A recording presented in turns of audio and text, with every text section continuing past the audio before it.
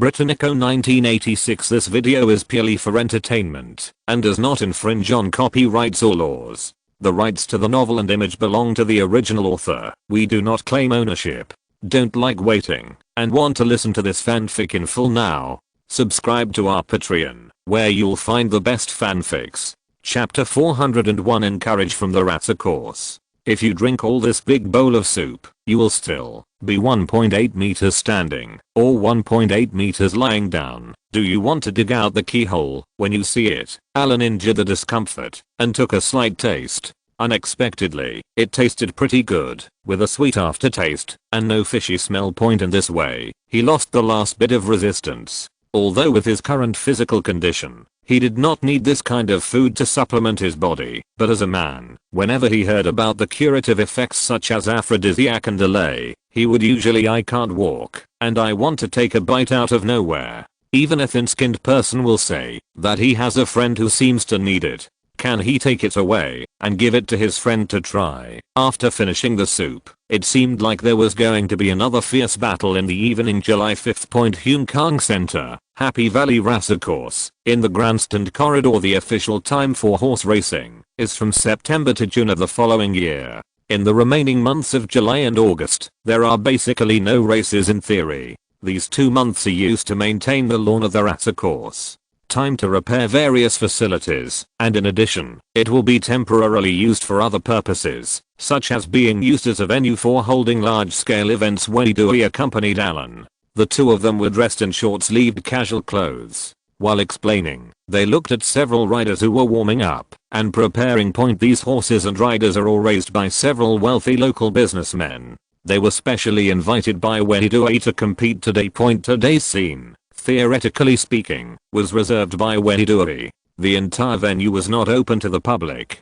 Only he took Alan to visit and play. Alan had come to Hong Kong several times. As the governor of Hong Kong, he was always in a hurry to entertain guests. It seems that he has never fulfilled his duty as a landlord. This time Alan could stay here for a few more days, and Wendy Dewey tried his best to ask his secretary to arrange the itinerary. Today, I'm taking Alan to experience the horse racing atmosphere in Zhangjiang, Your Excellency. At this time last year, a disaster relief benefit performance was held here. Some local celebrities and singers performed a concert at that time, and the effect was quite good. Part of the charity money was raised and handed over to them. Wendy Dewey pointed to the field in the distance and introduced to Alan other uses of the racetrack during the off-season. When Alan heard this, he became a little interested. When he mentioned donations, he thought of Americans, and when he thought of Americans, he thought of their stinginess. Forget about comparing others. Look at Zhangjiang, a small place like this. These celebrities in the early years, regardless of their character, had high ideological awareness. When our compatriots are in trouble, regardless of whether they are doing it to show their face, they will donate money anyway, or a charity performance to raise money. It's not ambiguous at all. Internal entertainment year on year. Forget about those who are no longer considered celebrities. They don't give up their face for some traffic, let alone donating money. If they can pay taxes honestly, they are ideologically aware. Alan looked at the field in the distance in front of him and squinted his eyes. Haha, Your Excellency, let's go over. The contestants are ready.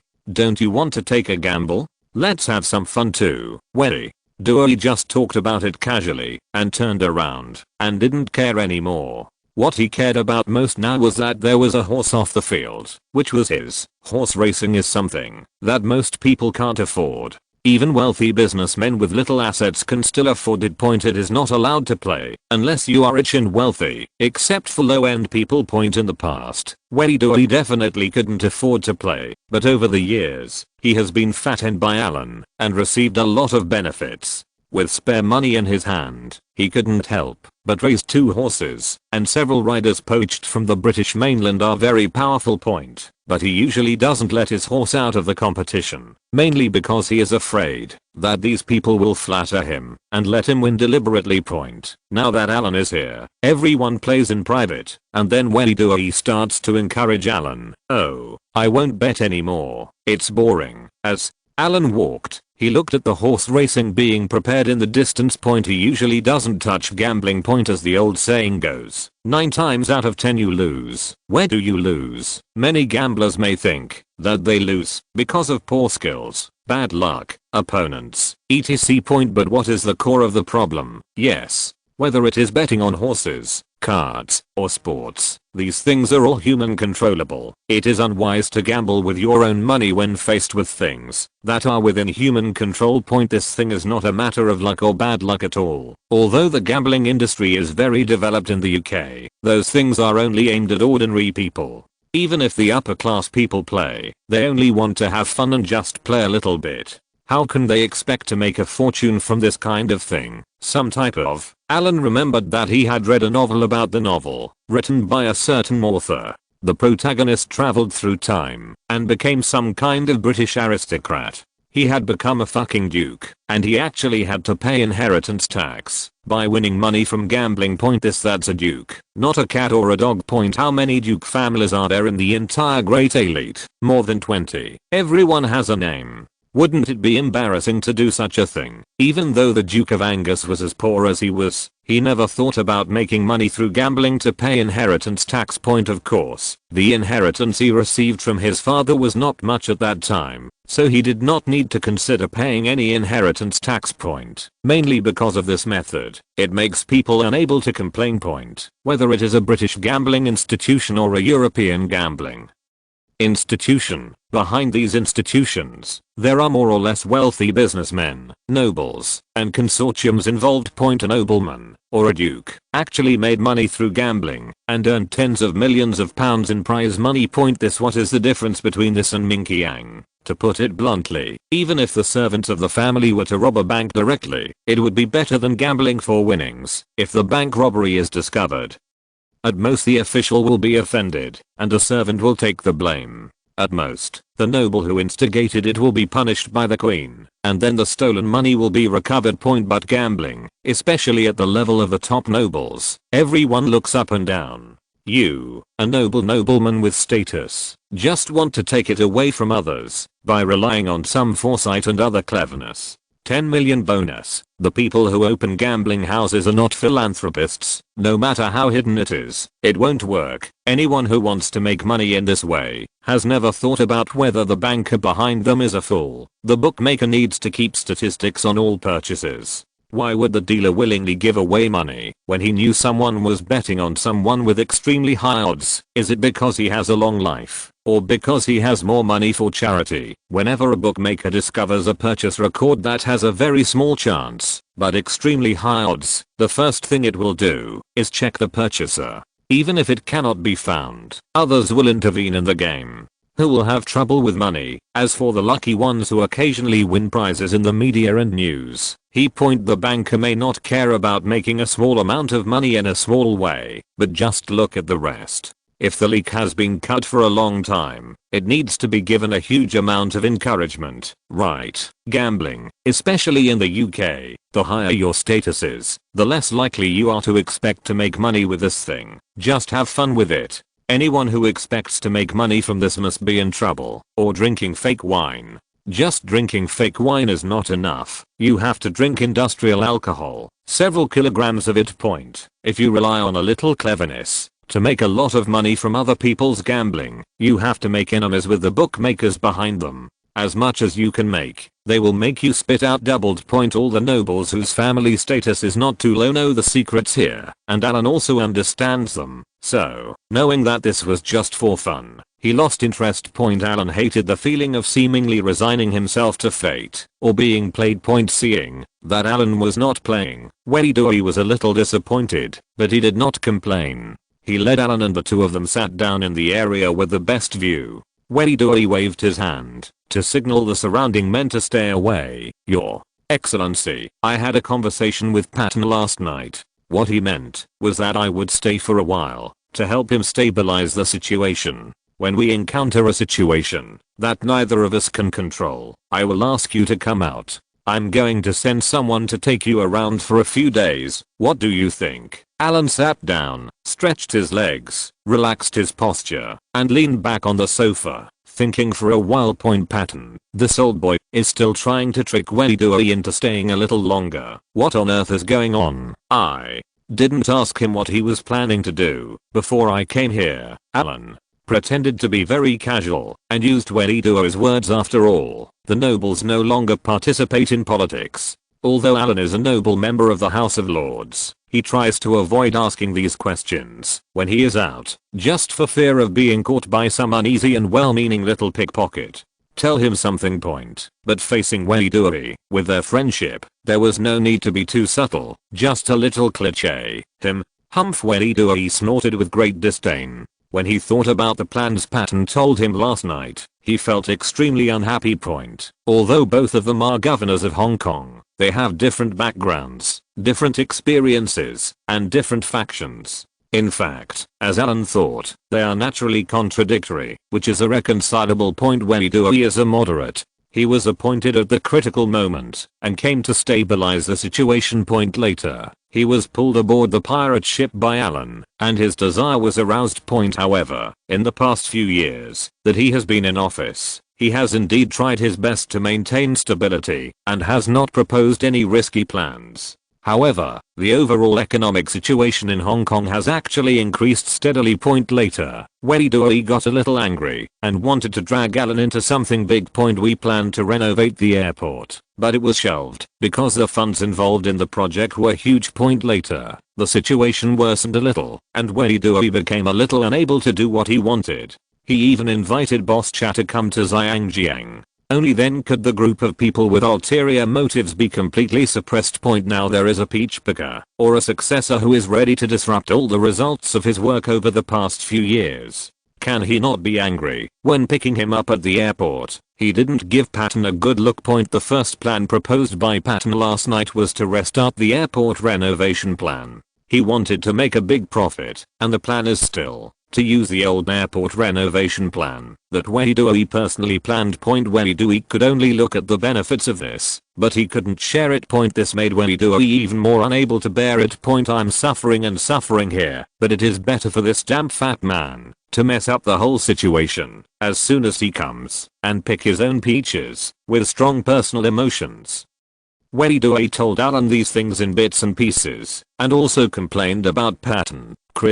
Patton is very ambitious. This was Alan's first thought after hearing what Weidui said. But seeing Weidui's deep resentment towards Patton, Alan felt confident. Now, it will be more convenient for you to mix it up. Weidui, this is too miserable for you. You have worked so hard to run the Far Eastern colonies for the Empire, and this is what happened in the end. How will London arrange for you to report on your work after you return to China? Alan followed Weidui's words and acted like a green tea. He first stood on his side and recognized his contribution, and then let's start talking about the pain points. Alan likes to use this trick very much and it works repeatedly. He had just used it some time ago, and now he was using it against Weidui. Hey, Your Excellency, don't mention it. When Weidui heard Alan's inquiry, he sighed even more when he thought of the arrangements after returning to China to report on his work.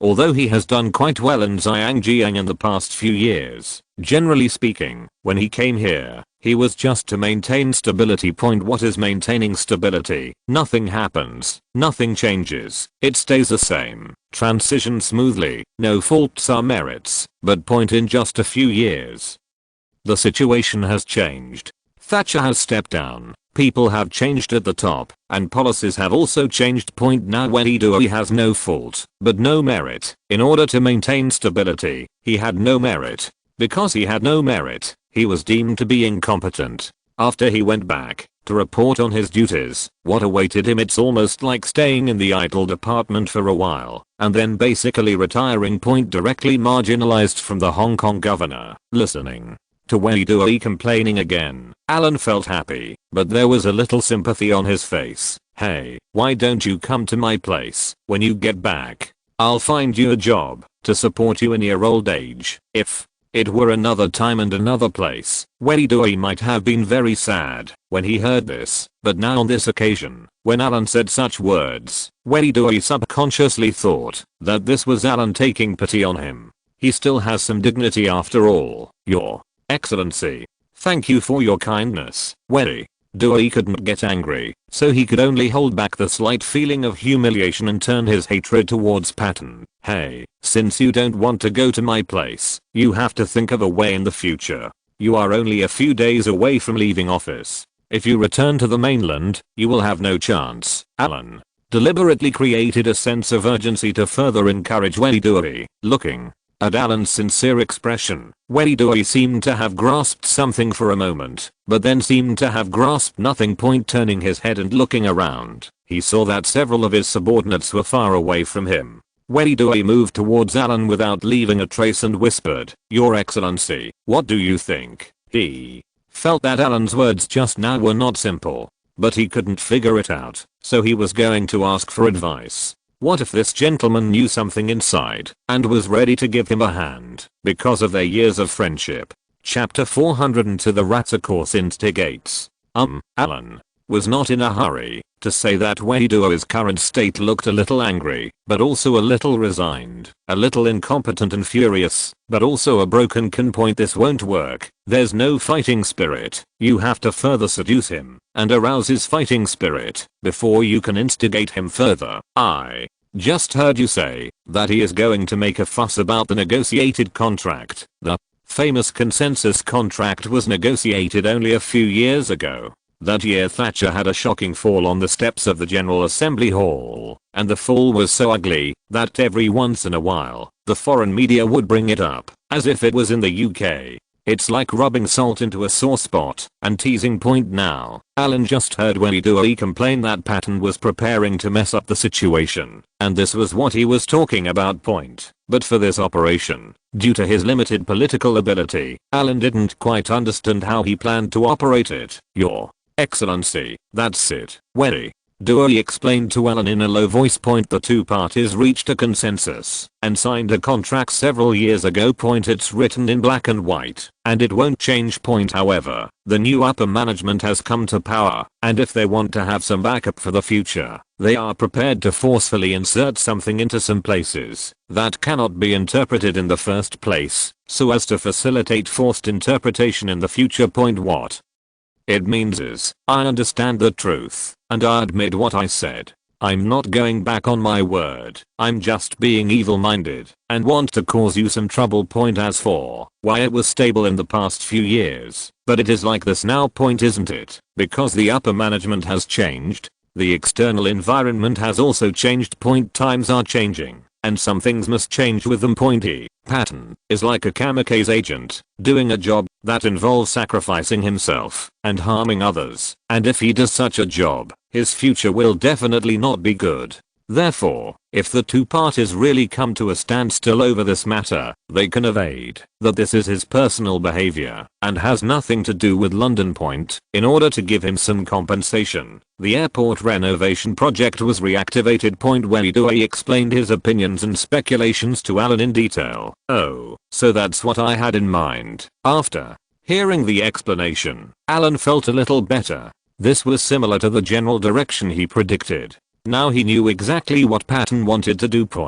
But in this case, I would be even less able to help him stand up. Regardless of which side he helped, Alan definitely didn't want to be an accomplice. Moreover, some local officials in Zhangjiang are not fools. When Patton is really planning to do something disgusting, he will not be the only one who will be implicated, and other people will also suffer unreasonable disasters.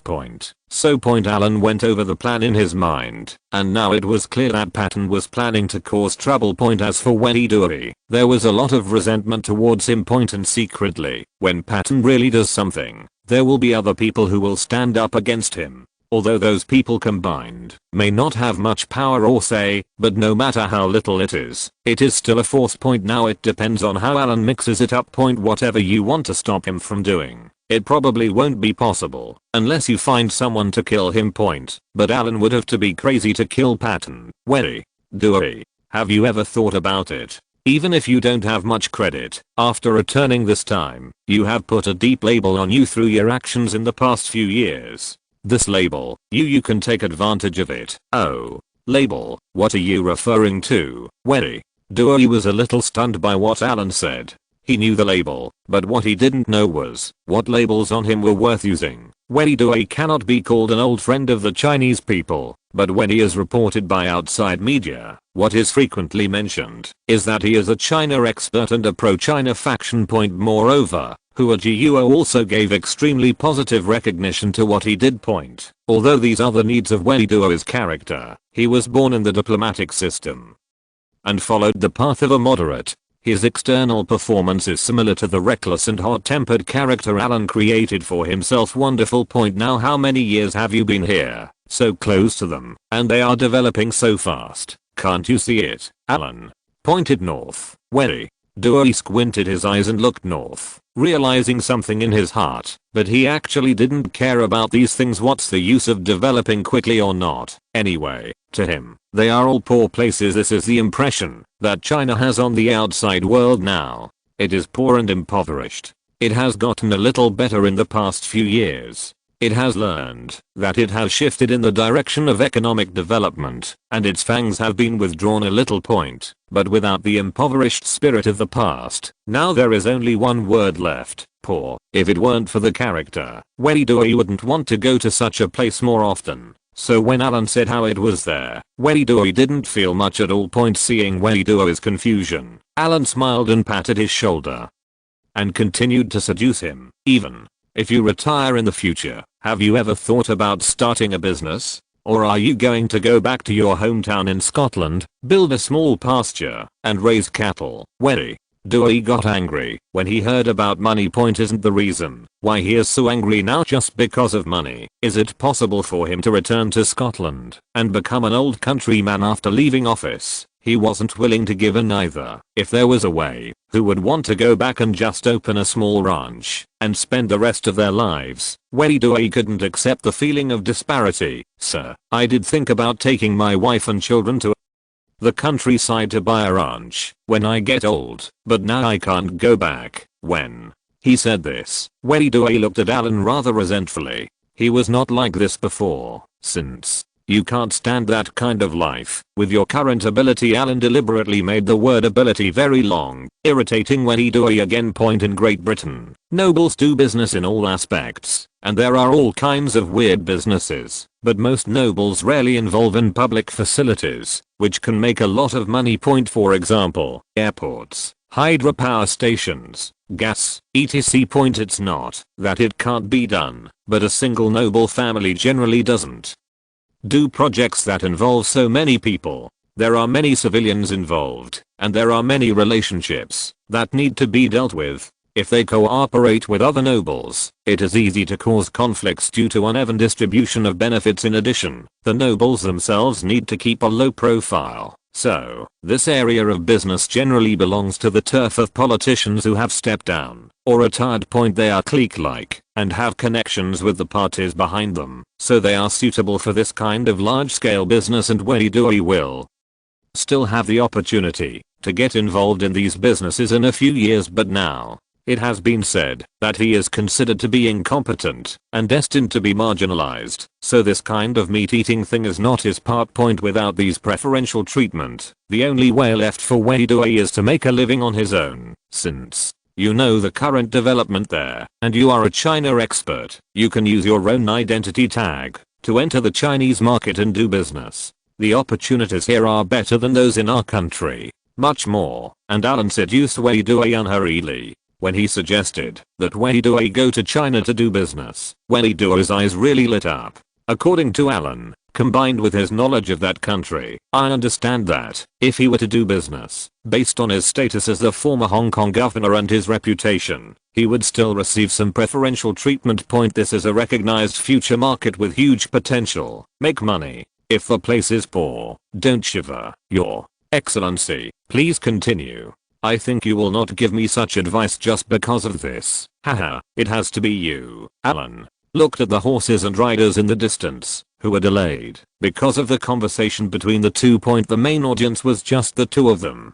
Wei Duo was just talking, and of course there was no time for them to start the game, so the riders who were ready over there could only do this and wait. Why do I say your label is so useful?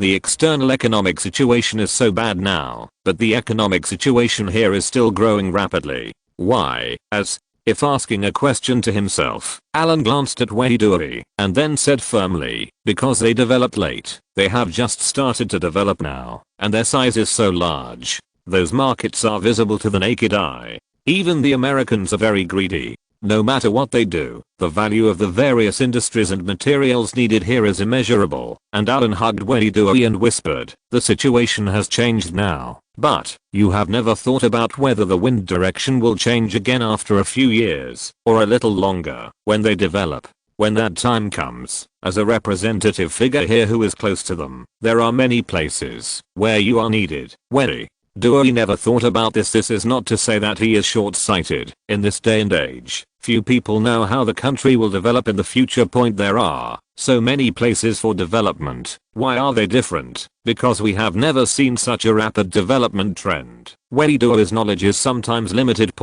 But what Alan said now is the best way he can think of in a short period of time. Since some things have been labeled, let's go all the way to success. Sir, I'm really moved by your suggestion. But, Weiduri couldn't believe Alan's words. But will it really develop like what your excellency said in the future? And will it cause a change in the situation? He was subconsciously suspicious of this kind of thing. Haha. Weiduri, do you have any other options now? Since you have merits in you, but you can't use them for a while. If it were me, I wouldn't abandon these things and switch to other places. I would. On the contrary, we will continue to strengthen this aspect. The world is changing every day. A few years ago, when you first took office, would you have thought of the situation today? No. I can't think of it. Weiduri is old and sometimes a little sentimental. In addition, Alan has been secretly poking at his emotions, which makes him think of the past again, thinking of the summer when Alan came to Zhangjiang. At that time, he was full of longing for the future. Later, they made plans together and made a fortune. When Alan received his dividends, Weiduri still remembered that he looked at the deposit in his bank card and stood blankly. After a long time, their family's lifestyle changed, but, Your Excellency, how can you guarantee this kind of thing? Besides, what can I do now? I'm going back to China to report on my duties. Weiduri shook his head and woke up a little. Everything seemed to be too late. He was about to finish the handover and would return to Daying to report on his work. Didn't you just want to bet on a horse with me? You pick one and we bet. Alan did not answer Weiduri's words, but pointed at the riders who had been waiting for a long time. I am number 3. Number 3 is my horse. I bet on it to win. Weiduri pointed to a maroon racing horse in the distance. That was the horse he raised. Hahaha, I bet. Alan looked at the 12 horses in the field and quickly focused on number 1. Not because horse number 1 seems to have a good chance of winning, but because number 1 is easy to remember. Snapped. Alan released his arm around Weiduri, raised his right hand, and snapped his fingers. The servant from a distance quickly ran over and stood beside Alan with his head lowered, waiting for his instructions. Go. Except for the number 1 horse, let the other horses go back. There is no need to compete today. Alan curled his lips and gave the order directly to the servant. After the servant trotted away, Alan turned his head and looked at the stunned Weiduri and said, "You ask me why I'm so sure? Do you understand now? Those are their domestic markets, and no one is competing with them now. They compete, just like now. There is no player competing with the number 1 horse. You say, how can they lose?" Although the trick Alan used was very disgraceful, Weiduri understood what he meant. "Sir, are you saying that, after I go back, I will go directly to them to do business, and then I will slowly wait for the opportunity?" Weiduri thought he understood what Alan meant, and repeated it in a low voice. Alan looks down on this kind of little old man's thinking, but now Weiduri has ignited some fighting spirit, and can no longer attack him. Do you want to make money in the past by relying on the label you have now, or do you want to be a blockbuster when it comes to you in the future? Alan and Weiduri looked at each other and finally started talking about the topic. "You said that Patton kept you for a few days and wanted you to help him stabilize the situation. Isn't he just using your influence and label to do his own little business? You can't do the opposite and take advantage of him keeping you longer." time, watch him do things slowly, wait for him to take action, then stand up and express your opposition, and then deepen the label on you? Wary. Dewey narrowed his eyes, with a tangled look on his face. Alan didn't give him time to think about it, and continued in a faint tone. Anyway, wait until the day after tomorrow. After I read out the appointment letter, you will hand over the hand, and you will have nothing to do with this place in the future. If you don't arrest me, take this opportunity, and when you return to China, there won't be much chance for you to do this. Alan's words completely cut off Weiduo's thoughts, leaving him with a chance to make a comeback, as if it was really just this once. Ant and Patton are not from the same faction, so there seems to be no problem if they try to undermine each other.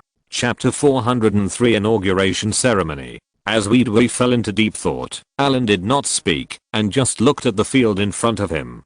To be honest, Alan didn't like this kind of horse farm built in a busy city. After staying in Wales for a long time, he was even more interested in it. I like to be surrounded by green animals and plants as far as the eye can see, rather than a small green space like this in a big city. Sir, shall I try first? Wary.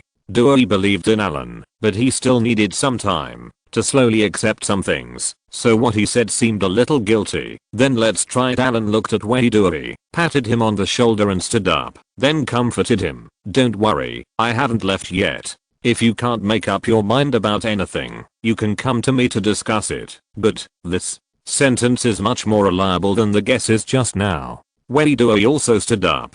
No one is sure what the future will be like, but he is very sure about what Alan will be like. Sir, let's go. I know you like to eat Chinese food. There will be a special private room at the Royal Horse here. Chinese food is very famous. Let's go and taste it. Oh. Haha. I'm interested. But Alan walked to the fence of the viewing platform, glanced at the only remaining horse in the distance, then turned to look at Weiduo and said, the game hasn't started yet. Let him start. Wary. Dewey twitched his face, waved behind him, called his assistant, and then whispered a few words. The two of them just stood by the stands, watching the rider look confused as there were no competitors around, and then, running bumpily to the finish line. Neither the horse nor the rider seemed particularly excited. Looking at the riders on their horses slowly decelerating in the field, Alan motioned to Weiduo to talk as he walked. Look. If there is no competitor, do you win? Yes, Weiduo. Dewey couldn't complain. If everyone used this trick, everyone would win. This was so shameless. Haha. Do you think my method is a bit dirty? Look at the rider and the horse again to see if they are any different from their normal state after the competition. Oh, Weiduo only thought about Alan using such an arrangement to win the race and then prove to him the accuracy of his prediction of future trends. But now when Alan talked about the status of the rider and horse, Weiduo still thought I really haven't observed it carefully. Normal people watch the game only for the speed. As for the end of the game, who cares about the condition of the rider and horse? But now Weiduo stared at the rider carefully. Without a competitor, the horse itself was not excited, and the rider did not show his full strength. This pair only managed to run on the track with standard movements. Once, the results were weak and uncompetitive, so both humans and horses were not excited. Is this normal? Weiduo looked at Alan with slightly doubtful eyes. Playing behind closed doors, just like now. There are no competitors, only him running.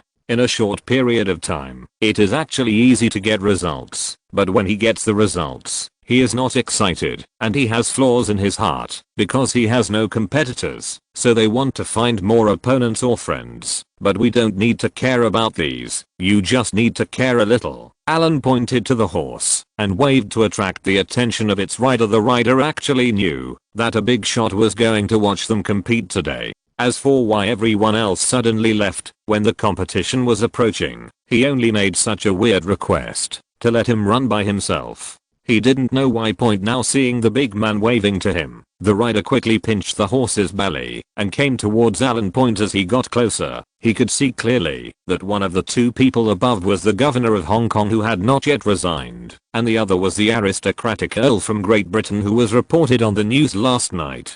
Seeing the count giving him a thumbs up, the rider instantly became excited. Being praised by such a big man Although it was not verbal, just a simple gesture was enough for him to brag to his friends for a long time. The horse under his crotch seemed to have sensed the rider's emotions and was obviously energetic. He neighed and raised his front hooves. The rider laughed twice when he saw the earl in the stands and also gave the horse a thumbs up. Wedidoi remained silent and watched Alan's movements silently. After the rider walked away, he followed Alan to the private room without saying anything along the way. It wasn't until the two of them sat in the private room that he asked Alan more doubtfully, "Sir, you just praised the rider and he seemed to be more excited. Do you want me to understand what you mean?" Alan glanced at Wedidoi with admiration. If they have no opponents for a long time, or for other reasons, after they slowly develop, they will lack a sense of identity, especially the lack of recognition from outsiders, which manifests itself like the rider just now. At this time, outsiders need to identify with them in order to satisfy the sense of identity they need, and identity is this thing. If you have a high status and a big reputation, they will definitely need your affirmation. If you have no status, then your affirmation is worse than a piece of shit. So, I just made a simple gesture to the rider, and he to get excited. As long as you have a high status, when you praise them in the future, the coverage you receive will be good, and when you do business, the treatment you receive will be good. Do you understand? After Wedidoi heard this, he felt enlightened instantly. Isn't this the same nature as certain things in Zhangjiang? What people in Great Britain say is very useful, but some people in their local area are not very useful in what they say. If you want to become more powerful, you must not only be rich, but also famous. But no matter how big it is, the level of recognition is still not as good as that of foreigners. Thank you for telling me so much. I know what to do. Alan was able to talk to him so much. Although the process was a bit this is how ordinary people in Britain usually talk. Wedidoi had nothing to do with it, but he was very grateful to Alan. Because of these little things of mine, I have delayed your dinner and the serving of food. Your Excellency, this private room is called the Slam Hall. This slam is their old coin. There is a hole in the middle that can be strung together with a thread. It is very convenient to carry and use, and a rope full of money is called a slam. They say that sitting in a private room with such a name to eat can bring good luck to people and can make your money on the rope. Fully clothed.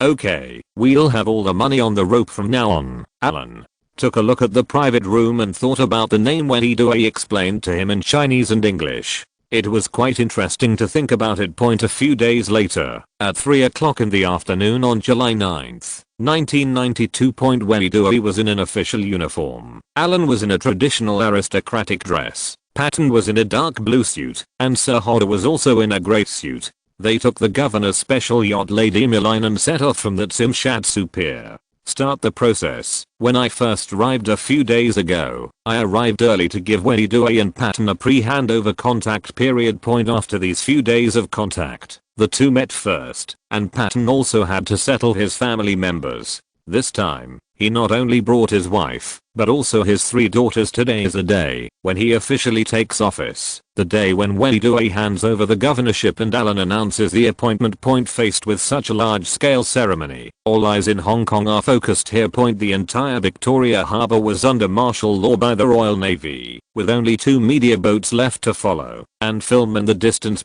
Several patrol boats of the Royal Navy opened the way, and 2 fireboats followed on both sides of the Lady Marine. The water jets sprayed from the 2 boats created a cross line above the yacht Lady Emmeline line, which meant that the newly arrived Patton, that is, the new governor of the port, and the Earl of Carmarthen from the mainland, were given the opportunity to cleanse themselves from the dust.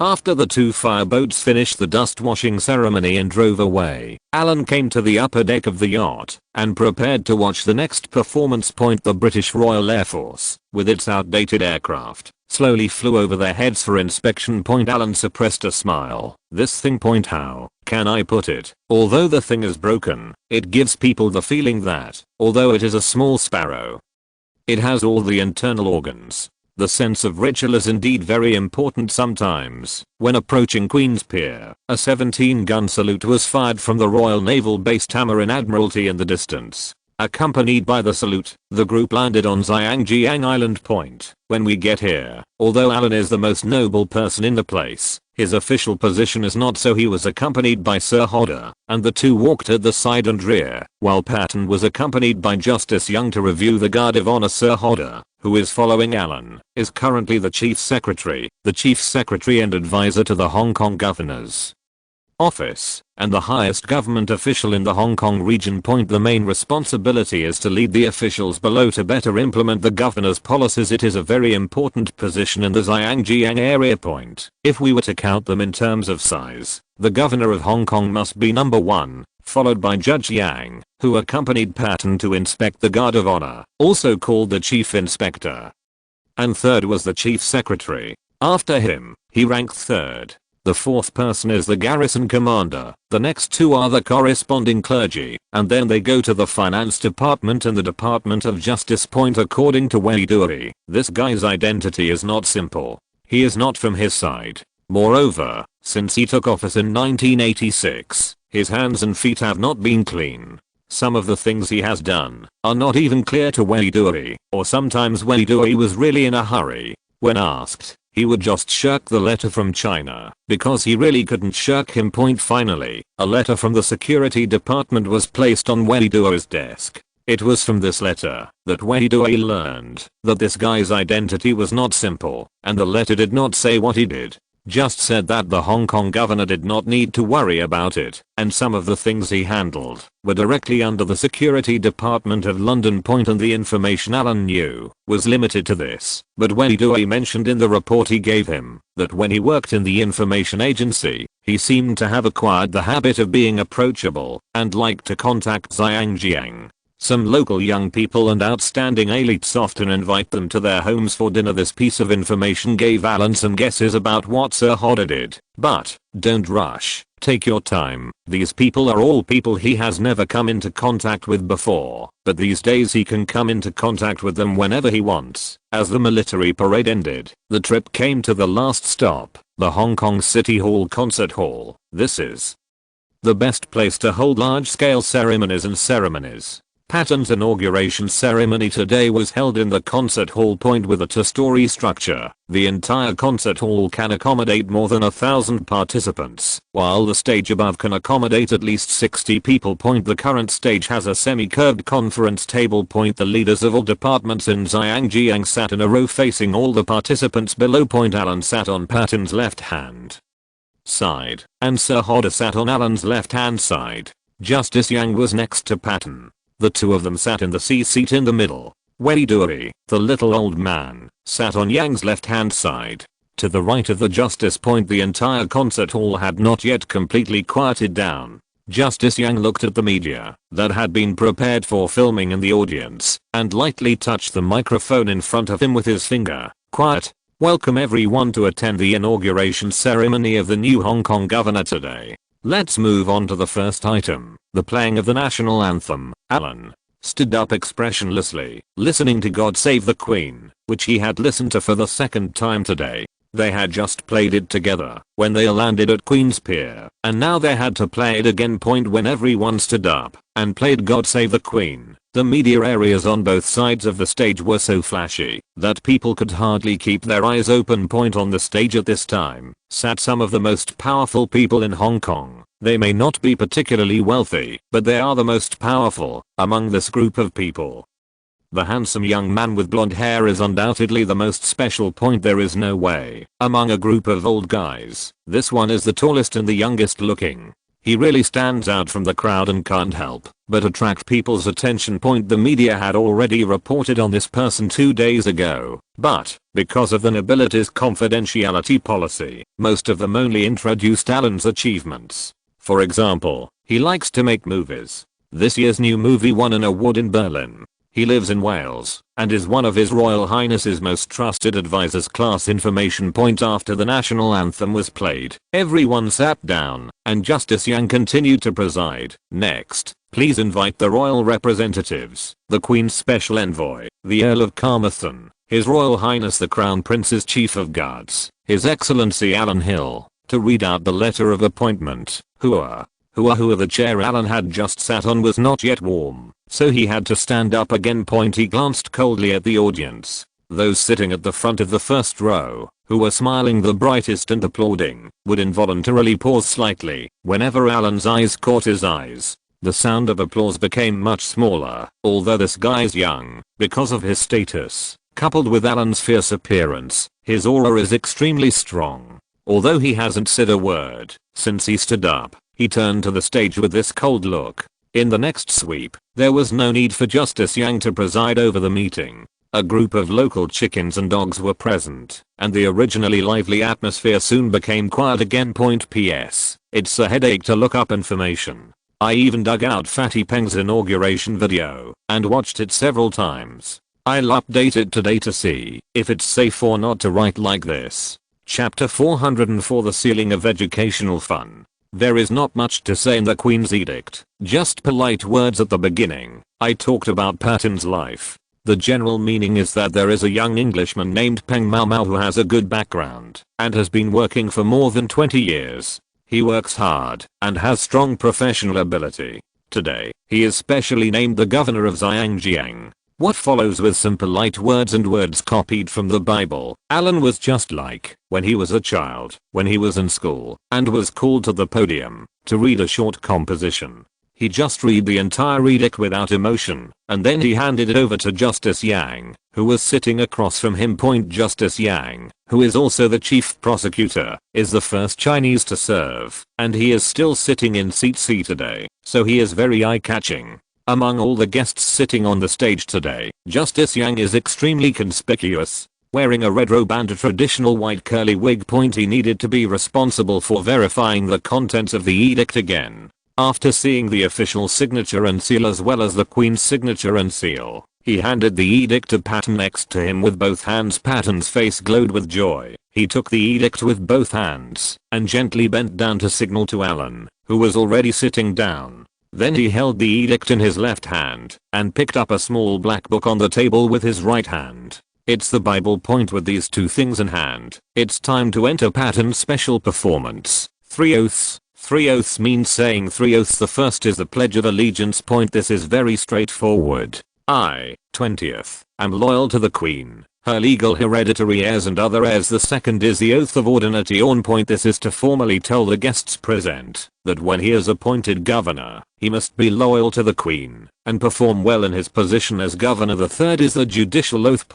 When you become a governor, you accept judicial power and you must fulfill your duties and serve diligently. Alan listened to Patton reciting the oath, and his expression suddenly felt strange.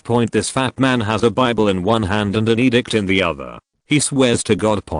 Although he said it nicely, Alan already roughly knew that he was going to cause trouble after taking office. In his opinion, this scene was quite magical and ironic. No wonder it's not easy to be a governor. This guy has a dark heart and a thick skin, and he has to be shameless. Why? Thinking of this, Alan suddenly thought of a small detail that he had not noticed before. This Patton is the only governor who is not a Protestant. He is a Catholic. TSK. London gentlemen, have you even considered such small details? The majority of the faith in the UK is Protestantism, although it is one of the 3 major branches of Christianity.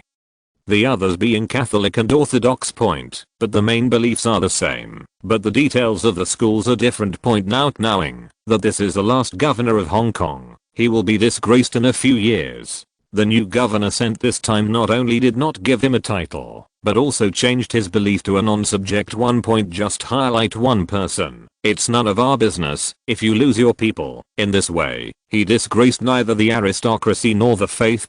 Damn it, it feels like being deceived. Alan secretly laughed a little in his heart and moved his legs. He hated having such formalistic meetings. Looking at the crowd in the audience made him very uncomfortable. Wait for Patton to finish taking the 3 oaths. Justice Yang then presided over the rest of the process. For example, he affirmed Patton's oath just now and welcomed the arrival of the new governor on behalf of Zhangjiang officials. He also expressed his position on behalf of local officials that he would do his best to cooperate with the new governor and do a good job in various departments. Then Chief Secretary Sir Thomas Hodder gave a relay speech. Justice Yang had just welcomed Patton on behalf of the local Chinese, so Hodder was the British guy on the local British side, welcoming Patton.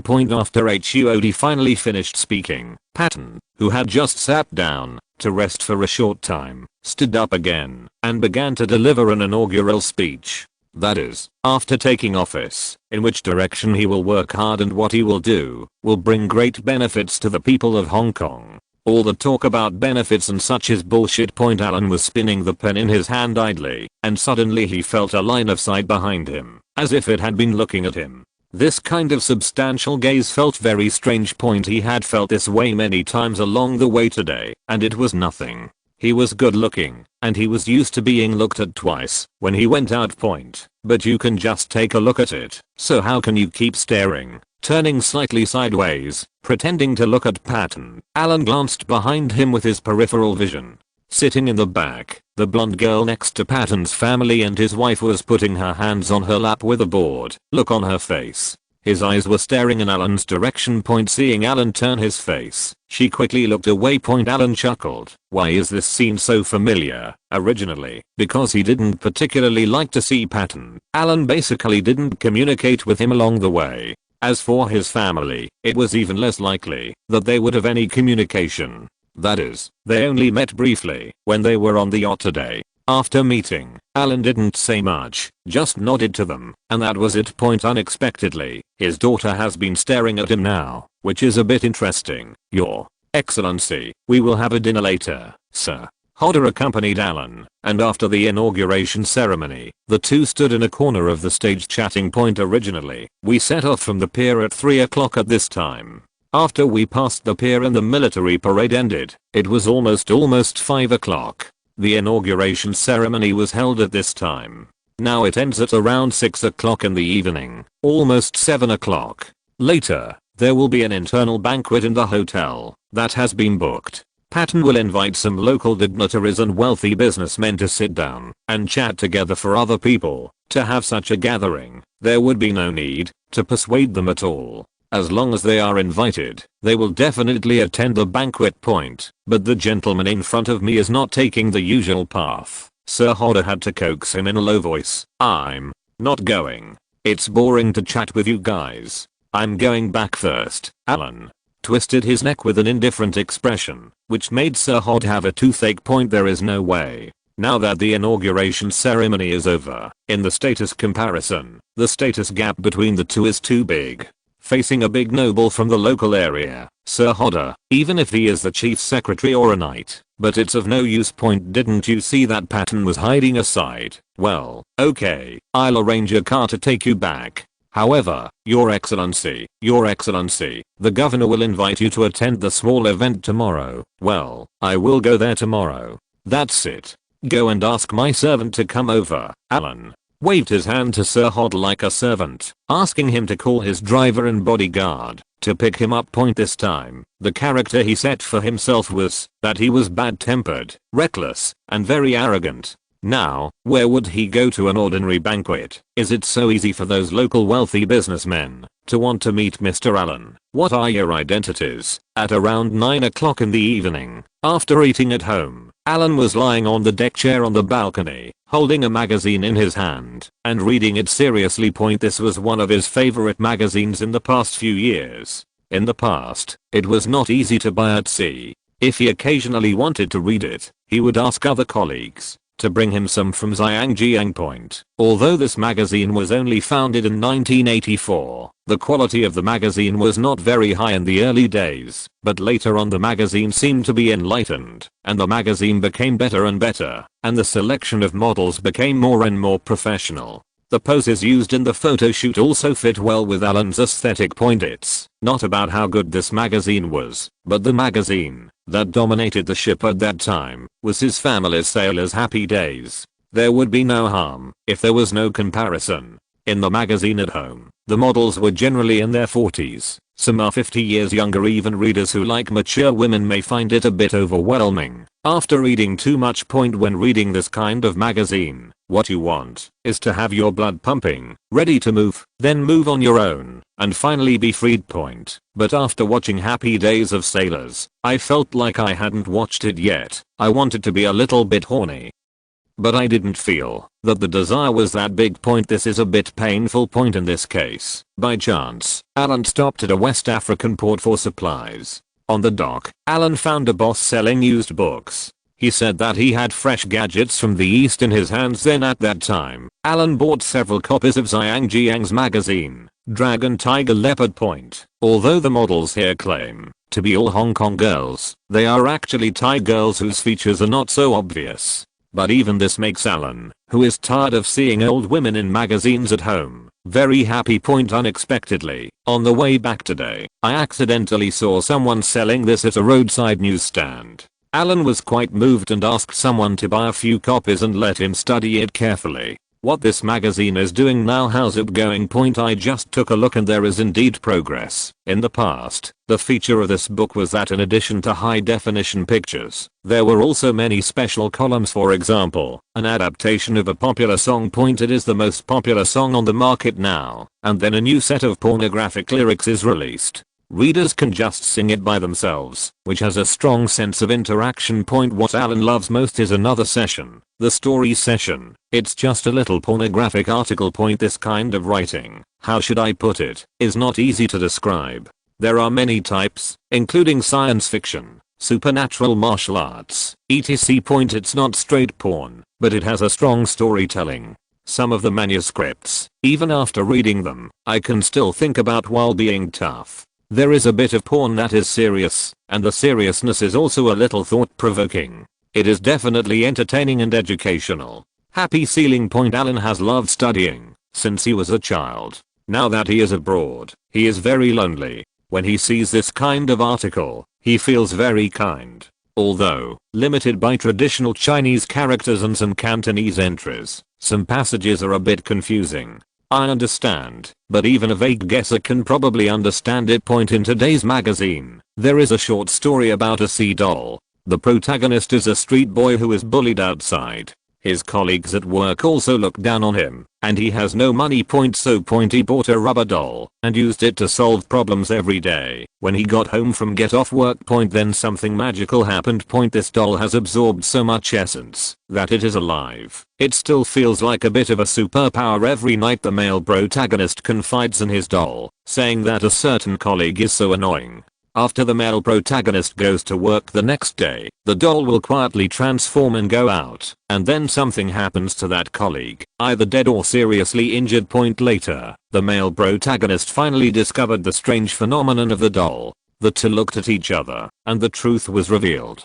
Then the doll took the male protagonist to make money through various side ways and lived a good life. When the male protagonist has money, of course he needs to find a real girlfriend. After he got a girlfriend, he naturally lost interest in the doll, and the doll, because it has not absorbed new energy for a long time, it eventually degraded. The man lost his baby, his career plummeted, and finally his girlfriend left him.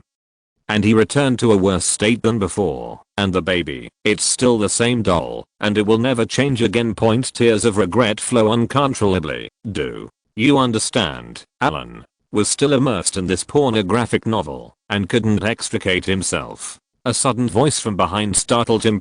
Smashing her mouth, she glanced at the black and white picture in the magazine with some aftertaste. The doll was drawn in a modern Hong Kong style, with long legs, and the size of each part was extremely exaggerated. I have learned some Chinese and can understand it a little bit. How about you help me translate it? After closing the book, Alan even felt a little emotional in his heart. What does this little pornographic article tell people? When you have money, don't forget your roots. When you have money, you must leave yourself a way out. When you have money, don't spend it all on women. Alan deeply believed that this was a real fucking literary work that was both educational and entertaining. He reached out to hold Lee Zhi in his arms, and he gently threw the magazine in his hand onto the small coffee table next to him. Sometimes, you can't always trust the book when you are really rich. To a certain extent, you still have to find a girlfriend. After all, a doll is a doll, so it doesn't matter. On the second day after Patton officially took office, he invited Alan to visit the Boy Scout camp. This invitation is the invitation Sir Hodder told Alan last night. Tatam Scout Center. This is a camp located in the Tatam Valley of Zhangjiang and an event venue. The reason why the location was chosen here is, firstly, because the environment here is good, and Patton knew that Alan didn't like high-rise buildings very much. The next day, he is about to take over the position of general leader of the Hong Kong Scouts. Every governor of Hong Kong will automatically accept this position. As for the Scouts, they do not exist in the inland areas of China. They only exist in Zhangjiang and Bend provinces. It is probably an organization similar to it. China has the Young Pioneers, which is almost the same in nature. It's just that the scout activities in Zhangjiang are relatively rich, and all kinds of education must start from young children. Alan had never been exposed to this kind of thing before, but when he came to this camp for the first time, he saw that the scenery was really nice. He felt that this thing was a bit like the summer camp where children attended the elementary school in Little Ding. A child in Yishu, wearing a small military uniform, playing games. Haha, have you never been exposed to this before, sir? Hodder took Alan and stood under the umbrella from a distance, watching Patton speaking to a group of little carrot heads. No contact, although the scene looked happy. Alan always felt that these people were not well intentioned. This thing. If we start instilling certain ideas in children from the time they are young, will it be okay in the long run? No wonder Patton came here the next day after taking office. His purpose was very clear. If you're listening to this novel on a channel other than Fanfic World, it means they downloaded and uploaded it without effort. We cordially invite you to visit our channel, Mundo Fanfic Novelos. There you'll find the original version of this story and you can explore many other novels of various genres. We're waiting for you to immerse yourself in a world of incredible novels. Chapter 405 Sugar-Coated Bullets. With Sir Hodder's introduction, Alan realized that he had fallen into a misunderstanding. Scouts and Scouts were somewhat different from Boy Scouts, especially the Scouts in the Zhangjiang area. This thing has been established for decades, nearly 100 years ago, and it is not only for children, but also for people of all ages in the future. There are ages ranging from 4 or 5 years old to those in their 20s. After looking at the slogans about Scouts in the distance, Alan didn't comment much on this kind of thing. He didn't know much about these things. He could ask when he had the opportunity. Sir Hodder had been observing Alan's expression. Seeing the confusion in his eyes, he smiled and took the initiative to introduce, Your Excellency, there are also Scout organizations in our country. Children from ordinary families can participate in Scout activities since childhood. To better cultivate children's moral, intellectual, physical, aesthetic, and labor skills, some of these activities can also cultivate other things, which are very beneficial to children. But here, Hodder pointed at the children who were doing activities over there, smiled and pointedly said, these people have been cultivated by our education and ideas since childhood. When they grow up, some elites will grow up here. It can be used to our advantage. Understood? Alan narrowed his eyes slightly. After Hodder explained this thing, it was even harder for him to evaluate it. He could only say that now, before Deng left, there was indeed nothing wrong with this thing. After so many years, after 10 years of training, when the little Scouts grow up one after another, or when the group of little Scouts in front of them grow up, their future thoughts will not be so easy to say. With this group of people, plus Patton's mind laying, it really takes planning and manpower. Halfway up the valley, in a small pavilion that had been cleared. Alan sat at the arranged table and chairs, holding a newspaper and chatting with Hodder. After turning the page of the newspaper, a piece of news came into view that almost made Alan laugh. This report in The Guardian is very interesting. It is said that some time ago, the British intelligence department sent people to the shipyard of their good brother, good ally, and good neighbor to steal technical information about the nuclear reactor on the new French aircraft carrier. Then he even said in a serious way that Deng wanted to secretly learn French technology. Anyway, these two brothers in trouble are both in decline now. Although we are allies, we still have to engage in this kind of petty theft in secret. The most important thing is that now this matter has been reported, and I don't know if some people see it. How did you feel after reading this newspaper? This reminded Alan of the new aircraft carrier plan that was discussed in Congress some time ago. It seems Deng is really anxious, even France is not spared, and he sees everything. Haha, Your Excellency, I'm very sorry to keep you waiting for so long. There are so many children. It is inevitable that some time will be delayed. Patton was still wearing a suit with a small beer belly. He came to the pavilion with a smile to say hello to Alan and nodded to Sir Hodder next to him. The two exchanged eyes for a while, and Sir Hodder gave him everything is at your fingertips with the look in his eyes. Patton breathed a sigh of relief, and with another smile on his face, he walked over and sat down next to Alan. There is no reporting relationship between the two, so Alan cannot command Patton, and Patton cannot command Alan. But Alan was a special envoy sent by the country, and he came to stand on his behalf. Regardless of whether there is anything to do or not, Alan is not in a hurry. Now that Patton has officially taken office, he is the one who is in a hurry. Although the two of them have not been particularly happy with each other these past few days, Patton classified this as Alan being too arrogant and looking down on his status.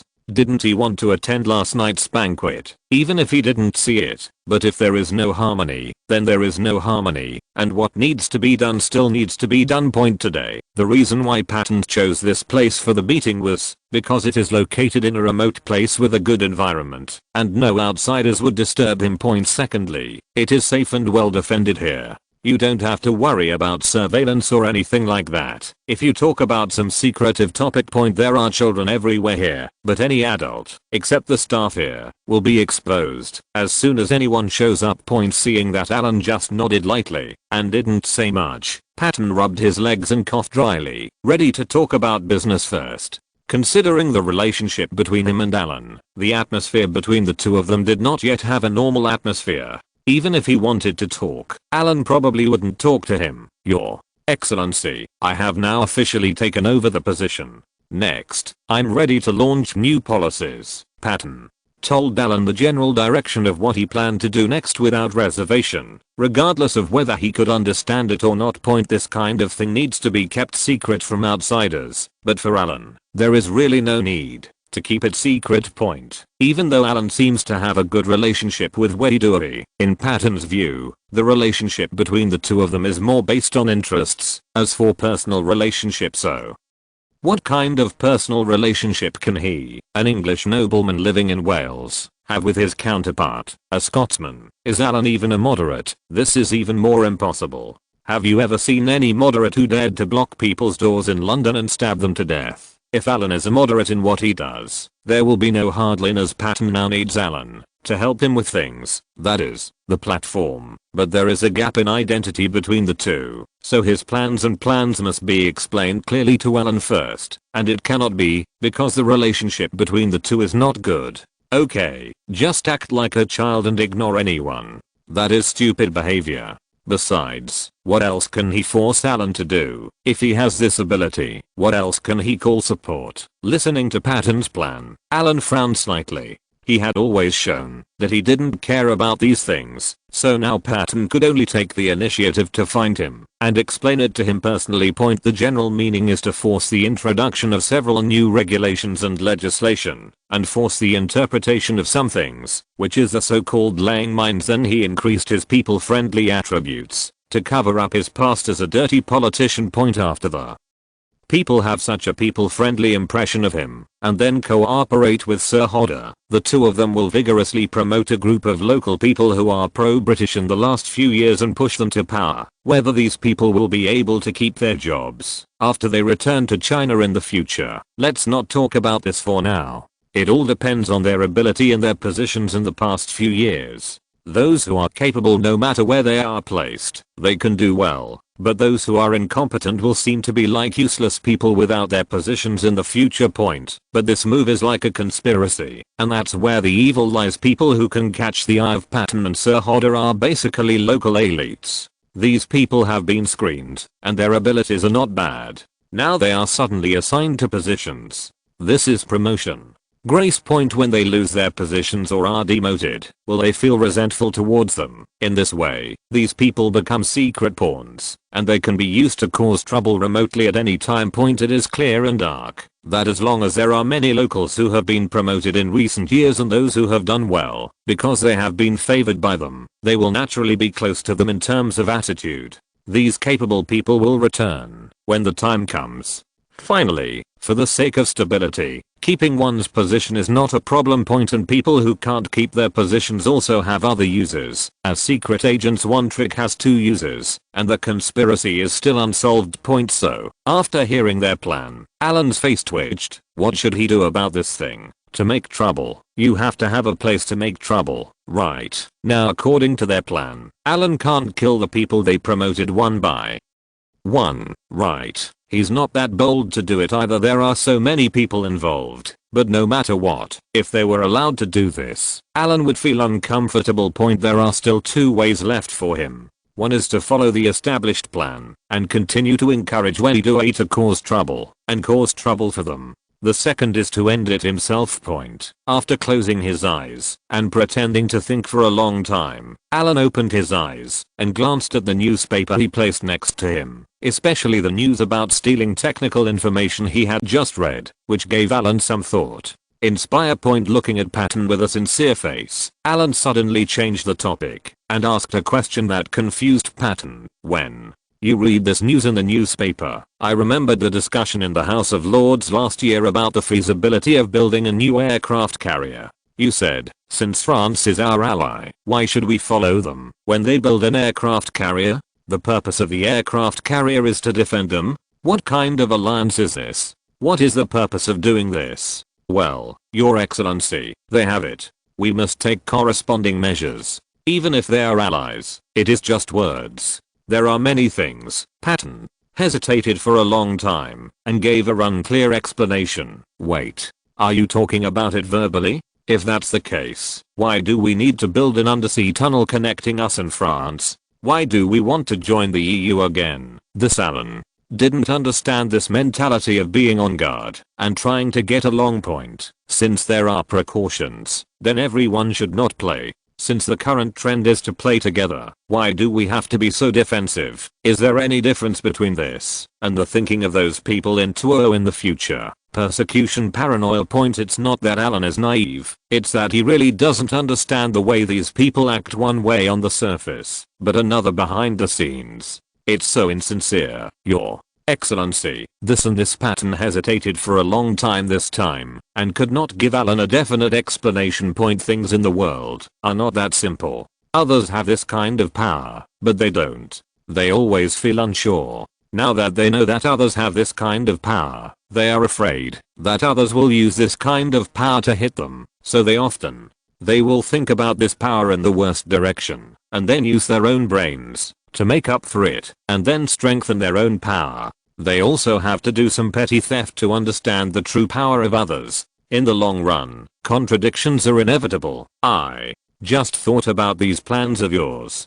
I won't comment on whether they are right or wrong. However, the contract was negotiated by both parties a few years ago. Now you are openly violating it and doing these little tricks. You ask me to help you.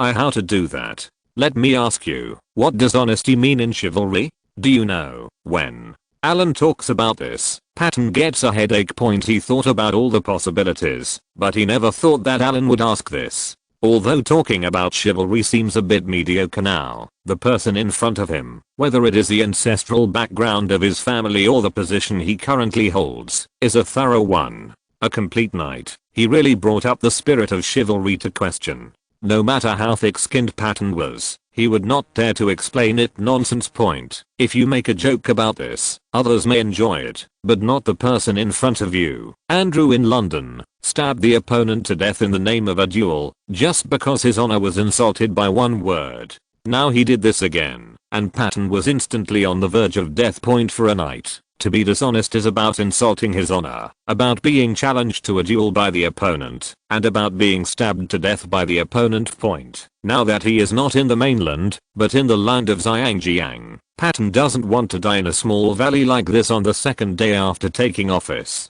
That would be too tragic. Sir, I have never questioned your noble moral character. This, Patton scratched his head anxiously. He once again felt that Alan was difficult to get along with, and he couldn't stand it when he got up to speed at every turn point, but now he needs to use Alan's identity to suppress those who jump out to oppose after he proposes these regulations and encounters opposition.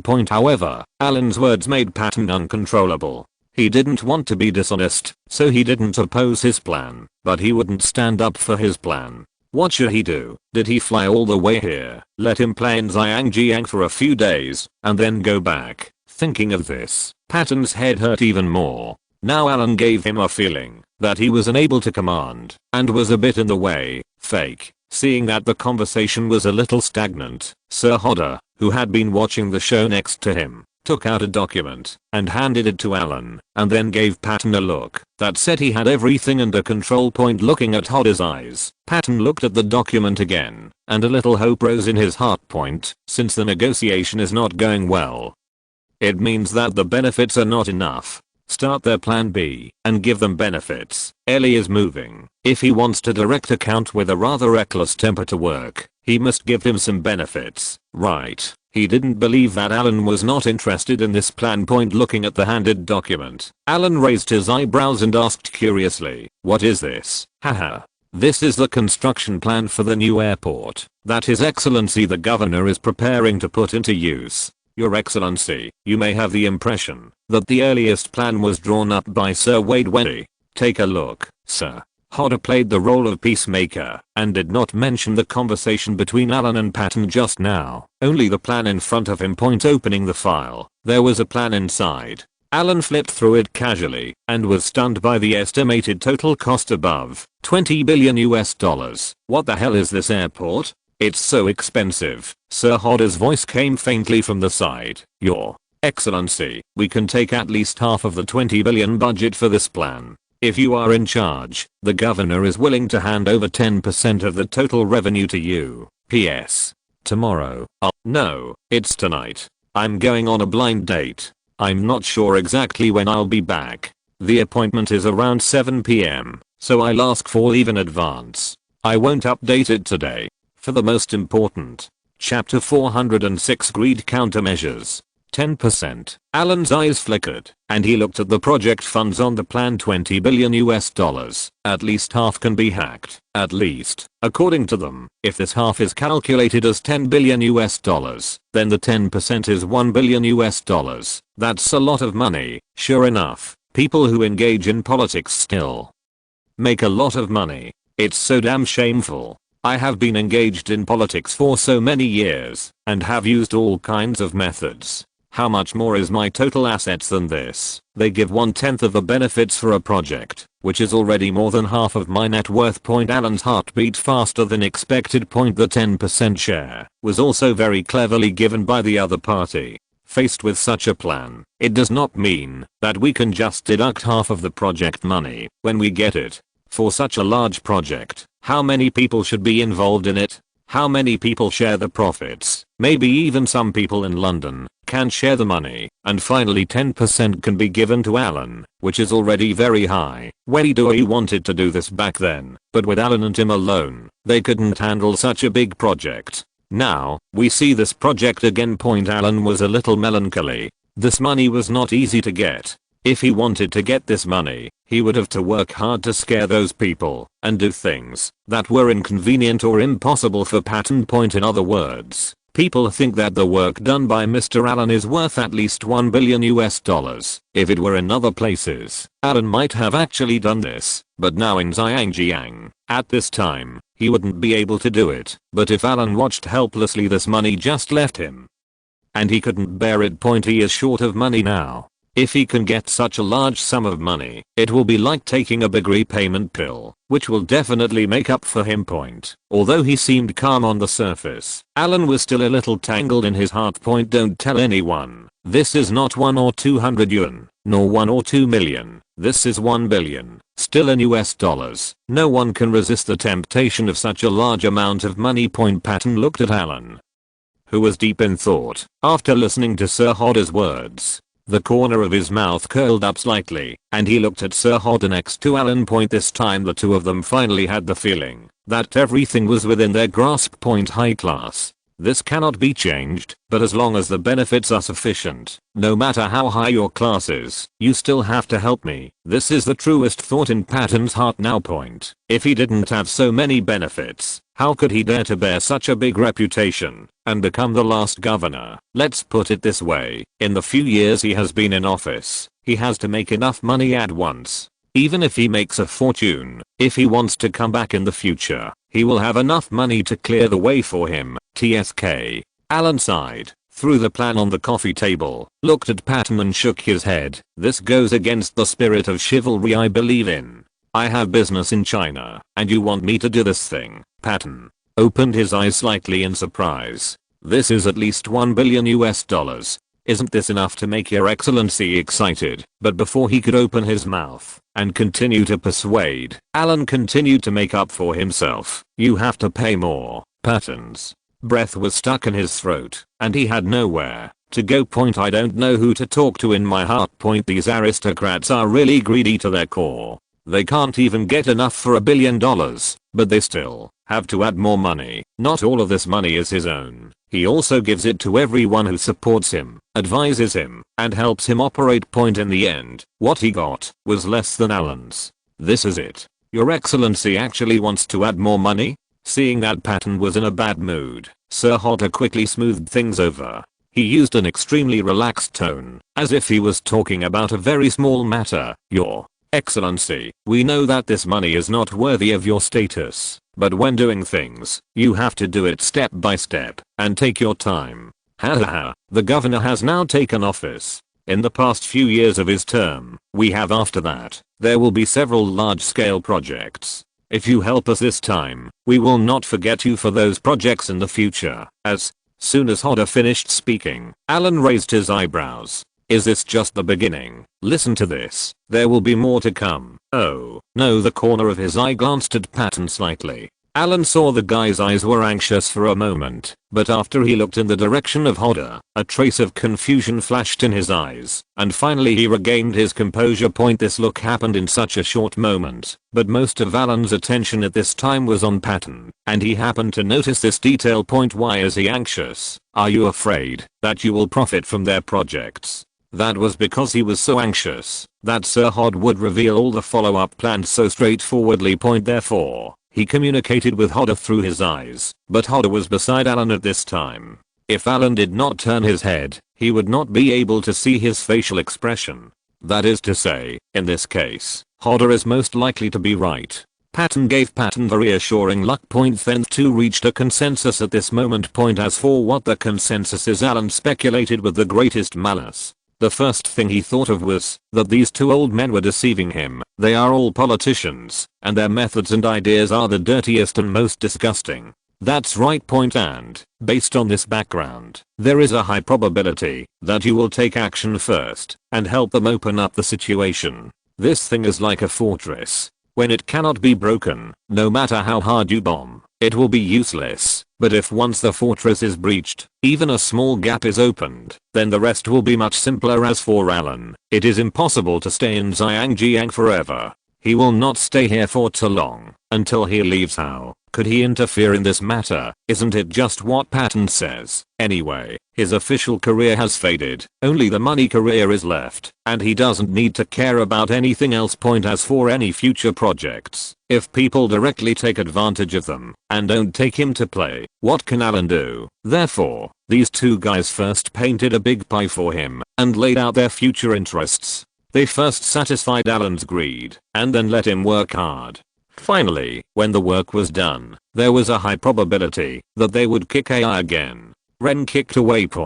Although these are all guesses, Alan would rather believe his own guesses. So this matter needs to be done slowly. We need to stabilize them first, stall for time, and it's best to get money. This with his calloused index finger, he tapped lightly on the coffee table. Alan's expression looked hesitant. But it would be okay if he was expressionless, but being so hesitant now makes Patton happy. Hesitation is good. Hesitation means he is struggling, and being entangled means there is a chance. Your Excellency, do you think so? Yes, yes, but when can I get this income? I can't wait that long. Alan behaves as greedy as ever. He now looks like he cares about profits, which is in line with his image in Patton's eyes. Income. Patton wanted to say, of course, it will be paid gradually one by one. The funds for the entire project are not received all at once. This is based on the progress of the project and needs to be divided into small projects and divided into batches. Perform each time and get the total bit by bit point. But if he said this to Alan, Patton was afraid that he would not have the patience to wait slowly. Point what he needs now is to open up the situation. As long as the situation is opened up, there will be many places to make money later. But now Alan feels as if the money has to be settled in one lump sum first. If he is asked to work. Point this is a bit difficult. The more Patton thinks about it, the more his heart aches. He hasn't done anything yet. Where can he get so much money to give to Alan first? Your Excellency, we have to wait until the project is officially launched before the funds can be turned over. Moreover, the primary use of our funds is to cultivate the talents we need to place. The remaining part is talent. Then, you. This is making it very difficult for me. Alan just had to write the words distrust of Patton on his face. Anyway, he made his meaning very clear. If you want me to work for you, you can, but you must give money first. As long as the money is in place. What? All easy to say. Point. But Alan knows that he has no money now, so this leads to a vicious circle. If Patton wants to make money, he has to rely on Alan to help him open up the situation first. But the premise of Alan helping him is to give him money first, and Patton has no money, so he wants to make money. He wants to make money. You have to rely on Alan to open up the situation. Point. The conversation reached a deadlock, and even Sir Hodder, who had always played the role of a good guy, had a headache. Point. At this moment, he also realized how difficult Alan was to get along with. Point. This is a standard saying that if you don't see the rabbit, you won't let the hawk go, and if you don't pay, you won't work. Point. Theoretically speaking, there is nothing wrong with him doing this. After all, there was no friendship between us before. Now that we need him to do something, we must give him benefits. Just making promises is not appropriate. Point. But now the problem is back to the original point. The asking price is too high. They can't afford so much money at the moment. What should they do? Look, Your Excellency, Sir Hod still wanted to struggle a little longer, even though he knew there was little point in doing so. Okay, let's do this for today. Some things are so risky. I can't rely solely on you to provide me with a plan. I won't care about the rest. What you do is up to you. It's okay. I won't be able to stay here for long. If you guys have an agreement, you can contact me again. Alan stood up as he spoke. When he finished speaking, he nodded slightly to Patton, then turned and walked away, leaving Patton and Sir Hodder behind. This seeing Alan walk away, Sir Hodder sat down directly opposite Patton with a tangled face. Can you do a few small projects first to raise funds? Patton is relatively resolute about this kind of thing. Since the situation is so rigid now, he should be flexible. First make some small money that does not require Alan's participation, and then collect some benefits, and then give it to him. He can't bear to have his children trapped. A wolf. Your Excellency, how can we do this kind of project with $1 billion in a short period of time? Sir Hodder pointed at the direction Alan left and continued. That man doesn't care about a little money. What he wants is big money. And he won't be here long. Patton scratched his head irritably. Money, money, money. He has been tortured almost crazy by money. How did he originally plan a good money making trip to become like this? He took more than 10 hours of flying from Daying to Zhangjiang.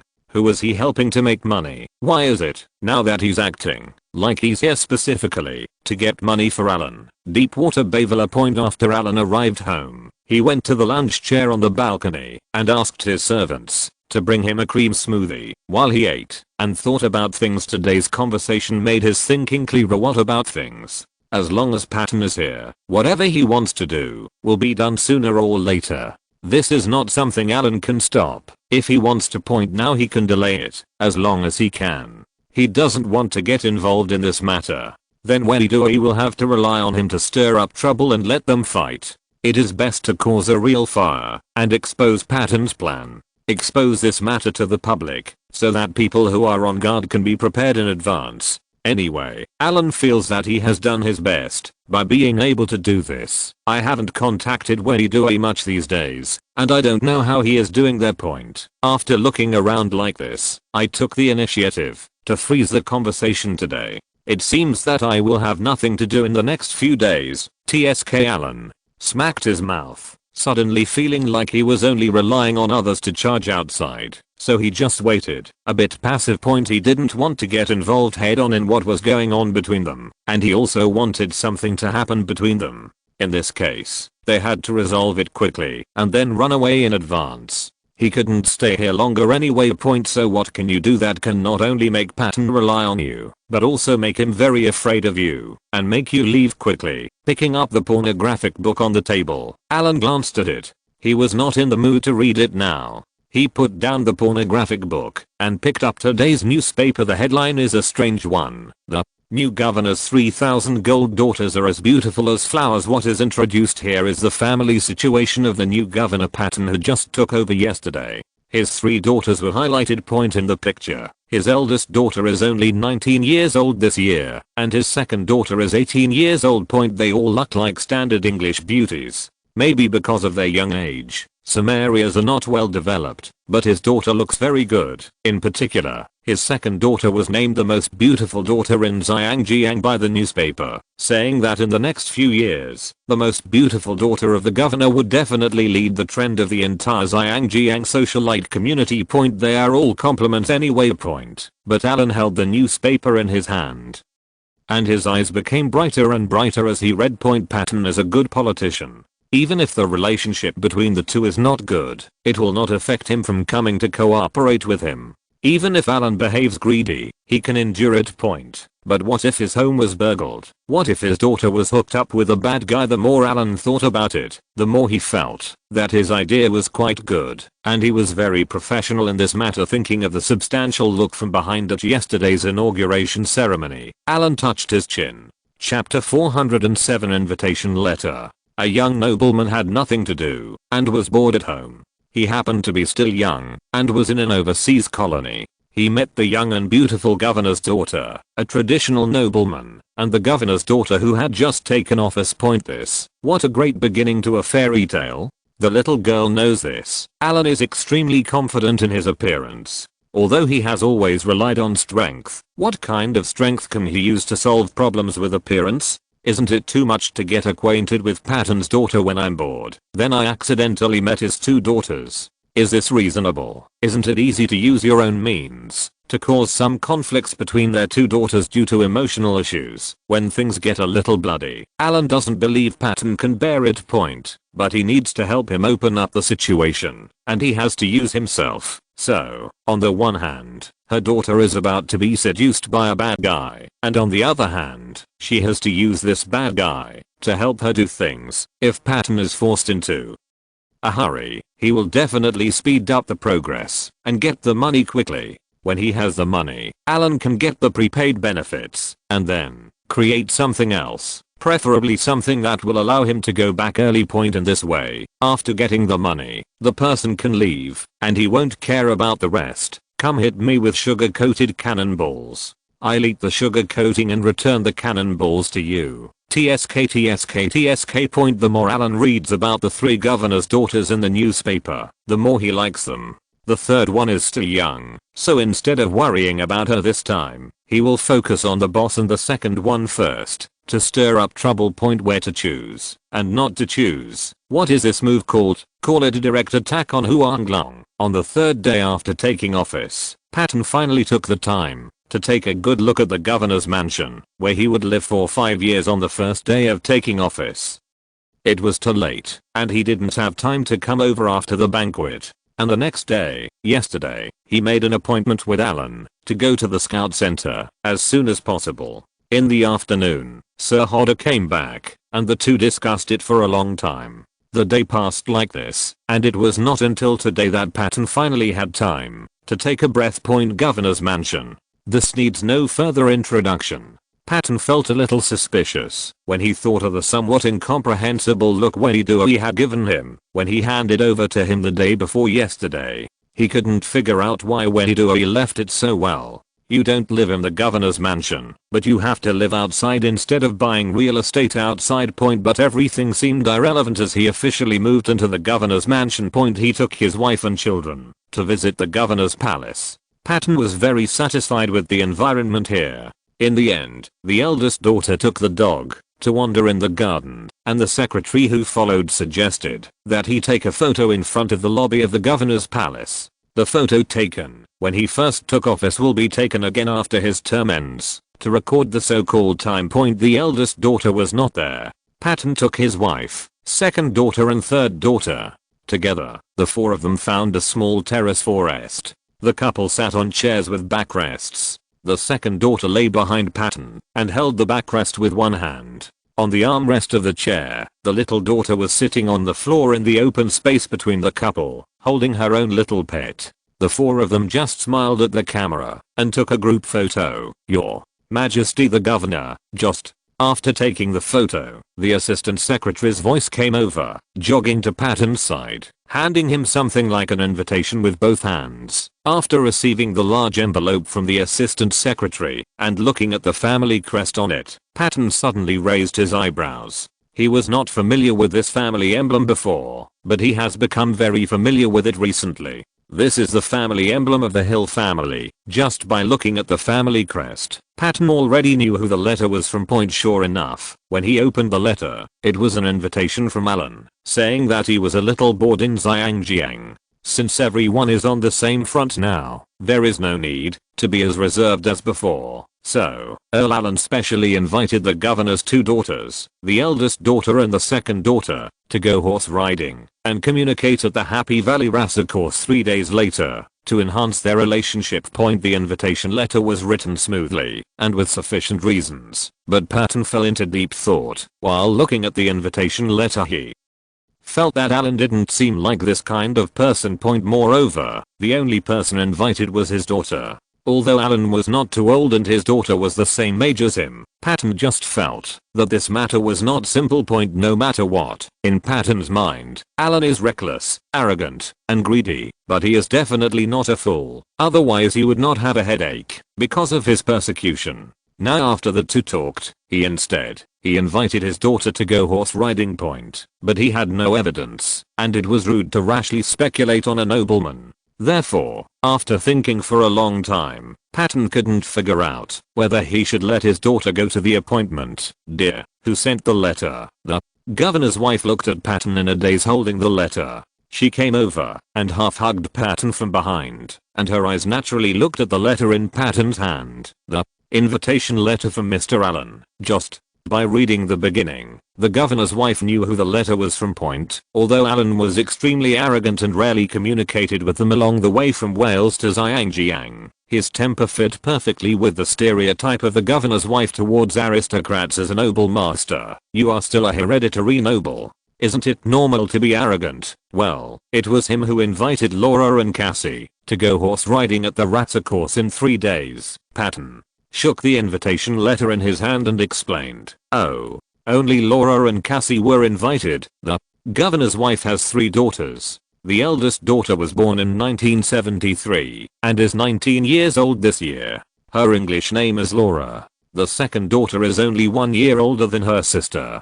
She was born in 1974 and is named Kathy. The two of them followed the local customs and gave them Chinese names. The eldest was named Peng Lissy and the second was named Peng Jisi. "Well, we were not invited, only our daughter." When the governor's wife heard Patton's confirmation voice, a look of surprise flashed across her face. As a woman, she basically had no political talent or sensitivity. "This time I came to Zhangjiang with my husband to take up the post, which is also in compliance with tradition. The governors of various parts of the United Kingdom were not allowed to leave their residences without permission during their term of office without receiving an edict from the King of England. In other words, after a governor like Patton officially takes office, even if he goes to sea by boat and goes a little further, he will be considered to have left the station. For the governor, leaving the station without permission is a serious crime equivalent to dereliction of duty. Therefore, no matter where the governor general went to take office, he always brought his family, wife, and children with him. He could not return home until he resigned.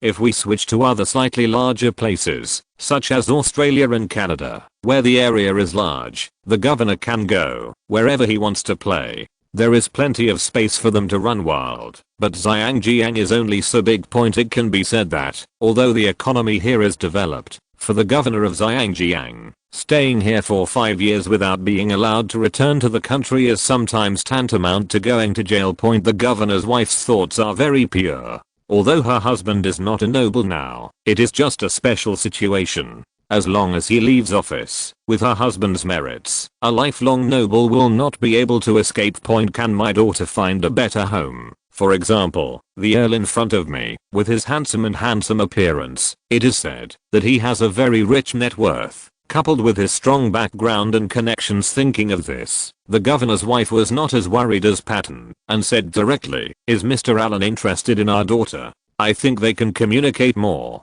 It is said that he is not very old. Whether it is Laura or Cassie, he and he are perfect. Snort. It's okay not to say it. When he heard his wife talking about this, Patton snorted coldly. He shook the invitation letter in his hand again. He didn't have the courage to refuse this kind of thing directly. Now was the time when he needed Allen to help him with things, but if he didn't refuse, he knew that Allen seemed to be more playful.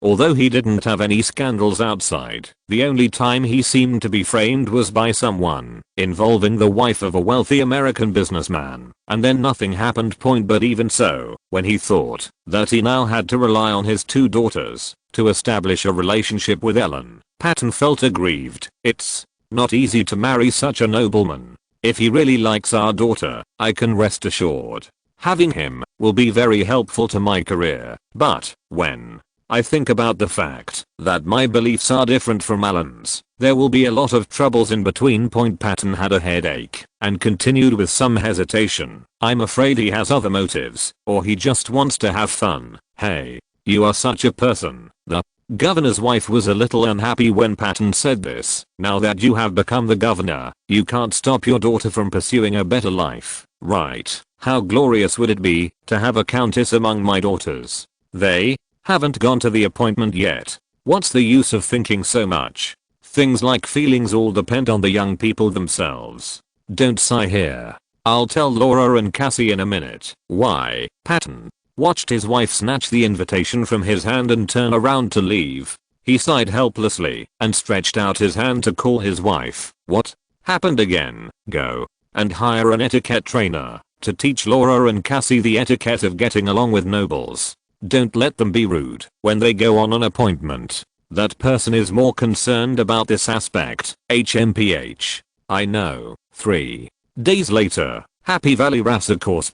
This was Allen's invitation in advance to the 2 daughters of the governor's mansion. Everyone is of the same age, and there is no age difference between them. Allen, in his own name, invited Patton's 2 daughters to ride horses and have parties at the Racecourse.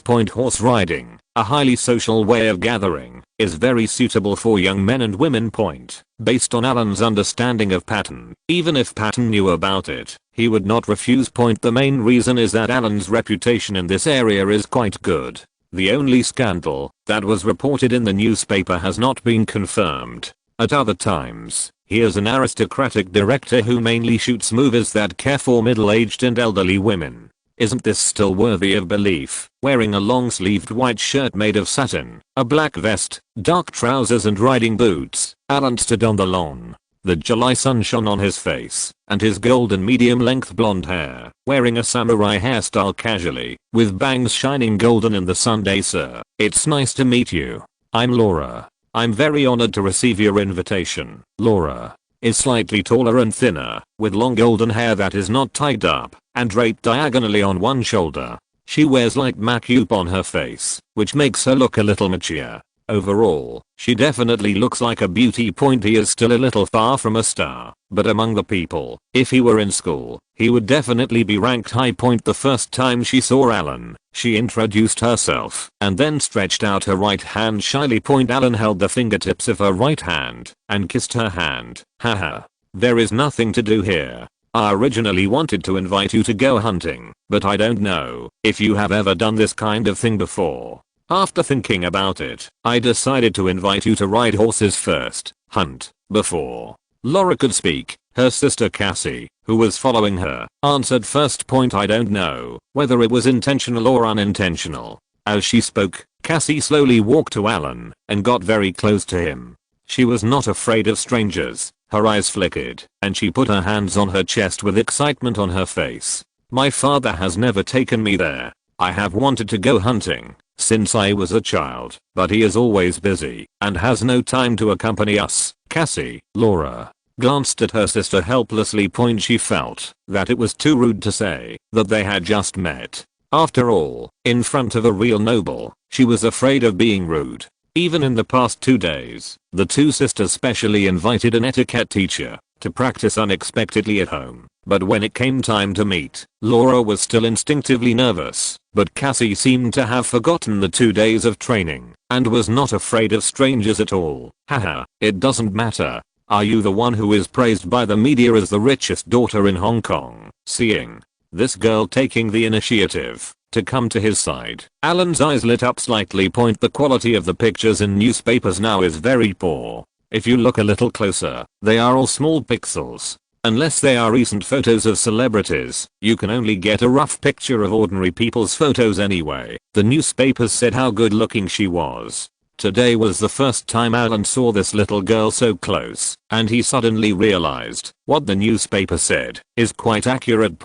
If you compare her with those celebrities, it's really nothing.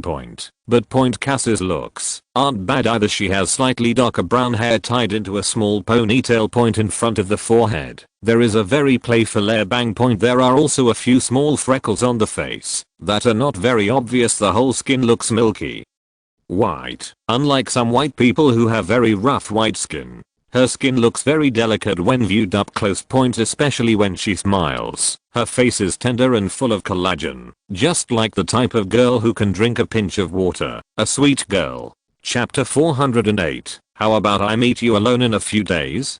Kathy is a bit like a sweet girl and a schoolgirl, and she is not a college girl, but an innocent schoolgirl in high school. Among all the girls Alan has come into contact with, Kate Winslet is already considered young. Even though Cassie is 1 year older than Kate, but just looking at her appearance, Alan feels that Cassie is better than him in terms of looks alone. Little Kate must be at least one level higher. Kate came out early, and she was involved in training institutions and theaters at a very young age. She lacked the innocence and innocence that only belongs to girls, and was more Philistine and slippery. But not Kathy. She was born into a middle-class family, and has been carefree since she was a child. This innocent and pure temperament from the inside out cannot be faked. Some things, once they are gone, you will never be able to learn again. If you want to coquettishness and charm can all be learned, but innocence and purity but you can't learn. Her pure temperament made Alan feel a little itchy. Although Mr. Allen has liked the older eldest sister since he first started hanging out. Whether it was their skills or experience, he always felt that older and more mature sisters would be caring and not tiring to get along with. But when it comes to meeting such an innocent girl who looks like the girl next door, Alan felt it was quite fresh. Thinking about his plan to hook up with them and then put pressure on Patton, he felt a little guilty again. It's so exciting. Alan is not worried about whether the two girls can ride a horse. In Britain, wealthy families will to some extent develop their children's skills in this area. They may not be very proficient in riding, but they will definitely not be unable to ride. But after all calculations, Alan really didn't expect that Cassie followed him and said softly, "Sir, my riding skills are very poor, and I'm a little scared. Can you teach me?" I just threw out the bait, and you jumped out of the water and into my fish bucket. Isn't this a bit disrespectful to me? Faced with such a decent girl, Alan's affection for this $2 million daughter greatly increased. He just likes this kind of girl who is very revealing. Lower your head slightly. From this perspective, Cassie had brownish blonde hair, and her face was rosy under the sunlight. Under Alan's gaze, she did not dare to look at him, and her eyelashes flickered. This big place is not small at all. Visual inspection requires at least a C cup, isn't this Patton seed? A strange thought suddenly appeared in Alan's mind. It's a bit unscientific for Patton and his wife's looks to give birth to a daughter who far exceeds their looks. Teaching people to ride horses can be roughly divided into two types, non-contact and contact. Point in the former, the coach holds a horse and the student rides the horse, walking slowly, explaining the key points of knowledge, and teaching at the same time. Point as for contact teaching, it's even better to say point the two of them can ride on the same horse. The little girl only weighs a little over 100 pounds. If she chooses a bigger horse, it can carry two people at the same time, as long as she doesn't ride very fast. Point Laura followed Alan, and saw that Alan and her sister were very close. The two seemed to be chatting very well, whispering something she could not hear. An unknown anger suddenly burst out from her heart. When she came out, she didn't know why, but she felt uncomfortable seeing Alan talking to her sister like this and neglecting her, but she couldn't say it directly, so she could only follow behind with a dull face. Laura. Laura. Alan's voice suddenly came, and Laura raised her head and looked at Alan. Kathy said she's not very good at riding. What about you? How are your riding skills? Laura wanted to say that her riding skills were not very good, but it would be too embarrassing for the two sisters to say this, so she could only bite the bullet and whisper, "It's not bad." Well, that's good. Then I'll take more care of Cassie. You won't be angry, right? How could that be? Thank you for taking such good care of my sister. Laura's reply this time was even more forced. Point he kept following Alan and his sister, watching Alan smile as he told them about the general advantages of each horse, whether it was good at branches or corners, and then Laura watched helplessly as Alan helped Cassie and helped her get on the horse. Then he sat behind Cassie, and the two of them rode the same horse in a very intimate posture. Point most of these horses today were raised by Wedidui. He raised few racing horses, but he raised 5 or 6 ordinary horses used for riding and supporting scenes. Sometimes when he was tired from work, he would take them with him, get on the horse, and go out for a ride. Since Alan has been here last time, he feels that this place is okay. This time he specially arranged the location here. There are fewer people, and it is easier to hook up with others. On the undulating horseback, the speed is not fast. Point they are all trained to ride horses, and they all have very gentle tempers. Alan put his left hand around Katha's waist. The distance between the two was too close. He could clearly feel that Kathy's body was a little stiff, but she herself seemed very excited. Point Alan can also feel this feeling of tension and excitement. Point his right hand pulled the reins suddenly without any trace, and the horse that was sitting down suddenly lowered its head and accelerated. Cassie screamed and fell backwards into Alan's arms. TSK, it seems that we rode too slowly, and the horses even complained. Alan leaned next to Cassie's ear and whispered. Point the hot breath exhaled from his mouth made Cassie's earlobes turn red. Point Alan's way of getting along can be considered very bold and even a little greasy. As a good girl who is a little rebellious, but is usually strictly disciplined by her mother, Cassie's heartbeat speeds up nervously, but she is not disgusted. Point he twisted his neck slightly and twisted in Alan's arms. It was summer. Both of them were wearing long sleeves, and they were so close, but Cassie didn't feel hot at all, and instead wanted to ride for a while longer. But an extremely inappropriate voice came from the side again. Cassie, practice well and don't let me take care of you all the time. Laura rode her horse, caught up with the two people walking in front, and scolded her sister without leaving a trace. Point Kathy seemed to have been caught doing something bad. When she heard her sister's voice, she quickly sat forward and slightly broke away from Alan's arms. The expression on her face was a little unnatural, and she glared at her slightly angrily. My sister glanced at her, then tilted her head, and asked Alan behind her, "Your Excellency, have I caused you any trouble?" How could be? Alan let go of Cassie's left hand, held the reins with both hands, glanced sideways at Laura who was following him and said, "How is it? This is the Wedidui family's horse. Are you still used to it?" "Very. But, Your Excellency," Laura couldn't tell the quality of these horses, so when she chose a horse, she chose a tall horse with black coat, just because of its appearance. This kind of horse is very handsome, just good looking. Then, let's have a run. It was a bit difficult for Alan to deal with two people at the same time. He had to focus on something. If he was asked to choose, is this still a choice? All I want. But now, everyone has just gotten to know this situation. So we have to break it down one by one. So now Laura seems a bit redundant, and Alan wants to get rid of her, or quickly solve this slightly embarrassing situation. But Laura raised her chin slightly, calmed her mind, and glanced at her sister provocatively. She quietly inquired about it. It was said that Alan's ancestors were military generals, and their family valued bravery. In her opinion, if she rode a horse, if it's good, will it make Alan look at her differently?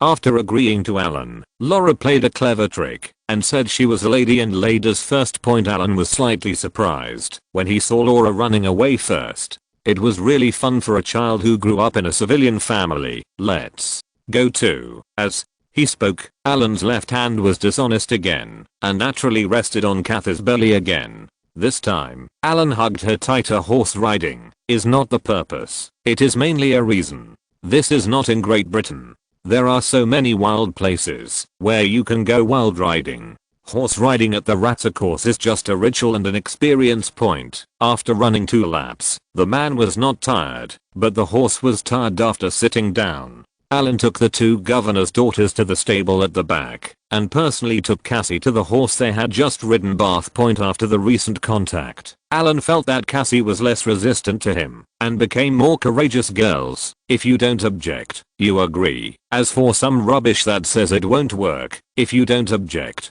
don't believe it. Master Alan's rule of life is that, if you don't object, he will go one step further and give Kathy a flushing nozzle. Alan stood behind her, wrapped Kathy's little hand in his big hand, and taught Kathy step by step how to bathe the horse. You didn't go out to play much before. The little grey horse, who was fixed in the bathroom, looked aggrievedly at the couple hugging each other in front of him. The nozzle in his hand had been pointing at his chest for 3 minutes, and he didn't know where to change it.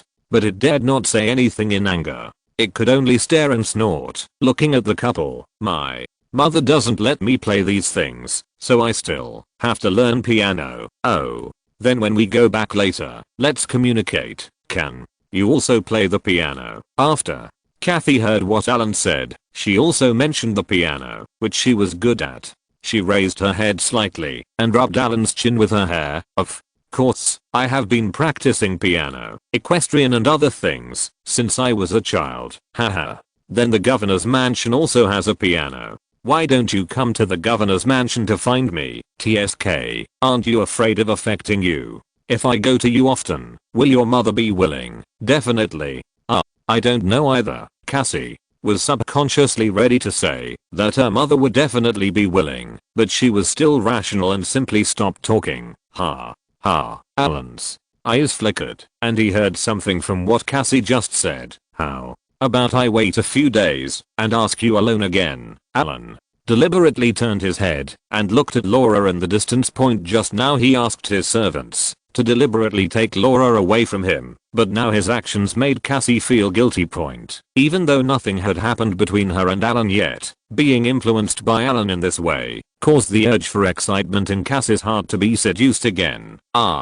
You looking for a date with me? When Cassie asked this question, her voice trembled a little. After speaking, her throat felt a little dry. Of course, you don't want to. Alan's eyes were condescending. He felt very special about this girl today. Alan had never met such a pure girl before. He has been flirting with her now, and he is a bit obsessed. He wants to take her back now, but he is too impatient to eat hot tofu. He has to take his time and seduce slowly, otherwise if the girl stayed up all night on her first date, Patton would probably be so angry that he led the garrison to his villa in the middle of the night.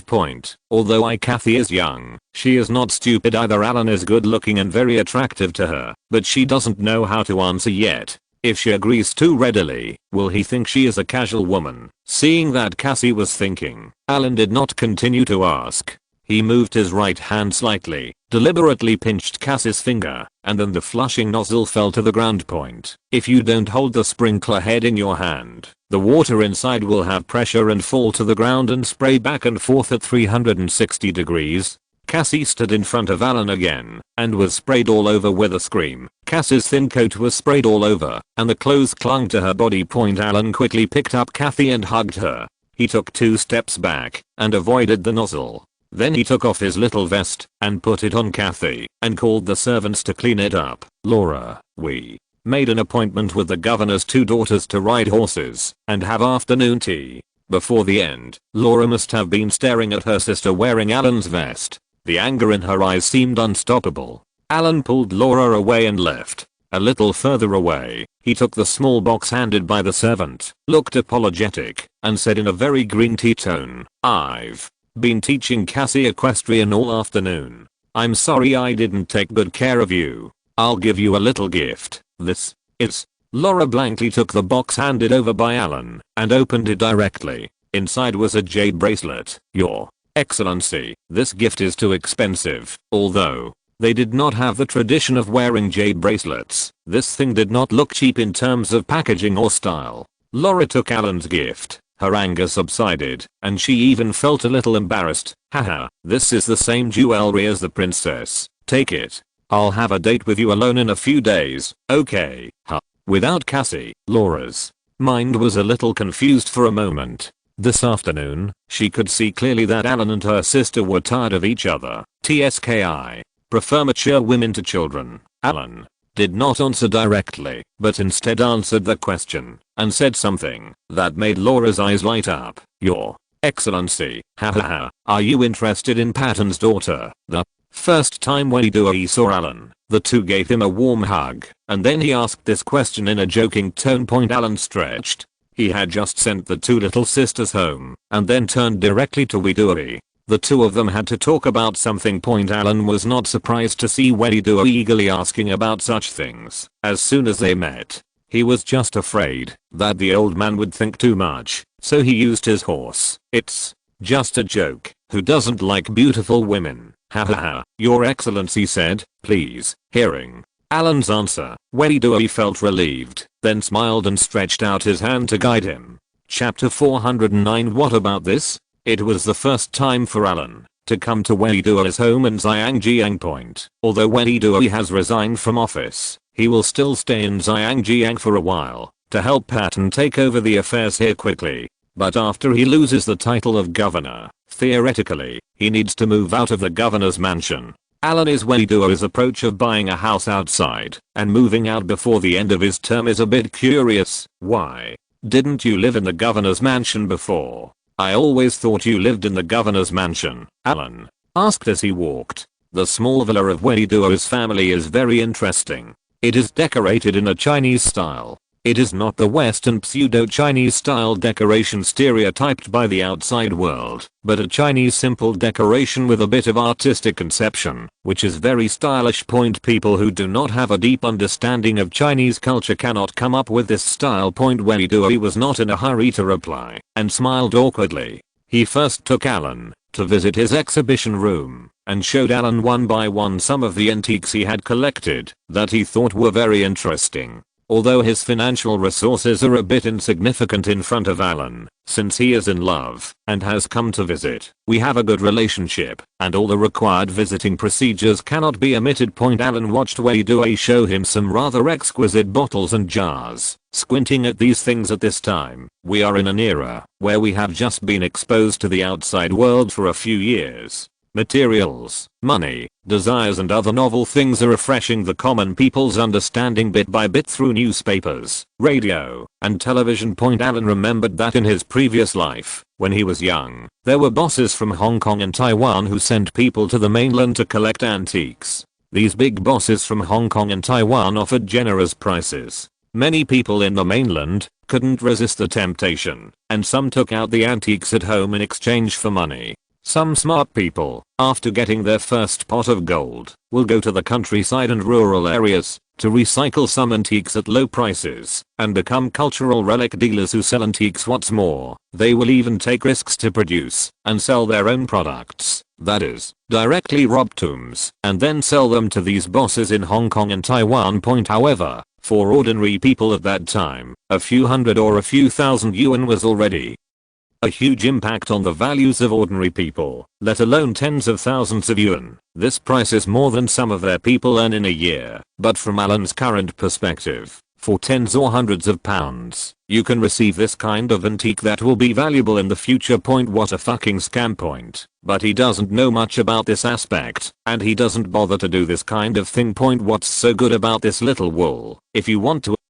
do it, just do it with things in the British Museum. It doesn't matter if you don't understand it, but as long as the things are collected by the British Museum, they can prove their value. If they are ordinary things, can British people like them? Isn't it more satisfying to pick and choose among the antique artifacts in the British Museum that have been screened countless times than to make a small fuss like Welidui? I visited Welidui's small villa in general. His wife and children had returned to China on the day he left office, and there were only a few servants left here to take care of him. His wife went back to buy real estate first and waited for him to deal with the matters here. After that, he didn't have to worry about it when he returned to Daying Point. Although the house was empty with no outsiders, Welidui still very cautiously took Alan to his study, and after asking the servant to bring tea, Welidui whispered mysteriously, and with a little fear on his face, "Your Excellency, I don't dare to live in the governor's mansion anymore." Having just said this, looking at Alan, who was a little confused,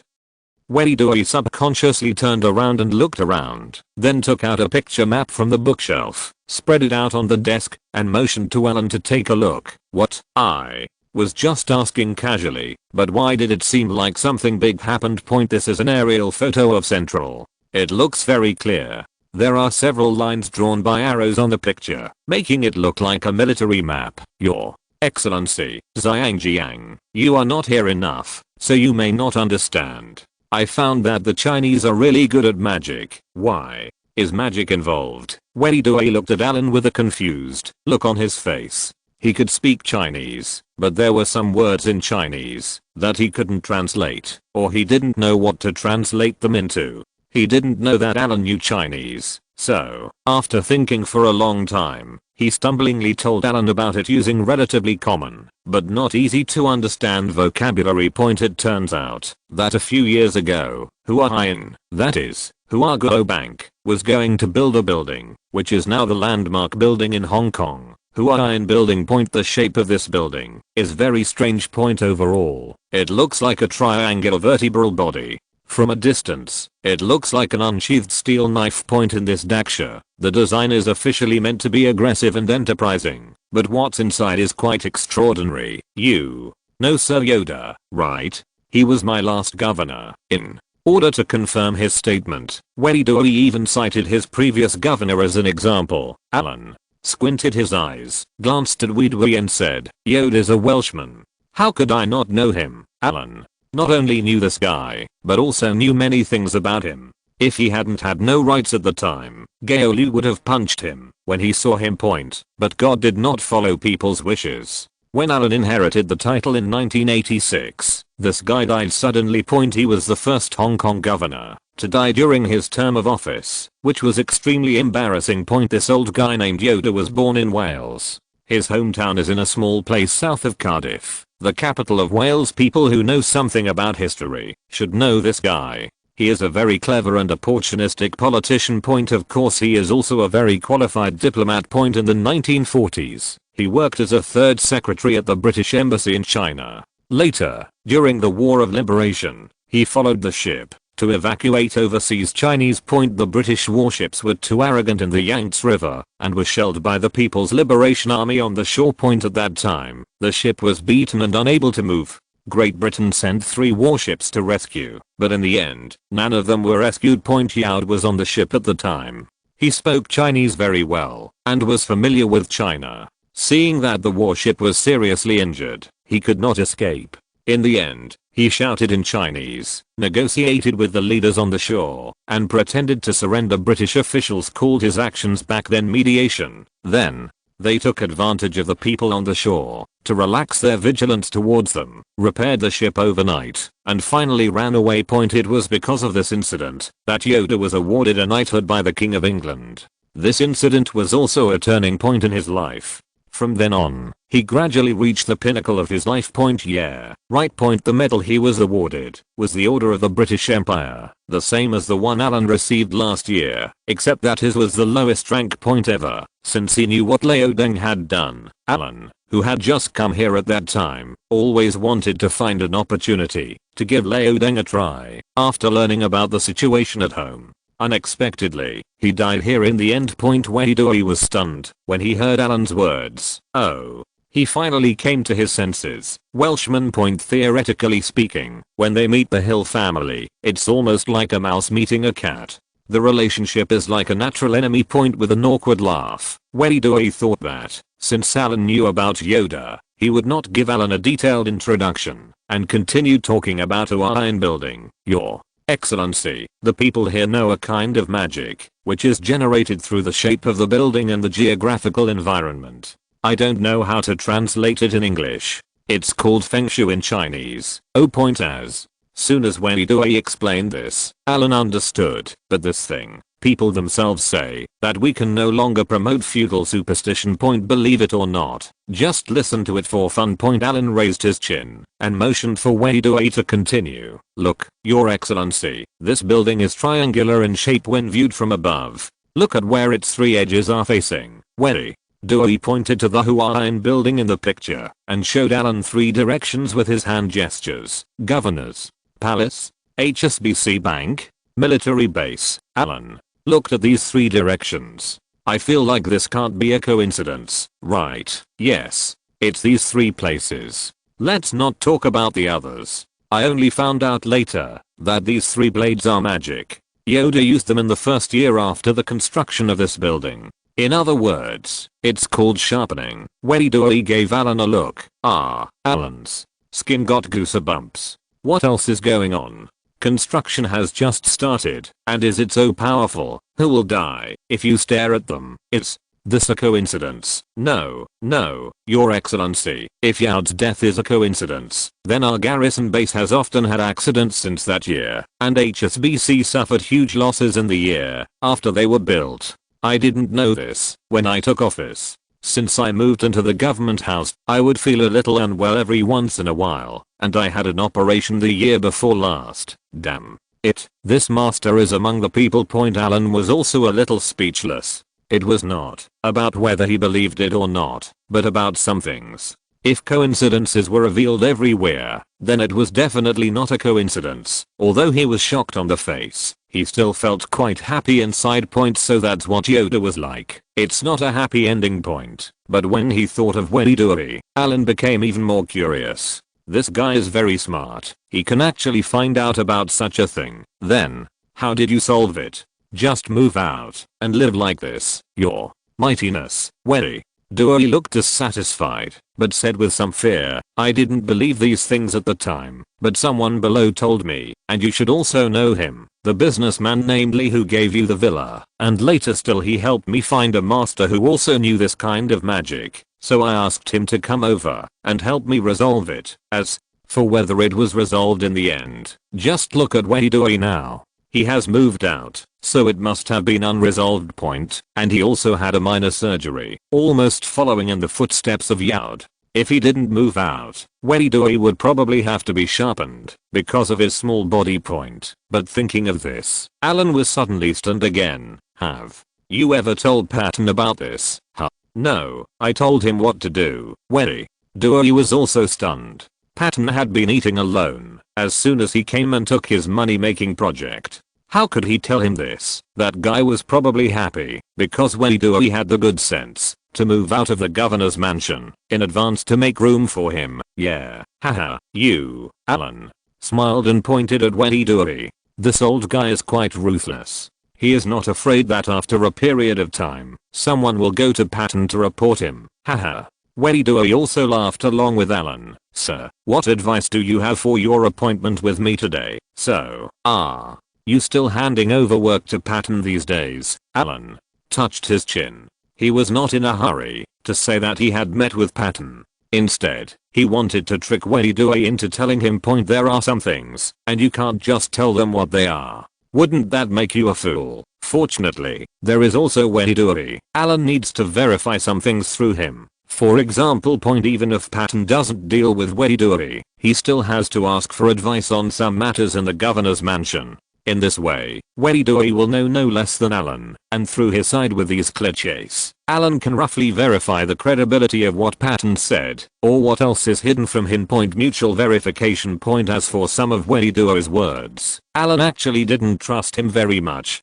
Through his story, Alan could use Patton's statement to verify each other. We still have to be vigilant enough about these old guys. Governor's Palace. Patton, who had been busy all day, rubbed his brows, picked up the phone, dialed Sir Hodder's number, and asked him to come to his place. Hodder has a small office in the governor's mansion, but he does not live here permanently. Your Excellency, what's wrong? After knocking on the door of Wedidoi's study and receiving permission, HUD looked at Patton with a smile and asked, "Sit down and talk." Sit down and talk. Patton still respected Hodder very much. Whether he was a knight or he had another identity, he did not dare to act like a governor in front of him. "I want to ask, do you think we can find those wealthy businessmen to lend some funds?" After Patton waited for Hodder to sit down, he leaned forward slightly and discussed with Hodder in a low voice. "Those people?" Hodder squinted his eyes and thought for a while.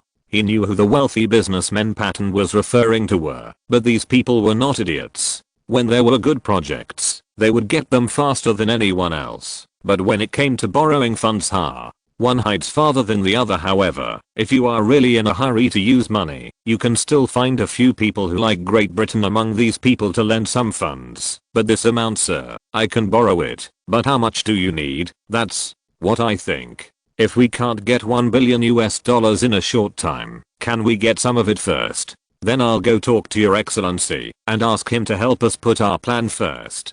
Startup. Patton thought that Alan was just ignoring the rabbit, but he really couldn't afford that much money now. But he couldn't wait any longer. The follow-up plan he told Alan actually concealed a lot.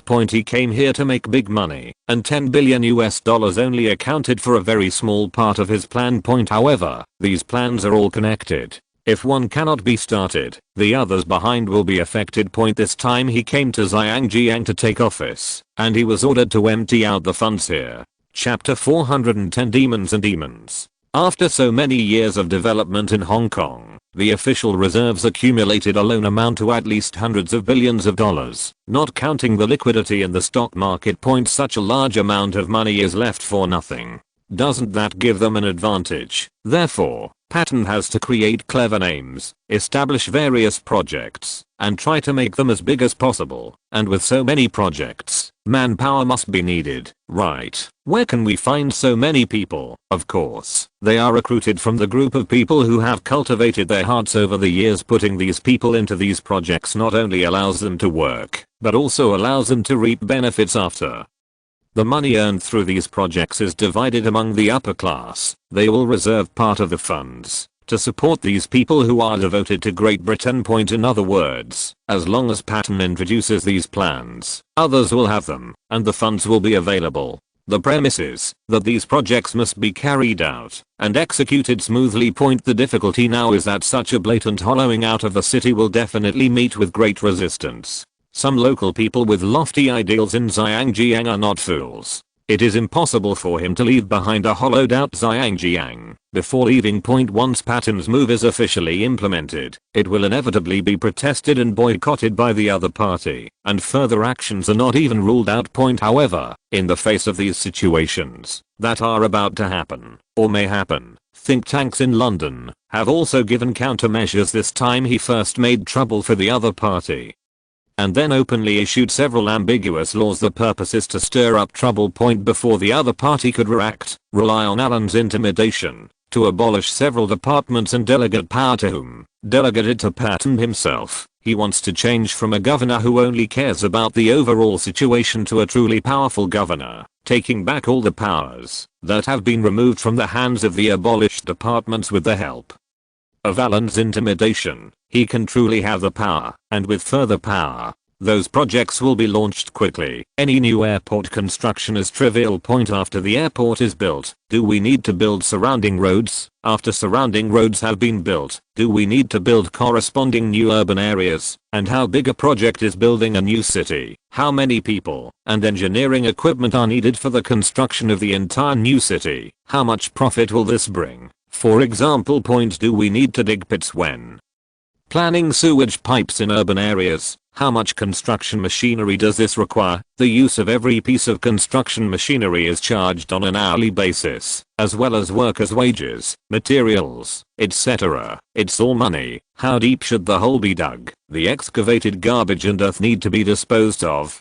Is there any cost? If there is another rainy day, the construction team will take a break and pump water. How much will this delay in the progress of the project cost? If that's not enough, Patton is planning to double the number of workers and construction machinery in the construction team in the name of meeting the construction deadline, in order to give China a beautiful Hong Kong that has been built, as long as there is oil and water. If you send your own people to manage it, there will always be profits according to Patton's preliminary statistics. These supporting projects can generate a project budget of at least 2 to 300 billion US dollars. How big is the profit here? Isn't this nothing worth mentioning compared to the benefits promised to Alan? And when he is doing these things, he will definitely be under a lot of pressure from the outside world, and people will not let him do whatever he wants. But it can be negotiated during the negotiation. As long as the negotiation has not yet produced a result, he can openly add new projects during this period. As long as he moves quickly enough, he can make a little profit. And as long as negotiations are started, the new British Prime Minister can show his face, manipulate the other party, or at least disgust them. By the way, buy time for Patton. Wait until the final negotiation result comes out. Haha. Even if we consider the worst outcome, the worst possible outcome is to restore the departments he abolished. Although these departments have recovered, the British ideas have also been achieved. The departments have been restored, but with the people and officials laid off from these departments, this cannot be restored. Now that he has not officially returned, if he wants to restore the personnel in these departments, it must be Patton who has the final say. He can take advantage of this opportunity to improve the levels, and give positions to those people who he used to work on various projects to help with things, and get benefits. Isn't this the gift of knowing and meeting someone? The thunder was successfully laid. After the return, whether these people leave or stay will depend on their own abilities. That's the whole plan. Empty Zhang Jiang's money and use some of the free money to support manpower and plant mines. This plan may not be useful in the short term, but in the long run, the right to speak and the ability to intervene here are the most important today. Patton gradually recovered his thoughts. The think tank in London thought about the plan link by link, but they just ignored the first link. How to start. It's like you taught me how to become a millionaire, how to become a billionaire, but now I can't even afford food and clothing, and I don't even have a startup capital. So what's the use of learning this, Alan? As a foreign aid doesn't work, who can I ask to explain? Try your best to lend it. Your Excellency made an appointment with my daughter to go horse riding today. I think his move was a gesture of goodwill to me to ease the embarrassment. When we talked that day, we should take advantage of his good mood. Then use the money you borrowed to convince him. As long as he works, anything can be said. Patton knocked on the table and told Sir Hodder his thoughts. The latter nodded and felt that this was also a solution. That was not a solution at the moment. Okay. Then I will make an appointment with someone to be the intermediary tonight. I will organize a dinner in the next 2 days and talk about the loan then. Well, as soon as possible. Okay. The sun shines brightly in St. Tropez, France in July. The beach is full of beauties in bikinis on the beach of a separate holiday villa in another wealthy area across a small bay from the beach. It is much cleaner, a separate courtyard with an entire beach to yourself. On the beach in front of a small villa with the typical Mediterranean style, there are huge parasols. The Duchess has finally arrived from London for a holiday in France. At this time, she was joking with her financial advisor this was a holiday that the Duchess had managed to get in the name of her children. This time she went on vacation with her 2 little princesses, a 4-year-old daughter and a 2-year-old daughter. At this time, the 2 little princesses were playing in the sand on the beach, unaware that their mother not far behind them was lying on a beach chair, kissing and hugging another man who was not their father. While the little princess was playing in the sand, she was suddenly attracted by a bright light in the distance. She pointed to the distance and said in fluent words, "Sister, look at the gem." The eldest princess followed her sister's finger and looked towards the sea. There was a small spit out reef in the distance. There was a less obvious reflective spot on the reef. From a distance, it looked like there was a gem shining on it. The two children wanted the gems on the rocks, but when they looked at the sea, a trace of fear flashed on their faces. Mom, I want the gem. Seeing that her sister couldn't help her get the gem in the distance, the little princess turned and ran in the direction of her mother. The Duchess took advantage of the fact that children don't understand and didn't care about her little daughter at all. Even the man beside her who was holding her feet and caressing her feet had no scruples about the little princess here. The bodyguards only have to guard the front door and don't need to worry about the beach. It was at this time that she dared to steal people. Baby, let's go in. The financial advisor couldn't wait any longer. His voice was very sweet, as if he was begging the Duchess. What are you going in for? There's no one here. I like nature. Let's stay here. John, have you ever experienced this feeling of open air? Come on, I can't help it anymore. As soon as the Duchess finished speaking, she heard her little daughter asking her for a gem. When an adult is in the mood, it is very disappointing to be disturbed. Even the Duchess was no exception. She said in a slightly fierce tone, what gems do you want? We'll talk about it when we get home. You go and play with your sister first. Mom has something to do. The little princess looked at the two people who were hugging each other and were ready to start. She was so frightened by their posture that she burst into tears. When the Duchess heard her daughter's cries, the blush on her face became more obvious and she seemed more excited. On the reef in the distance, a group of brown shadows slowly moved backwards. Only when you got closer could you see clearly. This was a person wearing camouflage cloth with the same color as the reef. He had a big beard, his face looked like he had put on makeup, and he was holding a high-power camera in his hand. He was just filming when he was suddenly discovered by the two children. He was frightened to death. When the little guy ran back to call an adult, the person took the risk to secretly take a few more pictures and then slowly backed away. He has to hide here until nightfall. Someone will come to pick him up and change the shift. They are a 4-person candid photography team. They work in shifts 24 hours a day and keep an eye on the Duchess from afar, waiting for the day when she reveals her flaws. Today it was harvest time, and when he thought of the photos just now, the man quickly took out the waterproof bag he was wearing, took out a mobile phone from it, and dialed a phone number with almost trembling hands. After a long wait, a slightly sharp voice came from the receiver. Murphy, what's going on, Mr.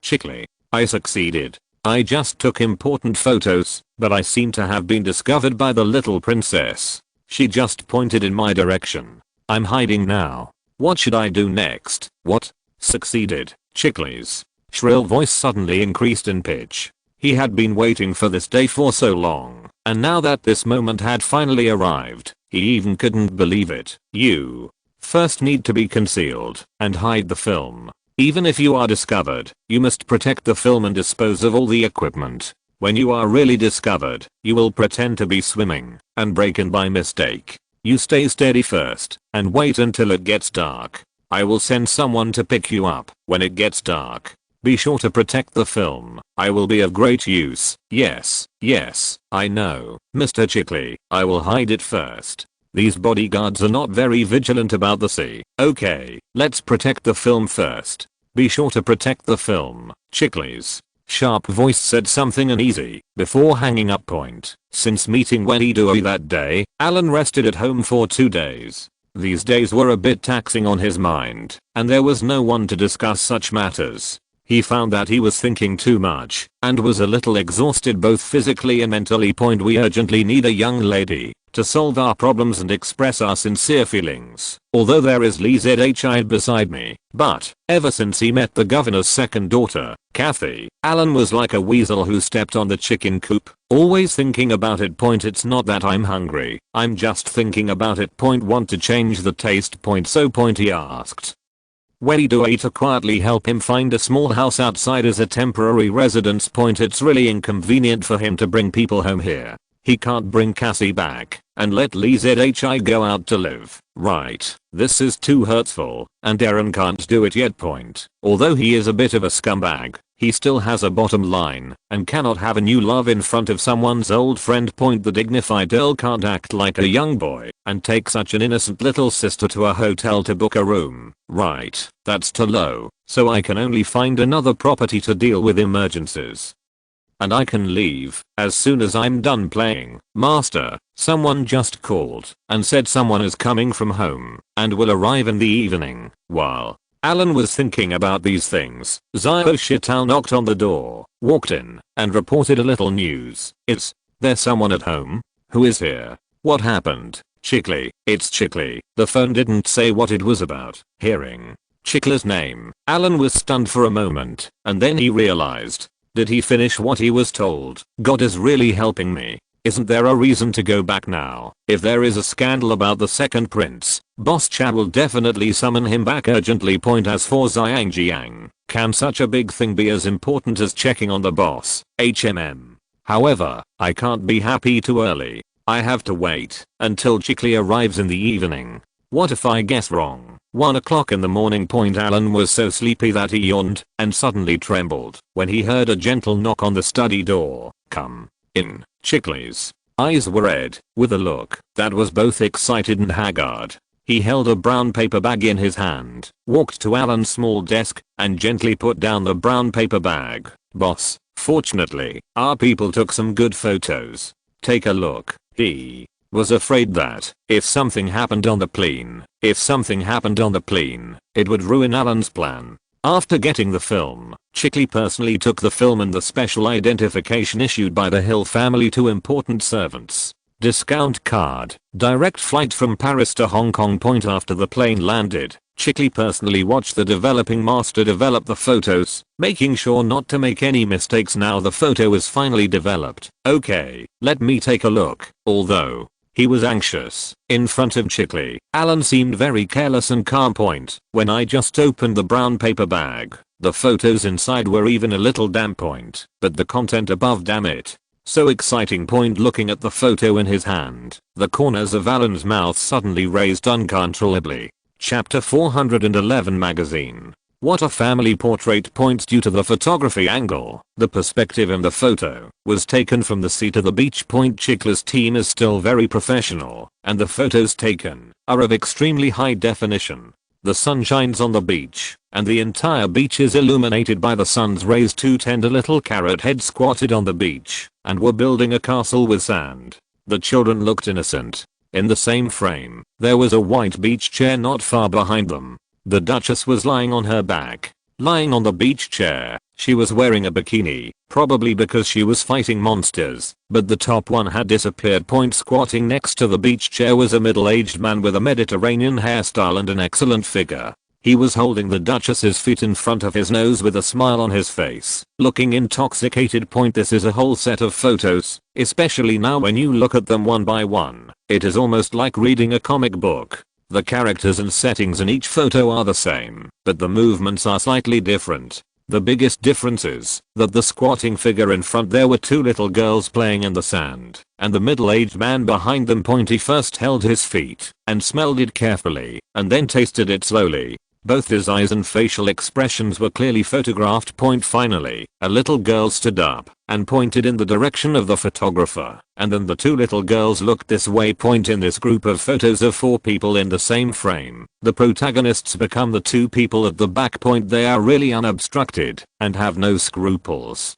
They look like a loving couple, taking their 2 daughters to the beach for vacation. The daughter is playing next to them, and the couple is teasing in a low voice behind them. They are so deeply in love that they can't help themselves. They are planning to create a brother for their 2 daughters on the spot. The photo has ended here. The photo shows the details of the couple. The link between the 2 parties has been successfully established, and the evidence is conclusive. Alan looked at such a hot group of photos. This result was beyond his imagination. He really caught a big fish this time. The only flaw may be that the Duchess is a bit dark, so she got married. It's been a few years, and it's worn out quite a bit. How did you do it? After putting down the photos, Alan was very concerned about how Chickley did it.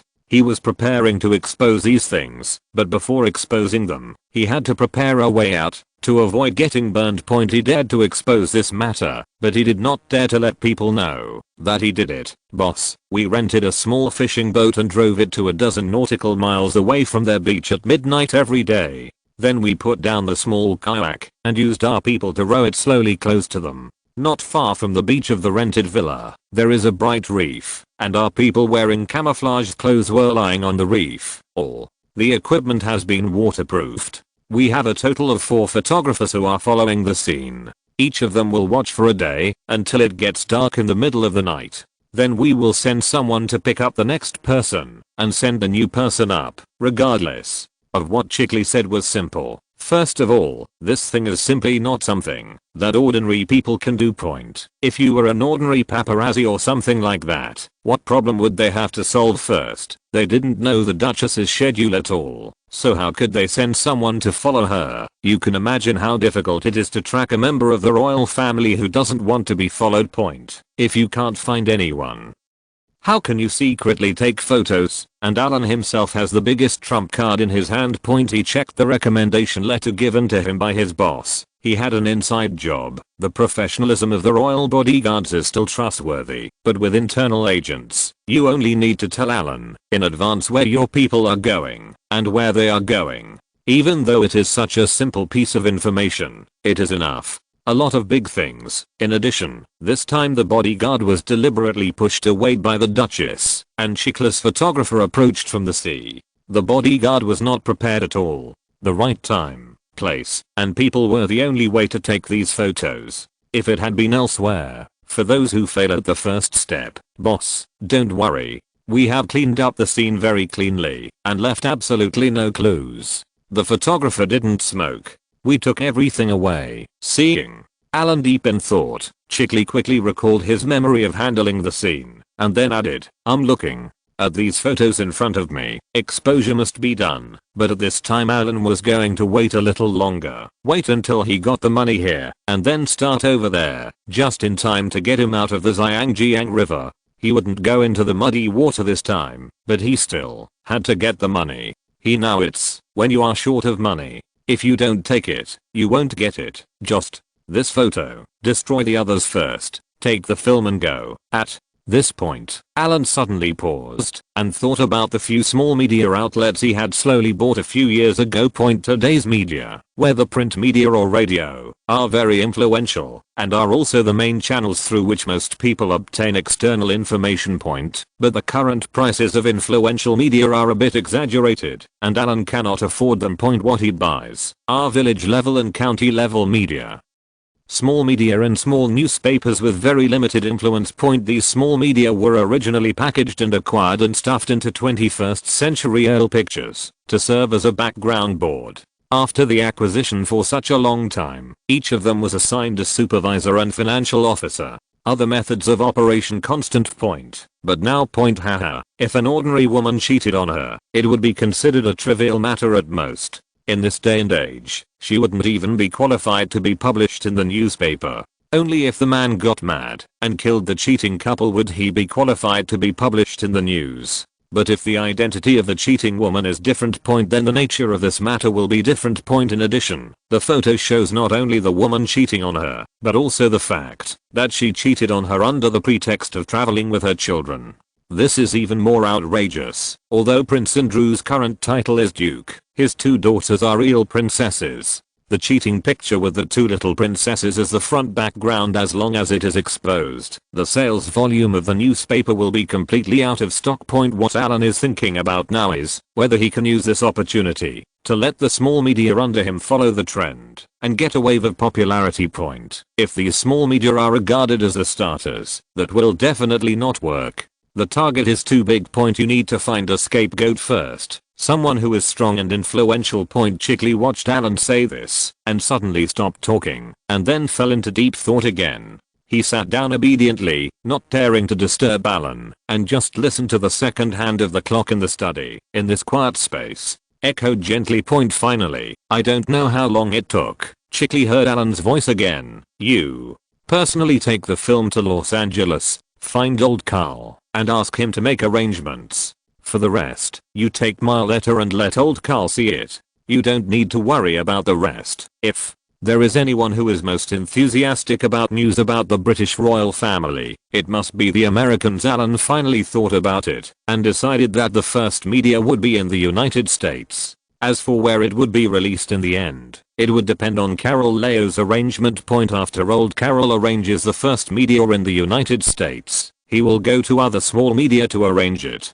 with the American media taking the lead. The small media under Alan can follow the second wave and reap the dividends. The media is known for its lack of integrity. If it doesn't have some information sensitivity, how can it still be messed up? In this exposure plan, Alan plans to spread the entire news in the shortest possible time. He must do it in the shortest possible time, so that the public can quickly and unpreparedly see this shocking news, and then publish the pictures. The actions of the two people above have become an established fact. Compared to stabbing a person to death on the street in London, this kind of thing is nothing in the eyes of the Queen. But if it involves her children, especially if her daughter-in-law cheats on her, she still takes her granddaughter with her and cheats on her in front of her granddaughter. I believe the Queen will be very surprised when she sees these photos appearing in the newspaper, and Prince Andrew will also suffer a wave of disasters. If you do this, Dang will definitely be lively in a short period of time. Thinking of this, Alan suppressed his sleepiness, took out a pen and paper, and began to write a letter to old Carl. The next morning, after Alan had breakfast, he was reading with gusto the information he had collected for him with a small stone point. After reading the book Dragon, Tiger and Leopard that day, Alan became interested in it. Some people read this kind of book simply out of curiosity or to satisfy their desires, but Alan saw this book again this time. In addition to bringing back memories, he also found some opportunities in it. For example, since the quality of the magazines in Zhangjiang is so good, can we directly acquire them and use them to strengthen our own sailors' happy time? In the past, Alan disagreed with the old Count's concept of magazines. The cost of using older models was very low. Of course, the sailors were not satisfied with them. As a client, Alan is best able to understand first-hand information about his clients' mobile phones. These days are not smartphones, and there are no entertainment facilities on board. Sailors just want to read a large-scale magazine to solve their problems. Is this wrong? They just want to see some photos of pretty girls, or larger-scale photos. Is this difficult? Why do they have to give them their older sisters' magazines to read? Isn't this abusing people? So now Alan is planning to improve his own magazine, based on the main people in Zhangjiang. It just so happens that the unemployment rate is more serious in Eastern Europe now. Dragon, Tiger, Leopard can use Thai girls to disguise themselves as Hong Kong girls, so why can't he use Eastern European girls to disguise themselves as British girls? Girls from Eastern Europe are even better looking. Let the editors of Dragon, Tiger, and Leopard translate some educational and entertaining pornographic articles into English and make the happy time of sailors more compelling and story-driven. Our British sailors are in urgent need of higher-end foreign cultural baptism. In this way, with his current influence, he can slowly spread his own magazine among the Navy, from the previous 30% share to 50% or even more. As long as the share increases, we may be able to sell it back to the US military. We are all allies and good brothers. If you have good things, you should take the initiative to share them. Is it reasonable to wait until the size of the magazine at home increases and then mix some private information into the short stories in the magazine? Alan is not primarily after money, he is after fame and influence. As long as he infiltrates the Navy first and gives him a few years, he can extend his tentacles very far anyway. Alan himself served in the Navy before, so it was reasonable for him to take the big ship of the Navy. A few years later, when a random sailor on a British or American ship mentions the name of the magazine at home, everyone will have seen that scene. TSK. The information in Alan's hand is the current approximate operating structure and personnel list of Dragon, Tiger, Leopard magazine, as well as the approximate profit and capital structure. Looking at the data now, this magazine doesn't seem to be doing particularly well. I obviously feel that this magazine is still very good, so why does the data show that this magazine is not doing well. Alan was a little puzzled by this introduction point. I turned another page and found the answer. Are today's magazines making money? Very profitable. The monthly net profit is more than 3 million Hong Kong dollars. Even if this is converted into pounds, it is still 2 to 300,000 points. It's more profitable than my own magazine's profit sharing point. But the boss behind this magazine is quite a prodigal, doesn't know how to manage money, let alone be kind to others. Although the magazine is very profitable, he is very harsh on his employees, who create these profits for him. Point not to mention rewards such as year-end dividends. Even employee salaries are sometimes not paid on time. Point in addition, the magazine Dragon, Tiger, and Leopard produced by them had a relatively good reputation and almost monopolized more than half of the market, so they made many enemies from time to time. These enemies would send some gangsters to cause trouble in their magazine offices. Not only can employees not get their wages on time, they are also in fear. The former founder, whose surname was Lin, couldn't stand the stinginess of the boss behind him, so he roped in a few magazine staff and went out to work alone. Point another magazine called Man was established. Point, but on the Dragon, Tiger, and Leopard side, the manager named Lin didn't give up, and he was running in both directions. Later, the boss discovered his behavior, and the two had a falling out. Lin couldn't afford to offend his original boss, so he immigrated to San Francisco with his family. Point now he is in the United States, remotely controlling the magazine here, and his life is quite comfortable. Point Alan's eyes lit up when he saw this. Isn't San Francisco just San Francisco? He knows this place well since the former magazine founder and editor-in-chief John is in Los Angeles. He doesn't need to acquire the current Dragon, Tiger, Leopard. Can he just poach people directly with these people? My own magazine can finally stand up. Point without the magazine as a dragster, Alan could finally breathe a sigh of relief. He had not failed in his family's old business. PS, I'm quite busy on the weekends and have a lot of things at home, so I'll update a chapter first. I'm not in a good state as soon as the weekend comes, so I don't want to force myself to write. Please save me for telling me that I'm in a bad state, so I don't want to write. Players, please introduce me to take a day off. If you're listening to this novel on a channel other than Fanfic World, it means they downloaded and uploaded it without effort. We cordially invite you to visit our channel, Mundo Fanfic Novelos. There you'll find the original version of this story and you can explore many other novels of various genres. We're waiting for you to immerse yourself in a world of incredible novels. Chapter 412, Telling Kathy a Story. Putting down the information, Alan smacked his lips with regret. Chickley left early in the morning. Otherwise, he could also give old Carl a message, by the way, asking him to find the founder named Lin and poach him back. Point don't think you can hide by running to the United States. Point he ran to San Francisco, but people here in Zhangjiang couldn't find him. Isn't it simple for Alan to find him? Patton officially took office on the 9th day. Point inside the governor's office. Point he put down his pen and approved another document.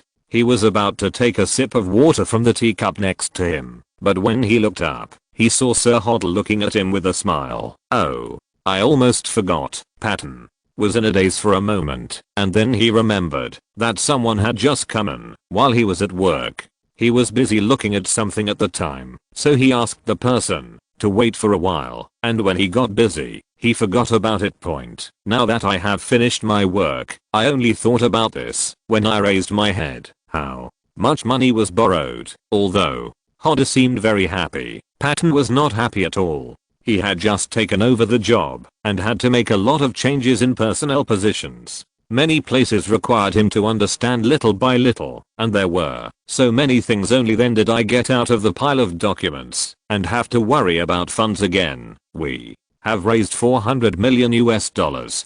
Do you think that's enough? There are many rich people in Zhangjiang, but it is not easy to borrow and raise a large amount of cash in a short period of time. HUOD also promised enough benefits and finally borrowed so much money. Point. Even if he was looking for someone to borrow funds, he would not dare to make too much noise. Otherwise, with the minds of those old foxes, the governor here would look for someone to raise money as soon as he took office, which would make them think too much. That's enough. Patton nodded.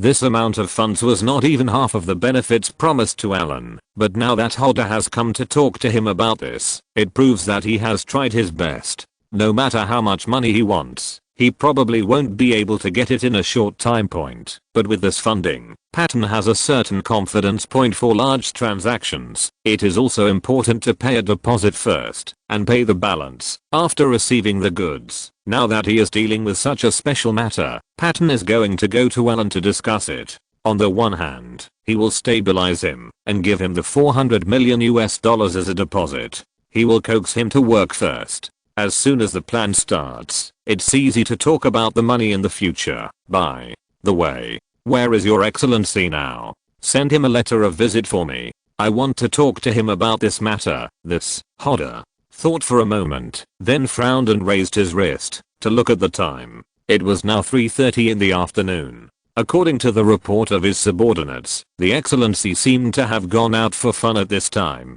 He just arrived at Zhangjiang University an hour ago, but he doesn't know now. Zhangjiang University? What is he doing there? Patton had a question mark on his forehead, a little curious about Alan's itinerary point, but it was not surprising to him that Hodder was not sure about Alan's specific whereabouts. The main reason for sending people to follow Alan was to worry about his safety. If someone of his status had any problems in Zhangjiang, it would be a big deal. Although the security here was okay, Patton didn't want to cause trouble for himself. But people they sent to follow him only dared to follow him from a distance, not even remotely close. The media in Hong Kong is so developed, and the professional quality of the paparazzi is still very strong. However, they used to target some wealthy businessmen, celebrities, etc. The paparazzi dared to get close and take secret photos. But if they meet a nobleman like Alan, this method will fail. His bodyguards are not ordinary commercial bodyguards, but retainers directly recruited from veterans who have retired from the Navy. They have also been trained by veterans at home, and their professional skills are still very good. In particular, their tempers are very similar to Alan's. They are both irritable. After staying in Wales for a long time, he looked arrogant. Take the villa where Alan lives as an example. Let alone getting close to take photos. Any stranger who dares to appear within 100 meters of the villa, no matter who you are or what you do, will be held down. Ask clearly. Even if you are passing by, you have to stop and ask.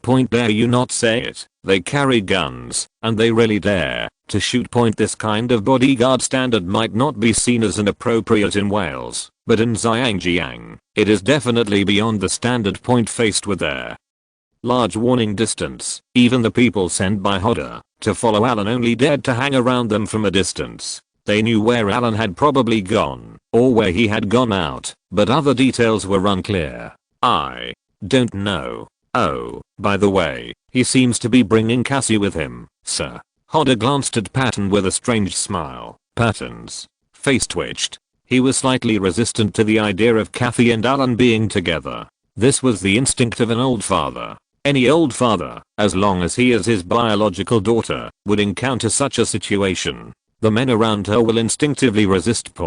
But apart from the resistance, Patton still felt a little happy in his heart, although not much. Based on what he is doing now, after he leaves office, just as his wife thought, sooner or later he will have the title of lifelong nobleman. If Alan can take a liking to his daughter, the two families can truly get married.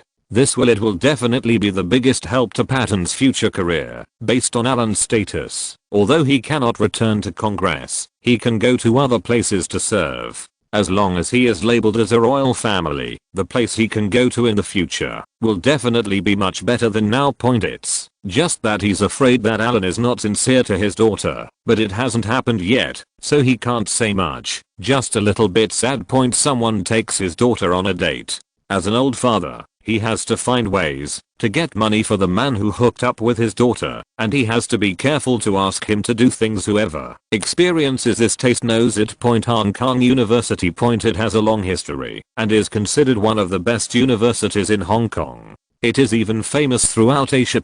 However, the area of Zhangjiang University is not large.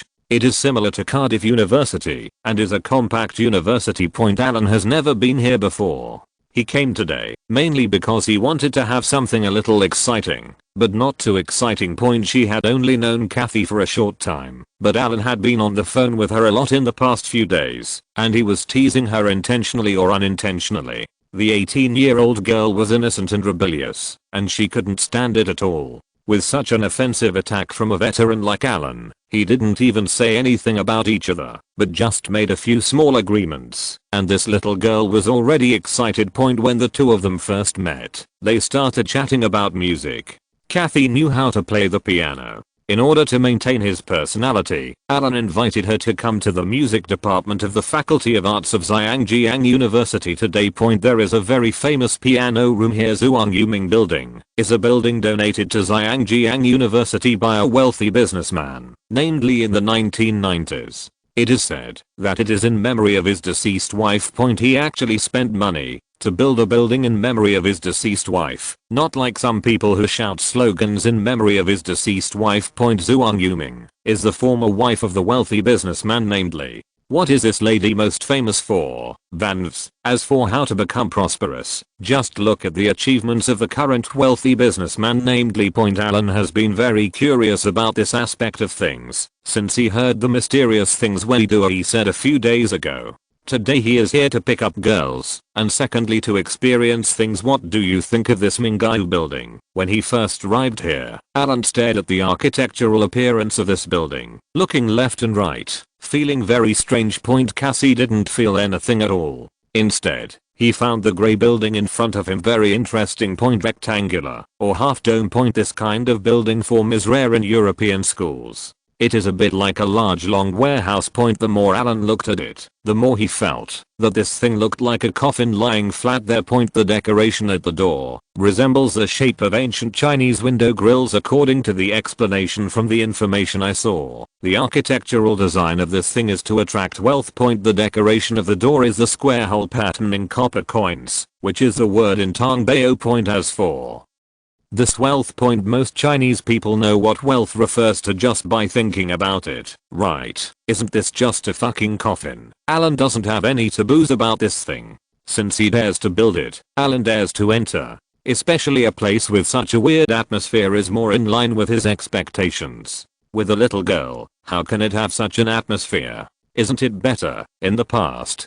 Gao Mei would rush to take her little sister to watch ghost movies. Now there are more exciting things than ghost movies, so why not come? Mingyu Building is considered an art center, with a large music room on the first floor, but here in Zhangjiang, their large music room means that more than 30 people can sit at the same time. It is considered a large music room, and students from the music department can take classes here. Next to the music room, there is a small piano room, which is the purpose of Alan's visit today. It is next to the classroom. The current facilities in this building can only be said to be usable. The sound insulation is not particularly good. There is only a wall between the piano room and the music classroom next to it. In the piano room, you can still faintly hear the music room next to it. The singing came from inside. Alan asked Cassie to sit directly on his lap. Touching the unfamiliar keys, I felt a little emotional. I had been tormented by this thing for a long time before. As a child of a nobleman, you may not be good at learning, but other things, such as equestrianism, swordsmanship, etiquette, and art, even if you are a gangster, you must learn it. When he first came here, as an autistic boy who couldn't even speak English, he gritted his teeth and persisted in learning these messy things, and finally got in. According to the standards of the Royal Academy of Music, Alan's piano level is only level 3. But in Alan's view, he only failed to meet the standard in theoretical knowledge when taking the level 4 piano exam. He prefers to call his technical level 3 Dzogchen, half step level 4. As for piano, levels 1 2 3 are all beginner levels, and level 4 is considered intermediate. However, his level was barely up to the average level of his family at the time. Since he failed the exam, his family has not forced him to practice this kind of piano anymore.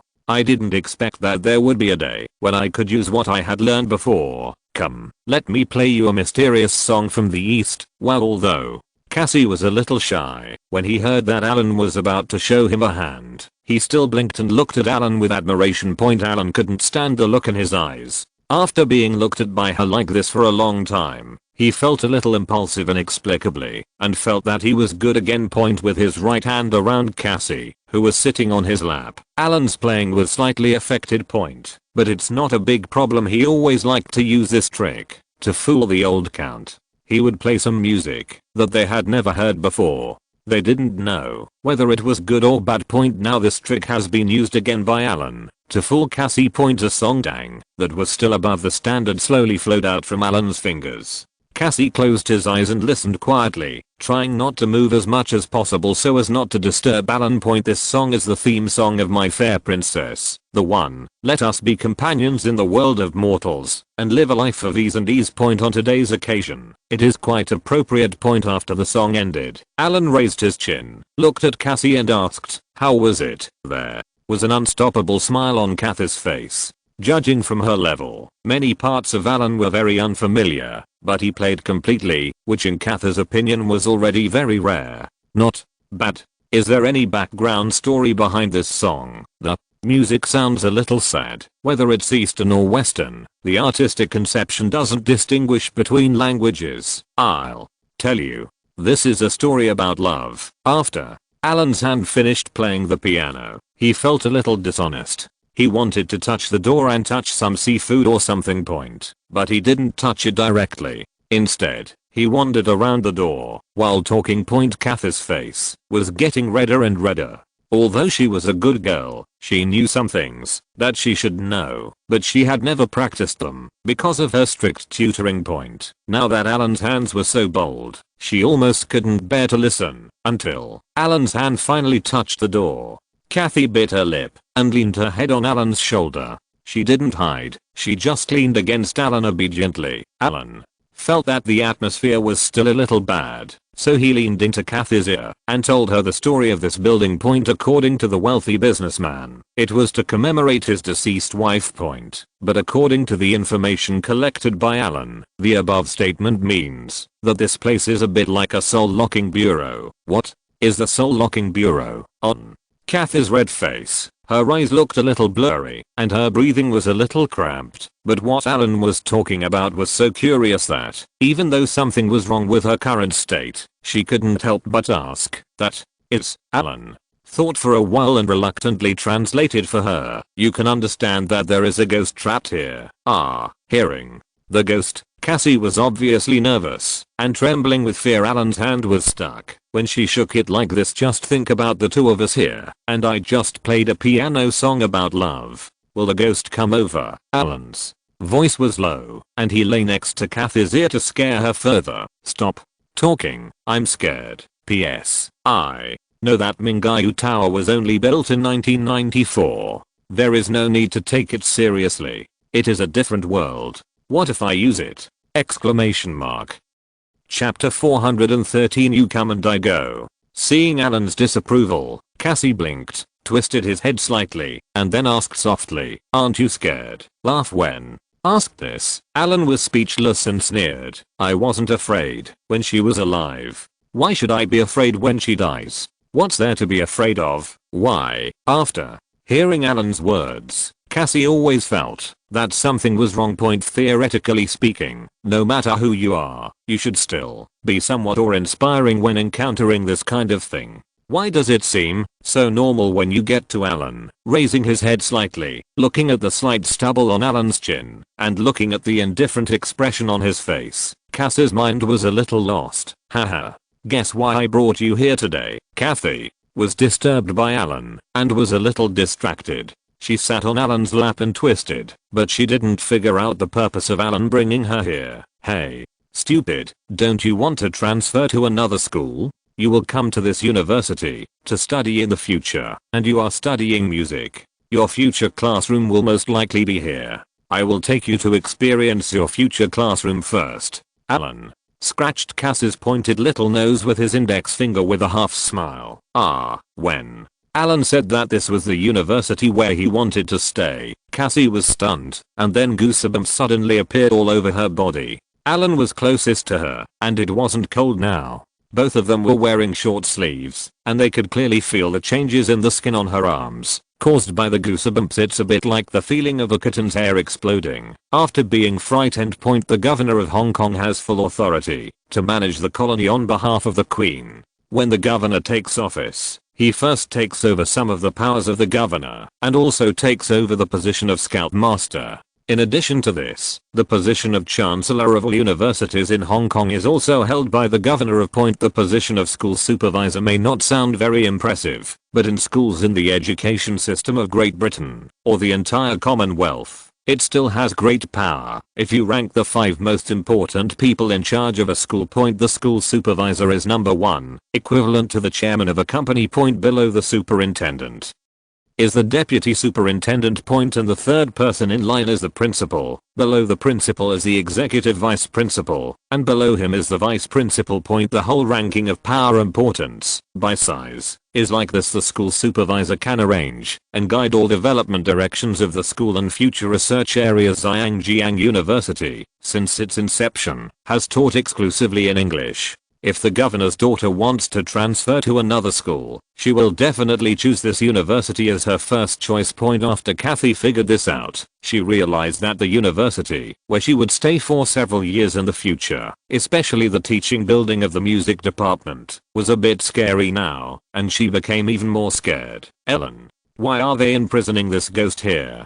Can you ask the priest to let her go? This little girl was so anxious that even the priest thought of it. Then, I don't know. It is said that it is for wealth. Wealth? Imprisoning ghosts will lead to wealth. Kayla, listen to Ellen's words. Sometimes scared, sometimes curious, feeling a little painful and happy. Seeing that this chick finally took the bait, Alan's eyes flickered slightly. Of course seducing girls is business, but it would be better if you could also do other things while seducing girls. What is Patton doing in Hong Kong this time? Bury thunder. Alan's purpose of coming here is similar to his, however, he depends on his mood and the situation.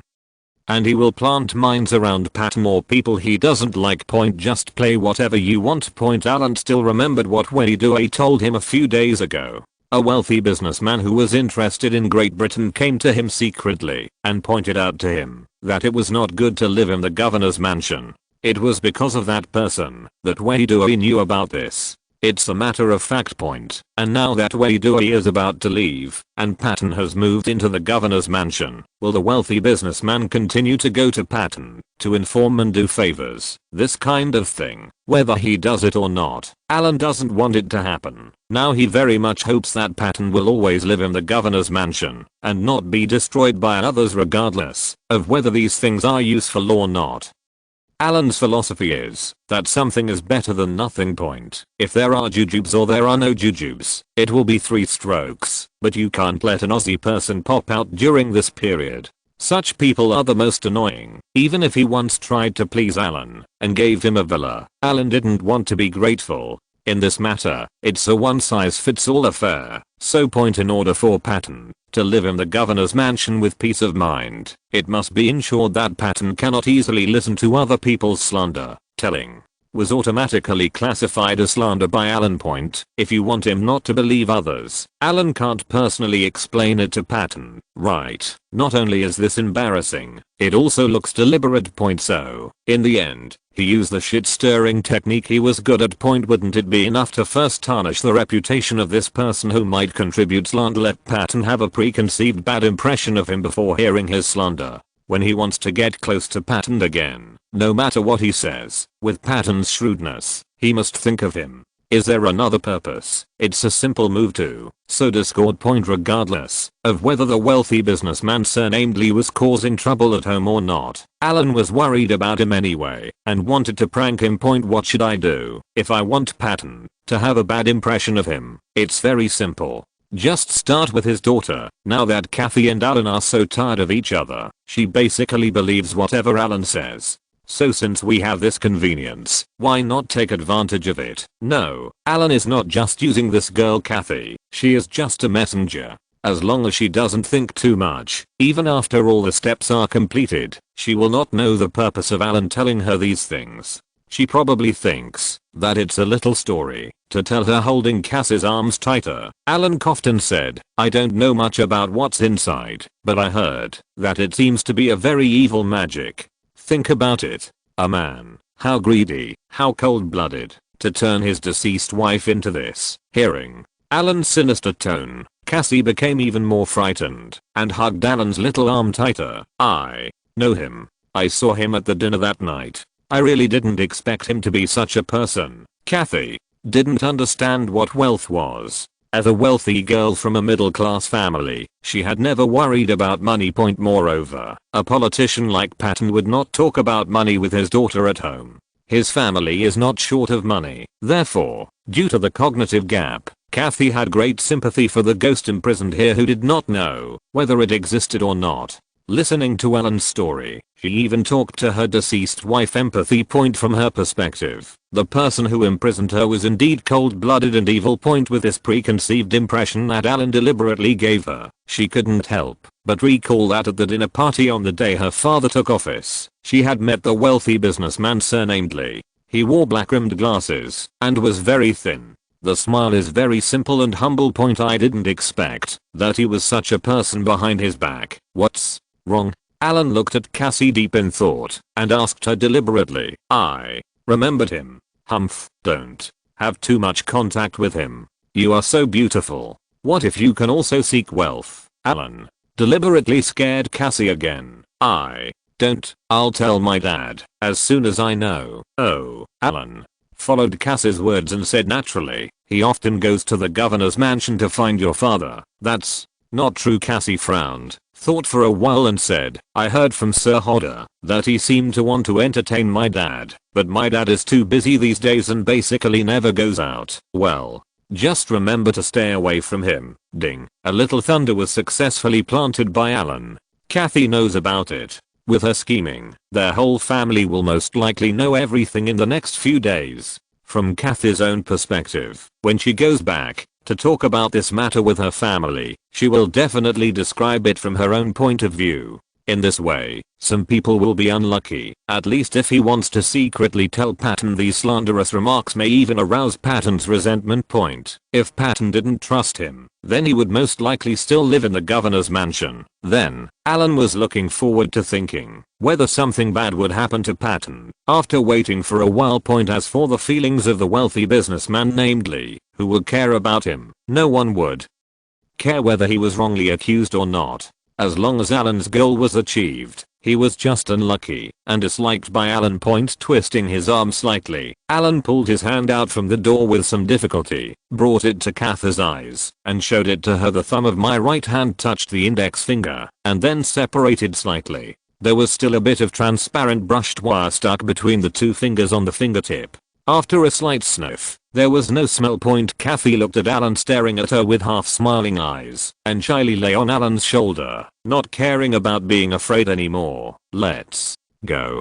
Come home with me. Alan feels that the heat is almost done now and he can go home and do business. It was around 10 o'clock the next morning at the villa outside the governor's palace in Fanling. This is the supporting facilities of the governor's official residence. It is divided into official residences and private residences. The official residence is of course the famous governor's palace, and this private residence is a villa with a large area. The property rights also belong to the governor's palace. It was provided for the private residence of successive Hong Kong governors. The private residence is located in Fanling. When Weidui moved out of the governor's mansion, he bought his own villa outside and did not live in the officially assigned governor's villa. As for Patton, since he took office, he can't straighten his waist because he is not a nobleman. Now he relies on the governor's mansion to support him. He has no prestige in the first place. If he moves out, his prestige will be reduced. Lower. Such a private villa, provided for the governor to live, has been vacant. A few days ago, Alan asked Weidui to find a house for him. Weidui thought about it and suddenly realized that this house was ready-made, wasn't it? The geographical environment is superior and the security measures are tight, which is also worthy of Alan's identity. After sending someone over to clean it up, the house was given to Alan to live in temporarily. When Patton got out of the car, he looked at the villa that was supposed to be his temporarily with a strange expression. His beloved middle daughter, little Kathy, didn't come home last night. According to reports from the people below, Cassie was here last night.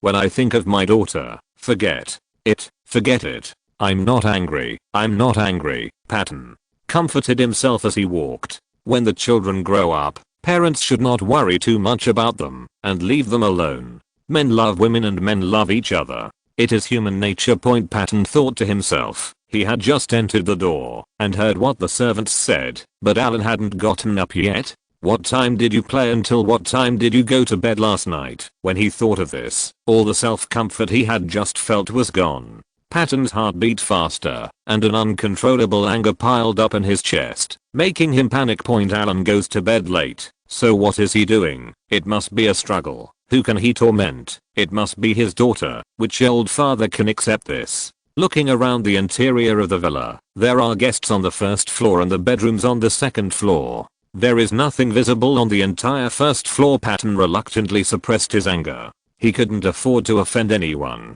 Today, he took the initiative to invite the gentleman to visit him. Now, as the dignified new governor, he not only had to make an appointment in advance to return to his nominal villa, but when the appointment time came, the temporary owner here was not awake yet, and he slept here with his daughter in his arms last night. The more Patton thought about it, the more frustrated he became. I woke up late. The work and rest time in Wales are just different from those here. Patton waited for half an hour before Alan put on his pajamas and Sharon came downstairs. As soon as the two met, Alan showed no embarrassment on his face and explained to Patton with a smile.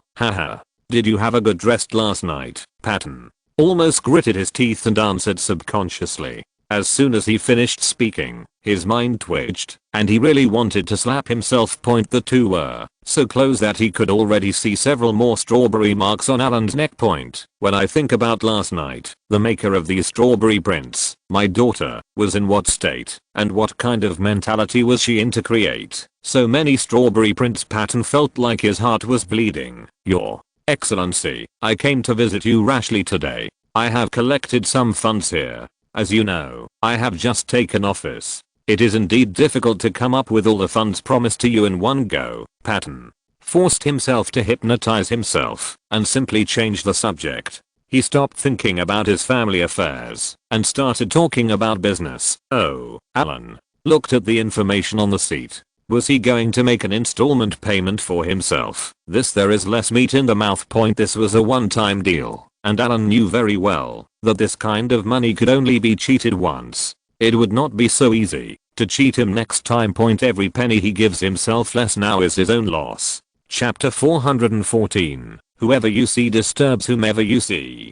But there's no point thinking about it now. Asking for money first was originally Alan's plan to drag Patton away. Now that he has obtained part of the funds, theoretically speaking, it is not impossible if he grits his teeth and does not let go, but doing so would seem too deliberate. Very bad, a little too unkind. Now let's hear what he says first. After sitting on the sofa, Alan waved his hand and said, "Go get me some breakfast. I want the milk at 60 degrees. After saying this, he picked up the information on the table and motioned for Patton to sit down first. Alan learned this trick from Boss Chap. Many people know that Boss Cha has very strict requirements on the temperature of the bath water. It must be at the temperature he likes, and even a little bit is not enough. Moreover, the bath water in the bathtub cannot be prepared later, such as adding cold water to warm water, stirring to cool down, or adding hot water to cold water to raise the temperature. These methods will not work. The natural stable temperature of the entire tank of water must meet the requirements. If there is any discrepancy, replace all the water in the tank and start again. In the past, Alan thought that Boss Cha was being hypocritical, but later he discovered that after this eccentricity was known to outsiders, it didn't matter what ordinary people thought.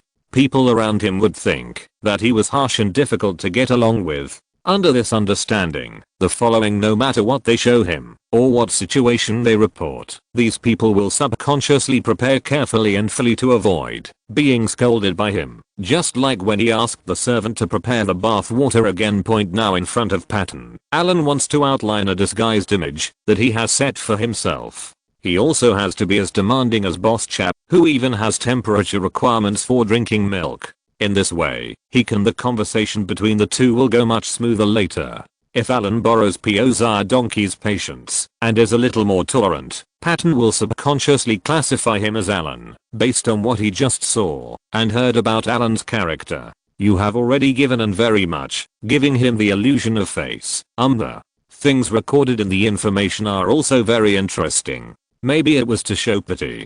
The information prepared by Patton showed who he borrowed from and how much money he borrowed. The loan period of each fund and who lent him how much money are all recorded. A total of more than a dozen wealthy businessmen chipped in $400 million for him. It looked a little inexplicably sad. It makes him look like a bad boy who came to the colony to force the weak governor to help him plunder the people's wealth. Seeing Alan reading the information expressionlessly, Patton rubbed his hands and comforted him. Your Excellency, you see, this is also my attitude. Don't worry, as long as we have your help, our plan will be launched. I will allocate the subsequent funds to you first, and the plan waits for no one, Your Excellency. Patton looked at Alan and hummed again, as if he was in a tangle, frowned slightly, looked at him, and then looked at the information. Seeing his hesitation, Patton felt happy and softly persuaded. Your Excellency, okay. I understand. Just do as you say. Alan threw the information on the coffee table with a smile on his face. Now that he has received the money, he has to do things, and only after receiving the money can everyone truly become their own people. When you treat your own people, you can't be as open-minded as before. Patton looked even happier, but he was not in a hurry to reveal his plan. Instead, he explained the money matter clearly. Alan's attitude now changed for the better, and he agreed to pay $400 million in advance. He could not relax, and wanted to. If you do this well, you will save yourself the trouble of having to use it when you need it. He took out a small wallet from his bag and handed it to Alan. Your Excellency, the funds are all dispersed. You can arrange it according to your own ideas, but if you want to withdraw cash, it may not be possible these days. Alan took the wallet and looked at it. There was a thick stack of bank cards inside, and all the borrowed funds were in it. In a small wallet, there is the so-called $400 million. When he thought that the money came so easily, Alan even felt a little sad for a moment. Doing business honestly is not as fast as making money through these crooked ways. Okay, I understand. What do you need from me? Seeing that Alan got down to business as soon as he received the money without even confirming it, Patton silently raised his evaluation of this nobleman a little higher in his heart. Although he won't do anything without paying him, won't his efficiency increase when he actually receives the money? Your Excellency, I'm going to convene a legislative meeting in 3 days to read out the abolition of some departments and related personnel appointments and dismissals. I will need you to attend. Some people may cause some obstruction to me, and these people need you to arrange them.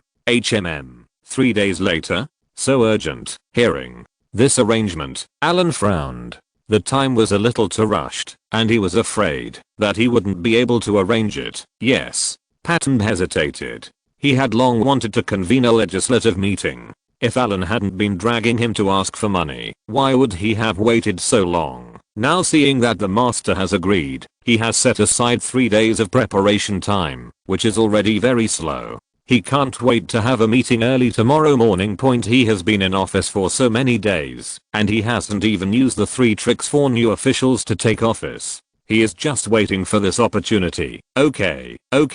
Alan was just about to say something more when the servant brought breakfast and a 3-layer snack shelf with 3 layers and 6 flavors of snacks and milk made according to the temperature he requested. Alan eats relatively quickly. Judging from the way he eats, he is very unaristocratic and ungraceful. But when he was serving in the Navy, he had developed a habit of wandering around on the ship. Even if he was well treated, he had to eat as quickly as possible and not take his time. After eating, he took the hot towel and wiped his mouth. Alan smiled and asked someone to take out his cigarettes and handed one to Patton. The two of them lit up cigarettes, and the atmosphere became somewhat harmonious. Alan pretended to be casual and asked, I heard that Wade hasn't left yet? Why did he stay for so long?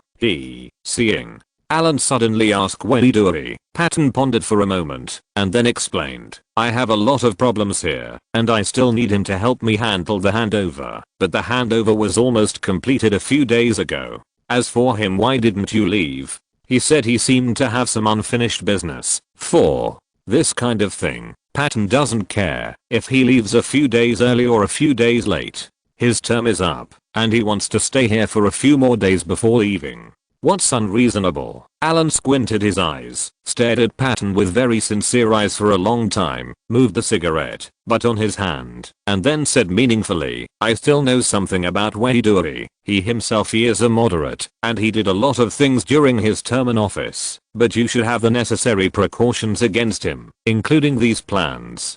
Does he know about them? Patton didn't speak and nodded subconsciously point after Alan's reminder. Things that he hadn't paid much attention to before, but now that he thinks about them again, they seem to be somewhat interesting. He knows Weiduri, and it is not his place to evaluate what he has done in the past. But many times, he is indeed closer to the north, which is the so-called pro-China and moderate group.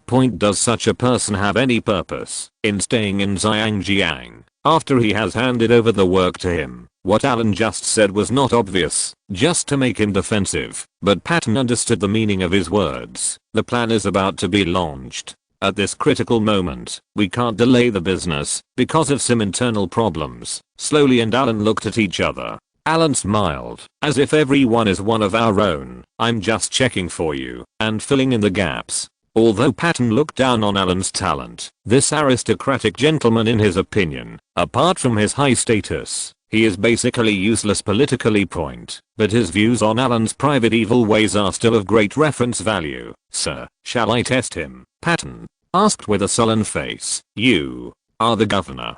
It's up to you to decide what plan you have. But I suggest you don't alert the enemy in the first place. It's better to investigate in secret first, so as not to end up causing trouble and hurting everyone's harmony. We are all talents of the Empire. It's to serve Her Majesty the Queen, don't you think? You have considered it carefully, so I won't disturb you anymore today. I will let my secretary communicate with your butler about the specific meeting time. Patton couldn't sit still. He was eager to go back and make arrangements for Weiduri, but Alan stood up, shook hands with Patton with a smile, and patted his shoulder affectionately with his left hand. He even walked Patton out in person and waited until he got in the car before Alan came back. Returning to the temporary study room, Xiao Shitao brought a pot of tea to Alan and sat quietly aside. Alan, on the other hand, took out a piece of paper and held a pen in his hand. While thinking, he subconsciously wrote and drew on the paper the reason why he wanted to point out Weiduri today was not because Alan deliberately betrayed him. But Weiduri, an old guy, has a rather sinister style of doing things. Alan hoped that Weiduri and Patton would get into trouble instead of just watching him chatting in such a harmonious manner. No matter what Weiduri was preparing, Alan couldn't wait any longer. Patton was due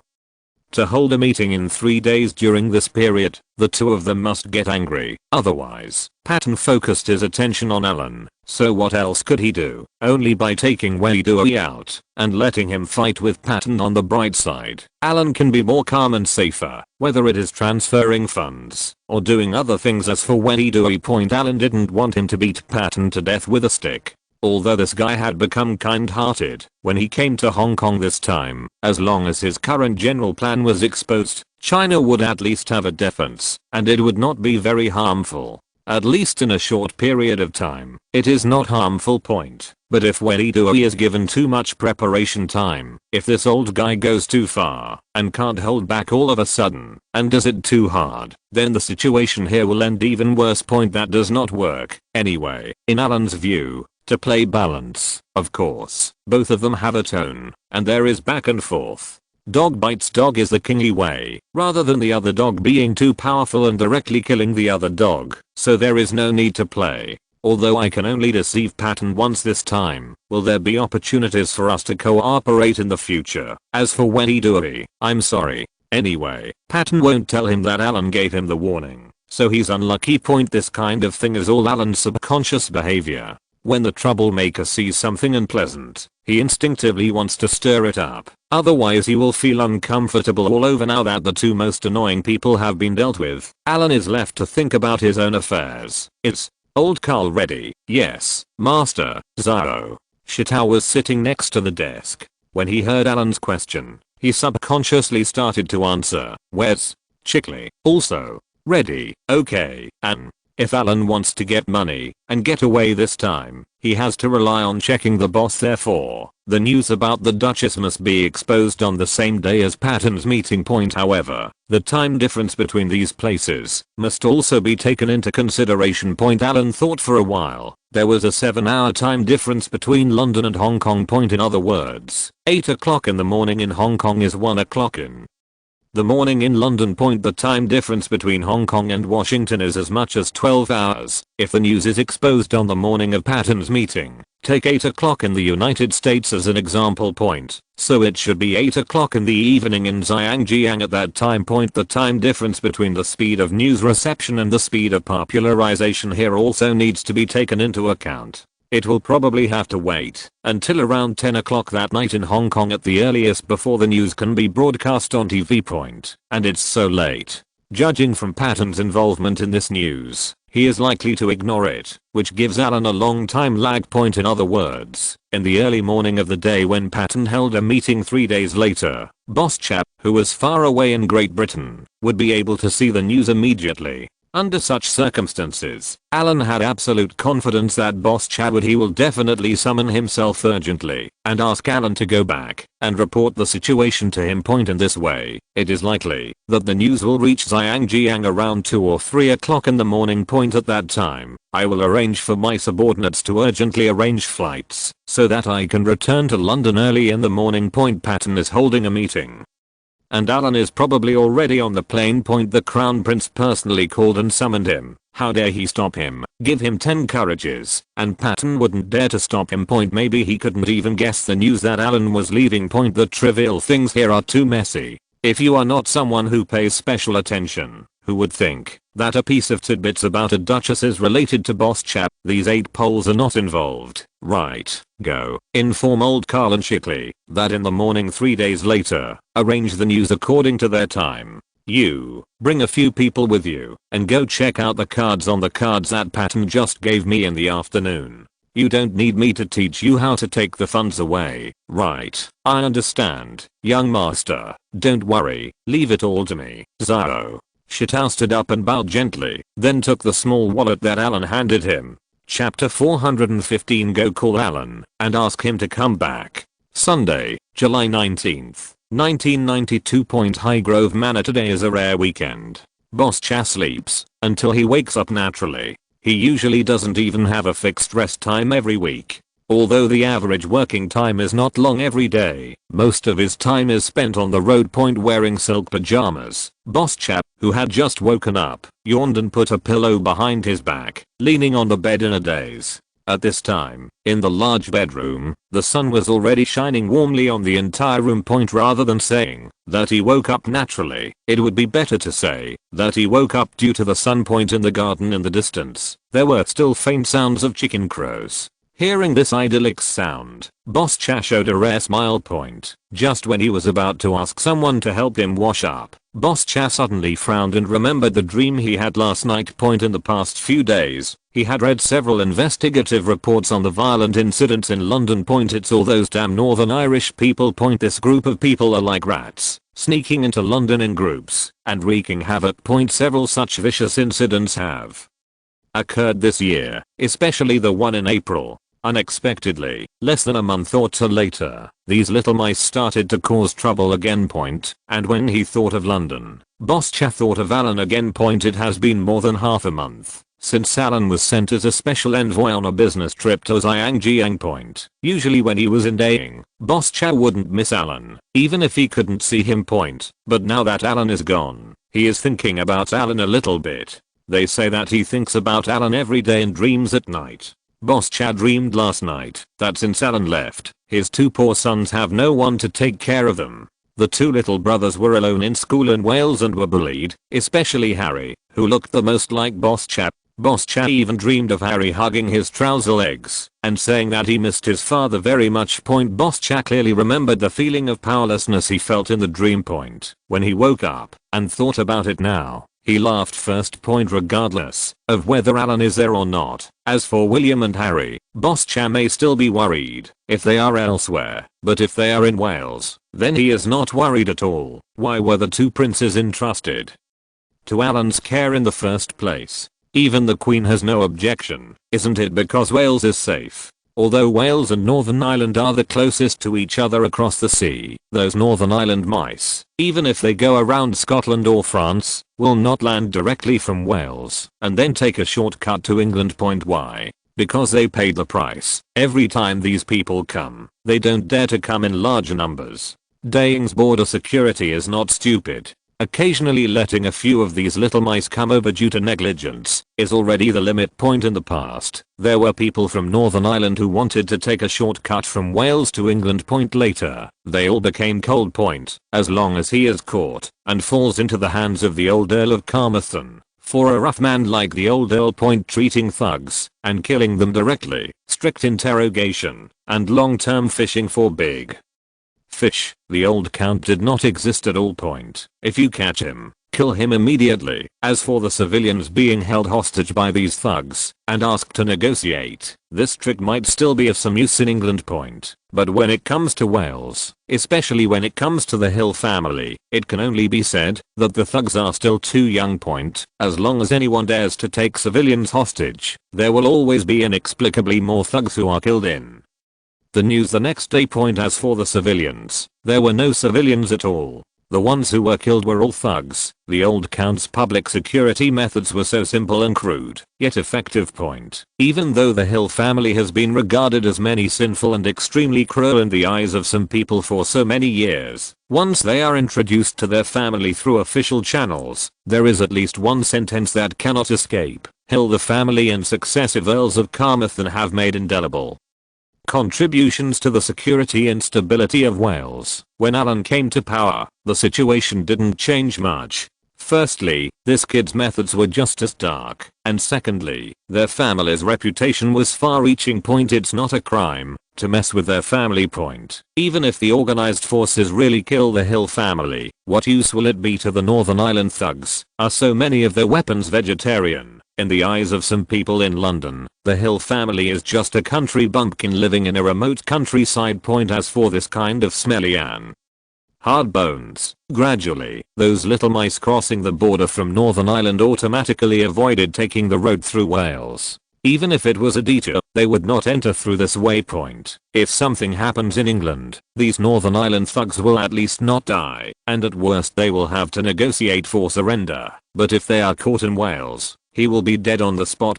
This is also why when Alan just inherited the title, he made up the crime of Viscount Fox colluding with Northern Ireland thugs to find out why his boss was so nervous nothing had happened in that place for decades. But something like this could happen all of a sudden. If he wasn't nervous at this time, who would be? Thinking of the past, Boss Cha sneered. Although Alan had been on a business trip for half a month, there was no such thing as a calm situation in Wales during the half month he was gone. As for William and Harry, I really miss them. Picking up the internal phone next to the bedside, Boss Cha picked up the phone. After hearing that the signal on the other side was clear, he directly ordered, "I'm awake. Arrange for someone to come over and wash up. By the way, I'd like to inform Capel that today is the weekend. I'll send him out soon. I'm going to pick up William and Harry, and I want to test their studies." "Okay, Your Highness, I understand. Arrangements will be made immediately."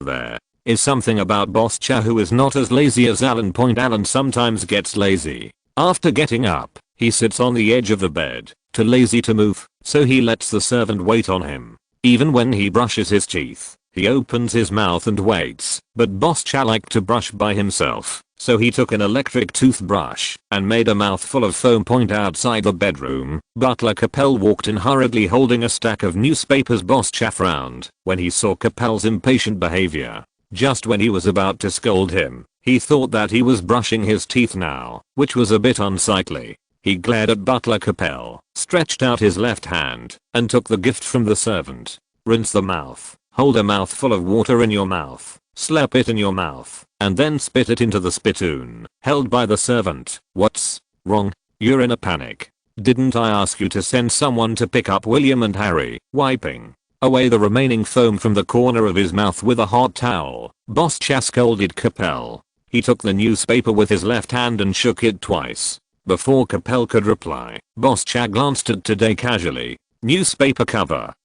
Why? Is it that the top one is an American newspaper? Why does the family of 4 in the picture on the cover look familiar? Some parts are also mosaic. Boss Chad was just about to take a look at the back page when his hand movement suddenly stopped and his neck became slightly stiff. He slowly turned his attention to the bold title of the headline. The Duchess took her 2 beloved daughters to have a private meeting with her lover, and the 4 of them staged a passionate drama on the beach. Just looking at this title is very confusing.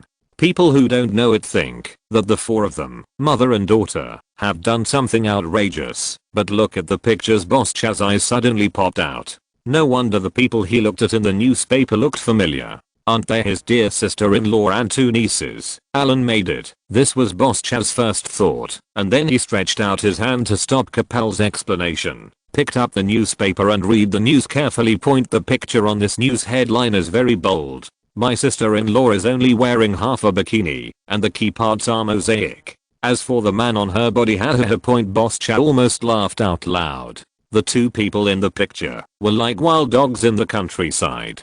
Seeing the warmth of spring and the flowers blooming, they began to muddle along. The places that should be exposed are all covered with mosaics, but it would be better not to. With such a mosaic, even people who don't understand will be attracted by their mosaic. That seems to be a deliberate reminder. And then, I understand everything.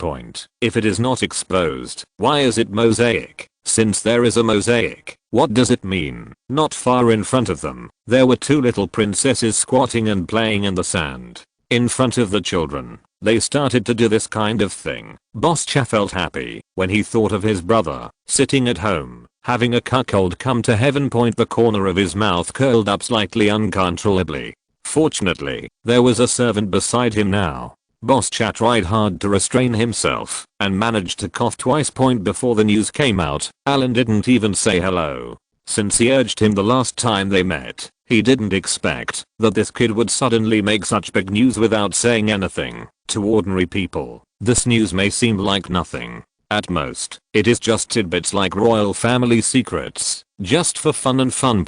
But behind this news, many problems can be seen. First of all, under what circumstances would a married woman cheat? And using a bullshit excuse like taking the kids on a trip as an excuse is simply a case of starvation. And does this mean that Prince Andrew is dead? There is one thing that is indisputable but hard to say. As a couple, if a man cheats, although he will be criticized and accused of moral issues, most cheating men will not be accused of other problems except these. Maybe many people still think that this guy is a bad luck guy. It's so good, it's really good at picking up girls, but it's different if a woman cheats. Not only will the woman be blamed, but her husband will also be blamed. You will also be looked down upon. Pointing and gossiping behind my back will never escape me in this life. How can I explain this kind of thing? Is the explanation helpful? Moreover, Prince Andrew, how many years have you been married? The oldest child is only 4 years old. The marriage between the 2 has become what it is now. Boss Chad felt even happier when he thought that Andrew's reputation would plummet after this battle. Outsiders can't understand how Boss Chad feels at this time, just like when he faced the provocation of his younger and more energetic brother. Boss Chad was thrown into confusion by Andrew. Some things are not static. At that time, Andrew relied on his favor and danced very well. At that time, Boss Chad was also led by him, and his mentality was a little unstable. In the end, finally, there was Alan's father, who misunderstood Boss Chad's intentions and put himself at risk, preparing to give Prince Andrew a cruel blow. In the end, the plan failed to keep up with the change, and the 2 of them returned safely, and everything was a false alarm.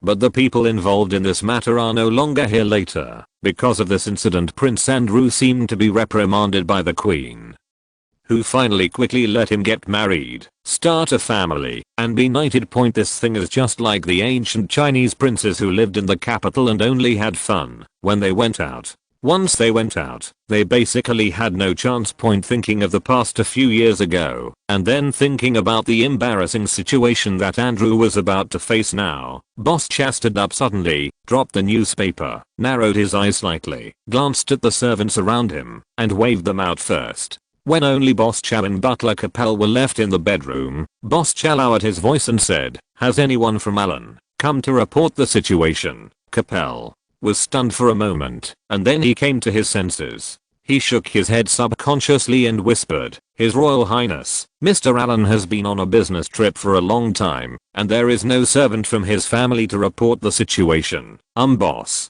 Chad was wearing pajamas and holding his waist and walking in place. There was a mix of excitement and worry on his face. He now urgently wants to see Alan and hear how he accomplished this and the process he went through. It's not that Boss Chad is curious or gossiping, but that he wants to check for Alan's omissions and fill in the gaps. This kind of thing is easy to talk about before it comes out. Now that the matter has been exposed in the newspaper, the subsequent impact is immeasurable. If he didn't check for omissions and fill them in, Boss Cha thought about Alan's character and was afraid that if he made any negligence in any link, then is Alan still in Xiangjiang? When he thought of Alan, Boss Cha glanced at Capel and asked about Alan's itinerary. "Yes, Your Highness. Sir Alan has been in Xiangjiang for more than half a month. Going for so long. I don't know about this. Go call Alan and ask him to come back quickly. I want to see him." When he thought of the news here, Boss Cha no longer cared about the affairs in Xiangjiang. No matter how important things were, how could they be more important than his own affairs? "Your Highness, would you like to contact Mr. Allen now? What do you want to say about the matter on his side? Tell him to leave it alone and come back first. Be quick." "Yes." Capel bowed slightly and saluted, then quickly walked out of the bedroom with a vigorous pace that was not suitable for his age, ready to make a phone call. "Ha. Is it spicy?" Alan picked up a piece of oyster, dipped it in garlic sauce, and fed it to Kathy. "Tomorrow morning, Patton will convene a legislative meeting, but this will not delay Alan and Kathy's dates tonight at all. On the contrary, it is because the meeting will be held tomorrow that Alan specially made an appointment with Kathy tonight. This little girl has to be my own mouthpiece. I can't eat spicy food. It's too spicy." At this time, the two of them were eating barbecue and drinking small beers. After further breakthroughs in the previous 2 days, their relationship quickly heated up. Cassie changed from a person who was ignorant, had no practical experience, and was a little afraid of certain things. An innocent little girl. Now she is slightly involved in certain fields. Now she is following Teacher Allen, preparing to continue her studies tonight. Before studying in depth, the two of them need to replenish some energy and eat something. Chapter 416. I can't help myself. At around 9 o'clock in the evening, there was a faint sound in the room, and Alan was very fond of Cassie now. The main reason is that the emotional value feedback she gave Alan was too strong and too positive. In the past, Alan liked to play with older girls. Older people have more experience, and they can enhance their potential through constant verbal encouragement. Although their language may be lacking, as long as it is encouragement. Whether it is cliché or false, men will accept it.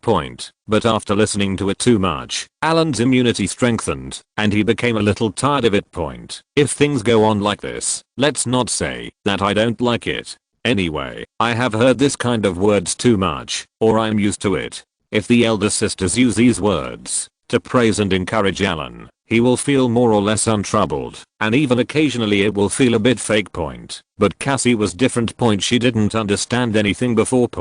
And she is different from Kate. Although Kate Winslet didn't understand before, she went out early and had never eaten pork, but she had seen pigs running, and the girl was more cheerful. Alan was with her. When we were together, we had a lot of fun, and we didn't treat her as an innocent girl at all. At most, she was regarded as a little girl.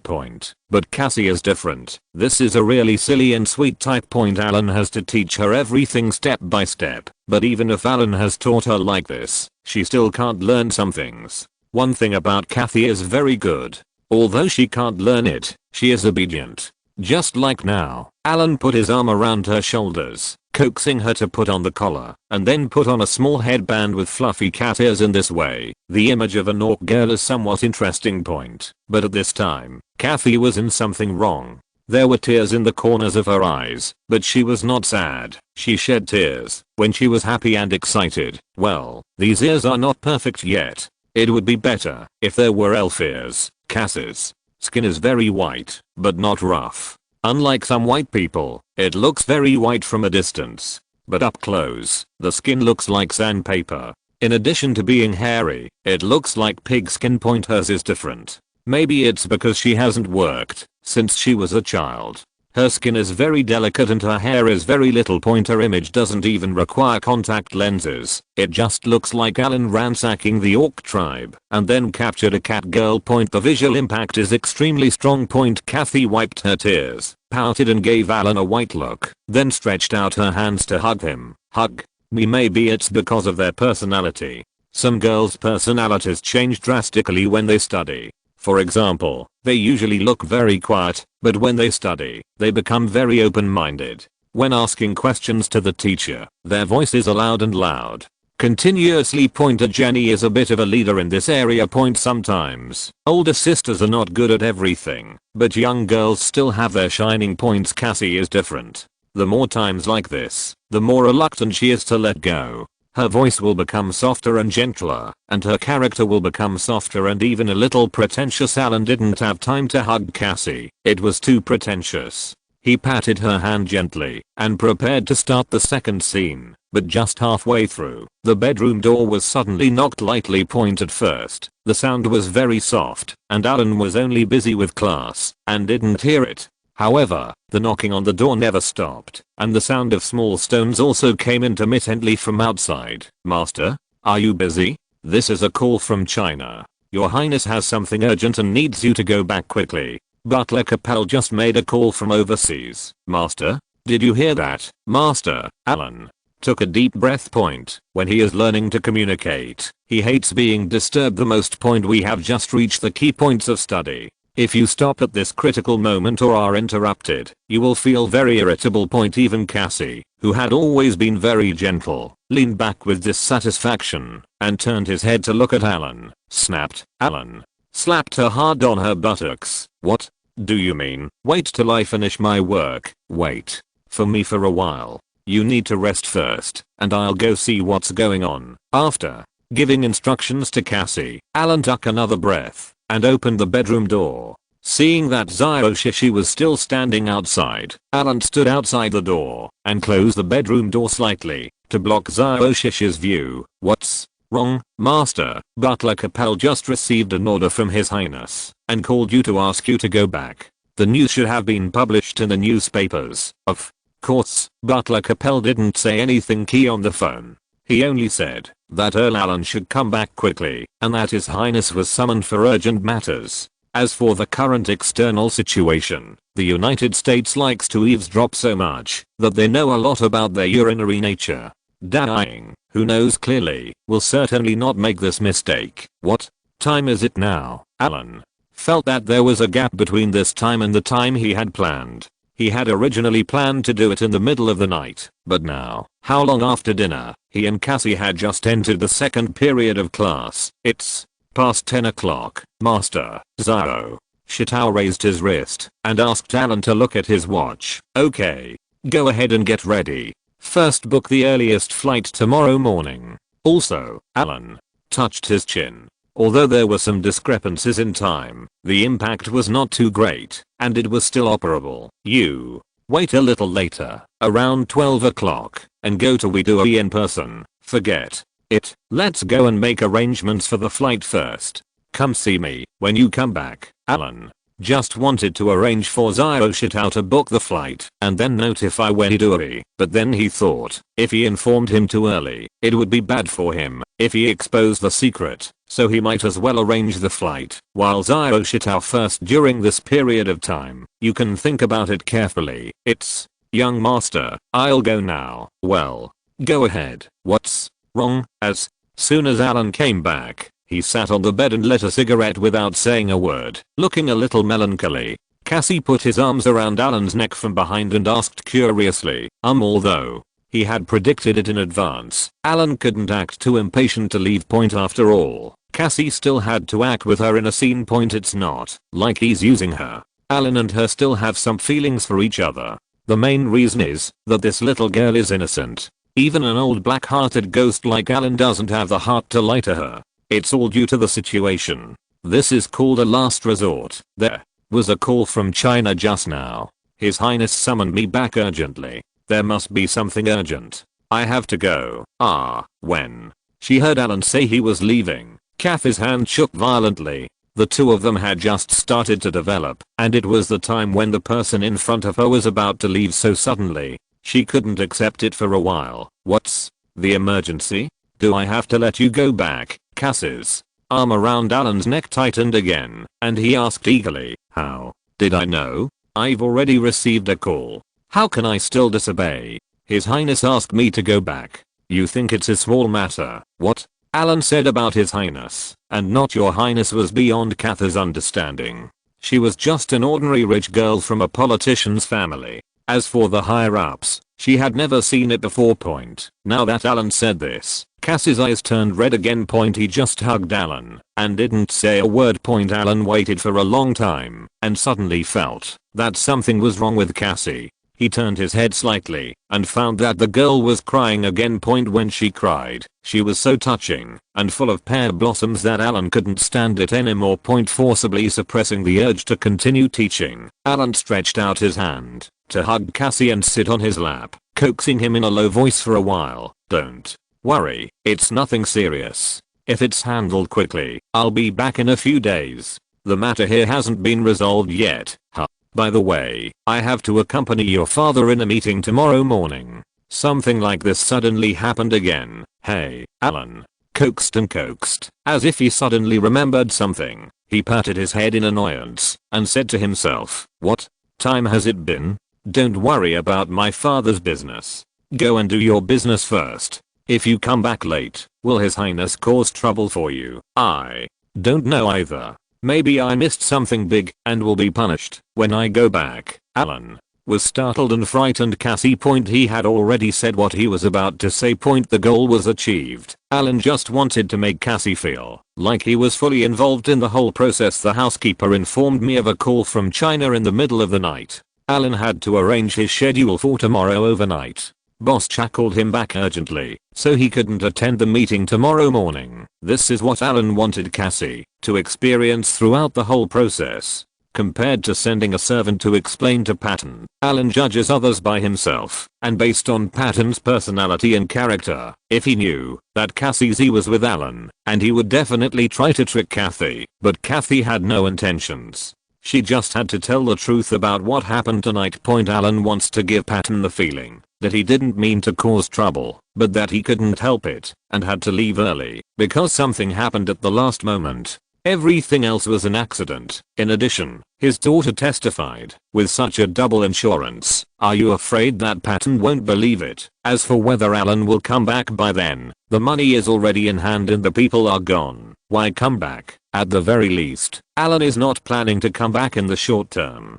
Boss Jia has always said that he will return to China next week. Now, Alan will come back in a few days. Is it reasonable? On the surface, he would definitely say that he would come back after handling domestic matters in a few days, but he didn't say how many days it would take. Anyway, if nothing else happens, it is now 1992. In another 5 years, that is, more than 1,800 days later, Alan will always accompany Boss Cha back. More than 1,800 days. Does it count as a few days? Isn't this considered a broken promise? The reason why it is so troublesome is that Alan has a bit of idle baggage, and he is also worried about his reputation. You can't just make a one-time deal. You can disguise it, and try to disguise it as much as possible. Theoretically speaking, no matter which country you are in, just collecting money without doing anything is a taboo.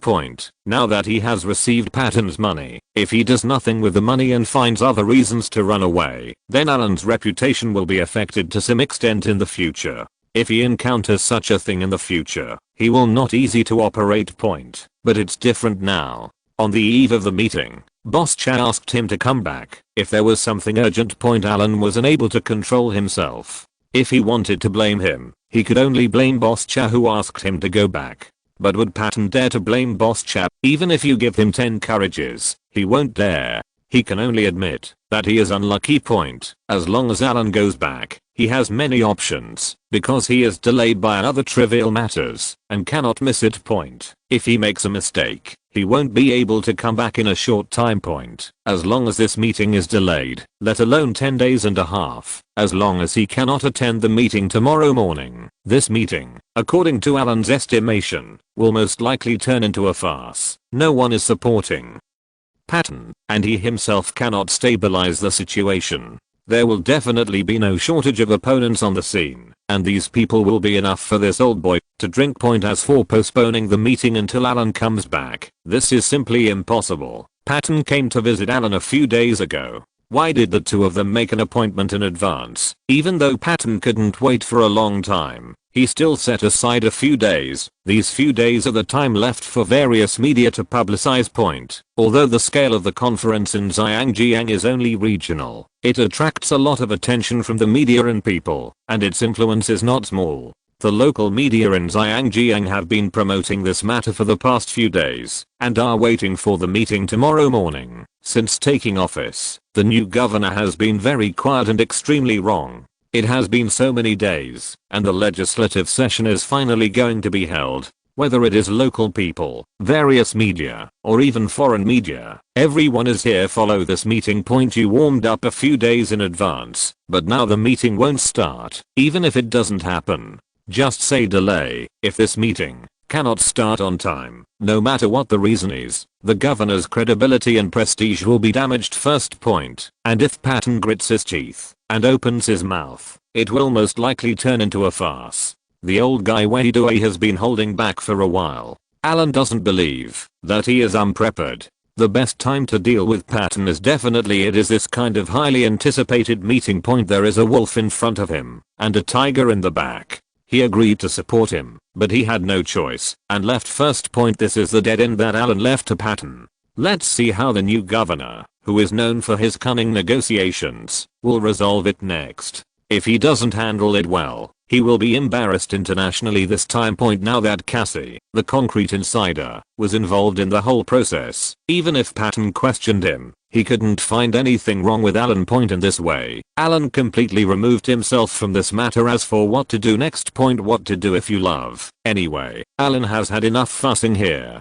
To achieve this situation, he has racked his brains. He can already foresee what kind of fuss Zhangjiang will become after tomorrow. The rest is left to him. Patton handle it. Chapter 417. God wants to destroy me. Monday, July 20th, 1992. The entrance of Hong Kong City Hall. Interview vans, live broadcast vans and other facilities from various media outlets, as well as special cars for local dignitaries, filled the entire Hong Kong City Hall with water and the temporary lounge. Patton seemed quite calm. The meeting didn't start until 9 o'clock.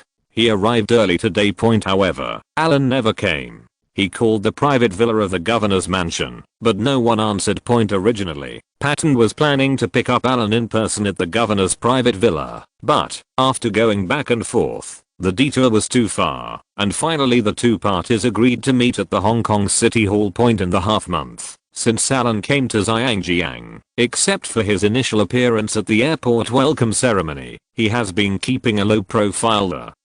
Rest of the time. There were many wealthy businessmen and dignitaries who also wanted to submit invitations to pay a visit to this great nobleman from the British Empire. But no matter what, this aristocratic gentleman is too arrogant. Let alone a wealthy businessman or a political figure. It is not easy for even Governor Patton to meet him.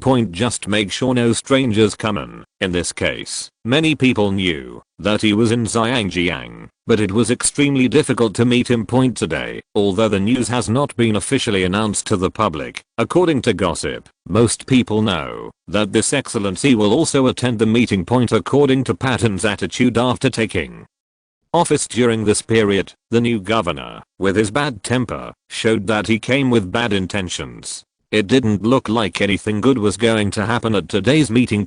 Now, coupled with this big noble from the local area, there are also some well-informed people. After quietly asking around, they know that Earl Alan is here to support the new governor. Some people have also learned that in Great Britain, nobles are not responsible for killing people, and this Your Excellency is exactly the type of nobleman who is very brave and has a very bad temper. When I think of such a person, he actually came to support Patton. Many people felt that he was indeed a British guy with a really dark heart. He even thought up such dirty tricks. He sent a governor who was not a nobleman, so he could do things without responsibility. They also sent a very brave and bad-tempered nobleman to escort him, so no one could stop them. The more they understand the situation, the more sad and angry some patriots become. Patton just wanted to wait for Alan to greet him personally. When the time comes, he will pretend to be powerful. As long as he sits on the conference table, just like when he took office, he will face the audience alone.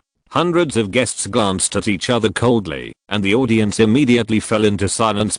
With such momentum, what big thing can't he accomplish? As long as he successfully takes back all his power, Patton will have a lot to do in the future. However, it was now 8 o'clock, and there was less than an hour before the meeting started, but the Excellency had not arrived yet. Patton was not in a hurry on the surface, but he was already a little anxious in his heart. Your Majesty the Governor, there is a gentleman named Stone who wants to see you. Patton's assistant secretary quietly walked up to him, bent down and whispered in Patton's ear, Stone.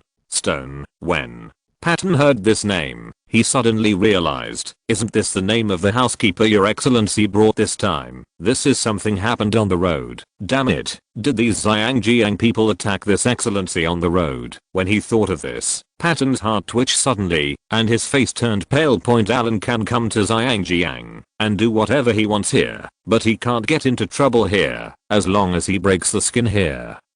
It will be a responsibility that even Patton cannot bear. When he thought of this, Patton pressed his knees with his hands and stood up suddenly. Where is Mr. Stone? Take him and take me to him. What happened? The assistant secretary looked at Patton in surprise. He had never seen his boss so anxious before. Your Majesty the Governor, Mr. Stone is waiting in the lounge on number 6. I have arranged for him to rest first. Let's go. Take me there. Your Majesty the Governor, I'm really sorry. My master sent me here to explain it to you. Zhao Shitao is wearing a standard British suit. He doesn't look like a butler, but he really looks like a boss. When he saw Patton, his somewhat honest face revealed a trace of unspeakable expression. What's wrong with Mr. Allen? Where are they? What happened? Patton hurriedly shook hands with Zhao Shitao and asked several questions in a row. My master did not have any accidents.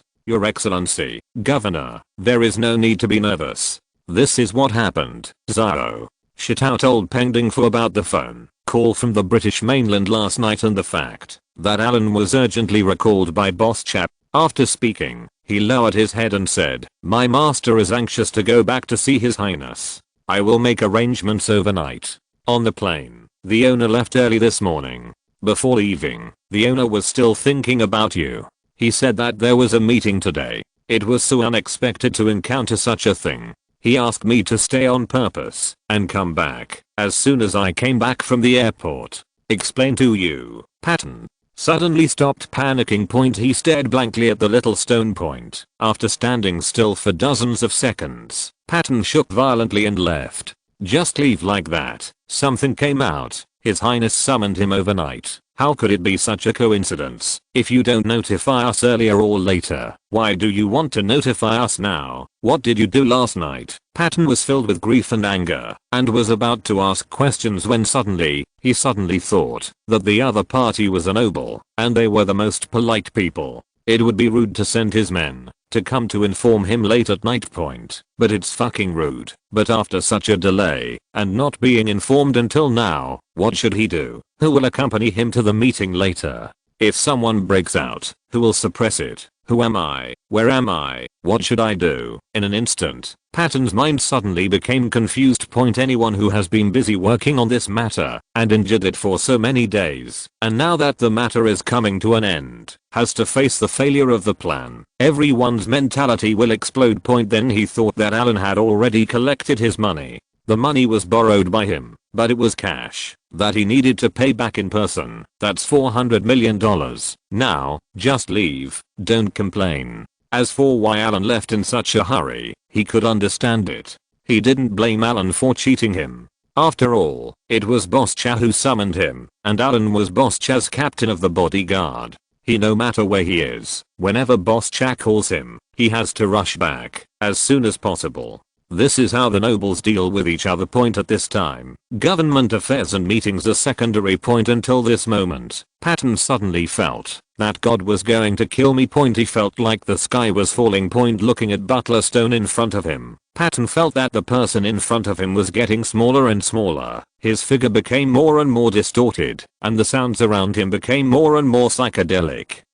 As if his ears were filled with water, and he suddenly heard everything. Not here, Your Excellency the Governor. Your Excellency the Governor. The assistant secretary next to him, who was originally calm, watched Mr. Stone say a few words to the governor, and then the governor fell silent. It was nothing at first point, but Patton's legs suddenly weakened, and he collapsed to the ground, which frightened the assistant secretary. Point there is a meeting coming soon, and the protagonist suddenly collapses. What should we do? Someone come quickly, call an ambulance. The assistant secretary ran 2 steps quickly and picked up Patton, who had collapsed on the ground, his eyes unfocused, sweating profusely. Point the total flight from Zhangjiang to Daying, or to Wales to be exact, takes about 12 hours, but one amazing thing is that there is a time difference between the 2 sides. In other words, Zhangjiang is more than 7 hours faster than Wales. Alan got on the plane early on the morning of the 2nd. After flying for 12 hours, when he landed at Cardiff International Airport in Wales, the time in Wales had just reached the afternoon of the 2nd point. As soon as he got off the plane, Alan immediately saw Hooter, who came to pick him up, and Butler Capel, who was standing next to Hooter and chatting with Hooter. Your Excellency, thank you for your hard work. After His Highness heard about the specific time of your return, he specially sent me to pick you up. He asked me to take you to Highgrove Manor as soon as possible after receiving you. Capel bowed respectfully to Alan, who had just gotten off the plane, with a very warm smile on his face. Point the Alan of today is not the Alan of a few years ago. The Alan of now is the closest minister that Boss Chad will think of immediately when something happens. He didn't dare to pretend to be cool in front of Alan. Master, thank you for your hard work. Welcome home. After Butler Capel finished speaking, Hooter followed him in a very polite manner. Well, I didn't sleep well on the plane. Come on, I'll rest in the car for a while. Alan acted very calmly and didn't even ask what happened that made him come back in such a hurry. Point instead, he got in the car and prepared to continue sleeping, as if no matter where he was or what he was doing, as long as His Highness gave him a call, he would come back through fire and water without any complaints. Butler Capel secretly smacked his lips at this scene. Point who said that Earl Alan was ignorant. Your Excellency is really able to withstand critical moments. He sat down on a plane for more than 10 hours without blinking an eye. He is indeed a loyal minister of the empire and the last sign of the British aristocracy. You're back. Are you tired, boss? Chad was waiting for Alan quietly in his study. After Alan was brought in by Butler Capel, he asked with concern, you must be tired, Your Highness. But you summoned me. No matter how tired I am, I can't complain. Butler Capel wisely exited and closed the door before leaving. These were the last words he heard from Alan. After hearing these words, Butler Capel secretly smacked his tongue again. Only Earl Alan dared to say such a joke to His Highness. I said this before. Haha, I was mainly worried, so I asked someone to call you back quickly. Didn't you delay anything over there, boss? Chat took the initiative to throw over a box of cigarettes that Alan usually liked to smoke. Point after Alan received the cigarette, he lit it up and took a deep breath to relieve his fatigue. Then he sighed and said, Patton, it's Patton. He seems to have some kind of meeting today. Told me to attend, but if you call me for something, Your Highness, how can I attend the meeting with peace of mind? I asked the butler to arrange a flight overnight and flew back early in the morning. Haha, listening to Alan's intentional or unintentional performance, Boss Cha smiled even more happily. This proved that Alan regarded him as the most important and put his orders first. Which leader wouldn't like such an obedient and sensible subordinate? I asked you to come back this time. The news published in yesterday's newspaper was done by you, right, boss? Cha didn't even tell me which newspaper it was, nor did he take the actual item. Yes, Your Highness. After I got the information, as soon as possible, I didn't have time to send someone back to report to you, so I arranged for someone to go to the United States to release it first. Yeah. Good job, boss. Cha knew the reason for this. Alan himself was in Xiangjiang. He arranged for his subordinates to report to him, but they might not be able to meet him, because it was hard to explain the reason for the report. Going to the United States to publish the news instead of publishing it in Britain first. Boss Cha has also thought clearly about the intention behind this. In short, Boss Cha found that Alan was quite capable and very useful when it came to handling these relatively unsophisticated matters as a leader. You should not just look at the shortcomings of your subordinates, but you should be good at discovering the advantages of your subordinates. Of course, this premises that the leader likes the subordinate first. If he doesn't like a subordinate horizontally or vertically, then let's not talk about it. Alan may have shortcomings of one kind or another, but these are all classified by Boss Cha as being too young and inexperienced. Now that you know his shortcomings, what should you do next? Just practice more. Just like now, give him the tasks he is good at and let him do more of them. When he is done, you will not be in a hurry to quarrel with him. Instead, you will ask him about the situation first, and then he will go out to help Alan check for mistakes and fill in the gaps, and teach him by the way. This way, firstly, it can bring the relationship between the two parties closer, and secondly, it can increase his prestige in Alan's heart. This is Boss Cha's method of controlling his subordinates. Although he has a weird temper, he is still very kind to the people he likes. Alan told him everything Boss Cha wanted to hear, especially the process of how Chickley sent people, how he took a fishing boat at night, and how he lurked on the rocks in camouflage clothes to secretly take photos. He explained everything clearly, every step and every step. I explained all the details to Boss Cha. Yes, the arrangements are very thorough. Have everyone arranged for the filming. After listening to Alan's report, Boss Cha thought about it in his mind and found no major problems so far. He then asked about the arrangement of relevant personnel. These people must be dealt with properly afterwards. Otherwise, if someone accidentally lets the news slip, they will be in trouble. Don't worry, Your Highness. I have arranged for them to go on vacation to India. India? Yes. Have you forgotten? Didn't you ask me to invest there? I sent some people and are now training relevant staff there, so I sent them too, and in a short period of time, they will be there. Just do whatever you want there and treat it as a vacation. Well handled. Well, Alan lowered his head and glanced at Boss Cha and suddenly thought of a key figure. Your Highness, the letter of recommendation you gave me, and the person who helped us provide the itinerary. Did you handle it? Haha, I still need you to teach me. I've done it before you come back. Just wait for you to come back and tell me about your problems. You don't have to worry about anything else, boss. Cha glanced at Alan extremely arrogantly, as if he had the pearls of wisdom in his grasp. Chapter 418 Harry's Little Secret. After asking about the main things, Boss Cha was obviously relieved. But there are some things that he thinks more carefully than Alan. For example, when Alan gets into trouble, the first thing that comes to mind is to blame him. For example, Boss Cha, he is used to this. If you have any problems, go to Boss Cha if you have the guts. But when it was Boss Cha's turn, he couldn't play like this. He had no one to blame, so he couldn't blame the Queen, right? The reason why he was so anxious to call Alan back was that in addition to asking him these detailed questions, there was another point that Boss Cha hadn't said yet. Xiangjiang will definitely attract a lot of attention from the outside world. And Alan is over there, so he must show up too. Although on the surface, this matter seems to have nothing to do with Alan, but what if there are many smart people in this world? Does anyone think that this news was not shot by accident, but planned? Anyway, from the perspective of taking this photo, with a little deduction, you can almost guess that this thing was most likely taken intentionally. It doesn't matter what the photographer's starting point is, it won't work anyway. Even if calculated according to the simplest causal theory, whoever Andrew has a grudge against will have the motive to do so. If it happens that at This time, news about Zhang Jiang appears frequently in the newspapers, and Alan also appears in the newspapers. It will be difficult for people not to notice him regardless of whether he did it or not, as long as it appears in the newspaper. People who read the newspaper will at least have such an impression in their minds. What if they think too much about Alan? What Boss Chat is thinking now is that, since there is a chance that Alan will be noticed, it is better to call this guy back directly. Anyway, it doesn't matter whether there is Alan in Zhangjiang or not. At worst, he will send another person there.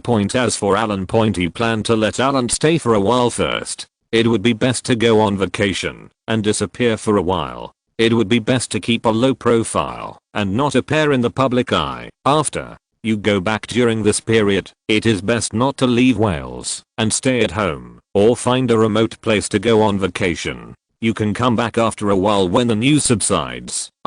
When Alan heard Boss Chaz's request, the smile on his face suddenly froze. Why was there such an order suddenly? Have you been grounded again? The Queen didn't allow her to go to London, and now she's coming again. Why don't you just stay at home this time? What mistake did I make again? I have shed blood for the Empire, and I have made meritorious service for the Empire. Your Highness, what does this have to do with me? Okay, I gave you 2 options. Don't ask why. This is all for your own good. You go and pick up William and Harry and go back. I missed them yesterday, so I asked them to pick them up and stay with them for a day. You take them back, by the way. After Boss Cha finished speaking, he put on a disgusting expression as always and waved his hand to indicate that Alan could get out. Alan curled his lips and got up and left with a gloomy look. He came all the way back and ended up like this before even saying a few words. Cousin, did you bring me a gift when you came back this time? On the way back to Wales, Alan took a Rolls Royce owned by his boss Cha. Originally, he didn't like this model very much, but this time he was taken here as soon as he got off the plane. When he went back, he also checked that the boss sent someone to send it to him, so he had no choice. This old-fashioned Rolls Royce royal car has an ugly shape. The overall shape looks a bit like the kind of car that pulls people in at the crematorium.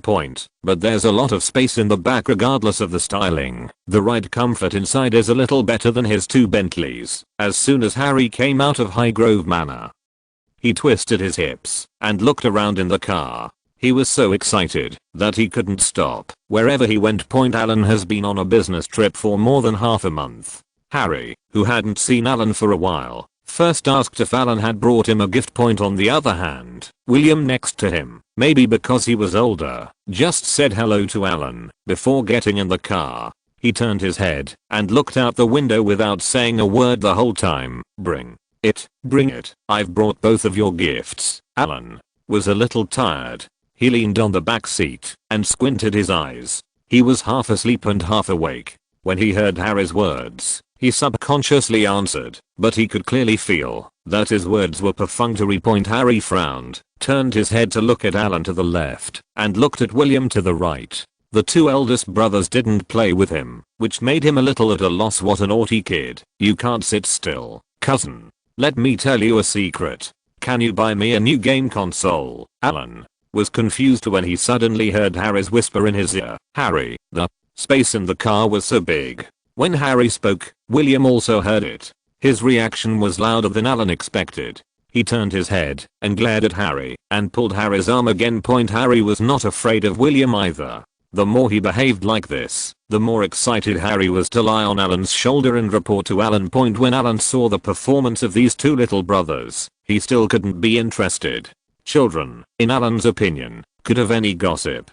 Could it be that they were in early love? Cousin, my brother made a mistake at school. The teacher asked him to ask his parents, but he didn't dare to tell my dad. Haha. Harry proudly reported his little secret to Alan. When William saw that he had revealed all his secrets, he snorted angrily and turned away to look out the car window. Alan, who was about to fall asleep, suddenly froze when he heard what Harry said.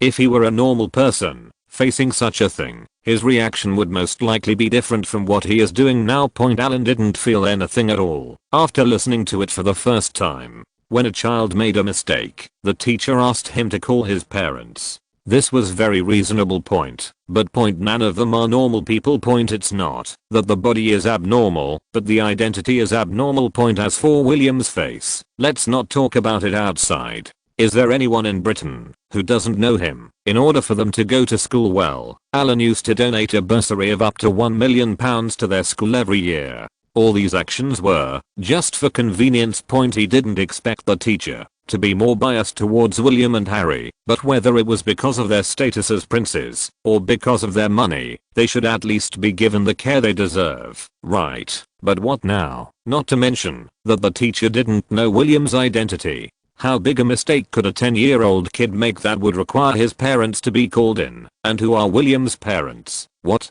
mistake did William make again? Why did the teacher ask you to invite your parents?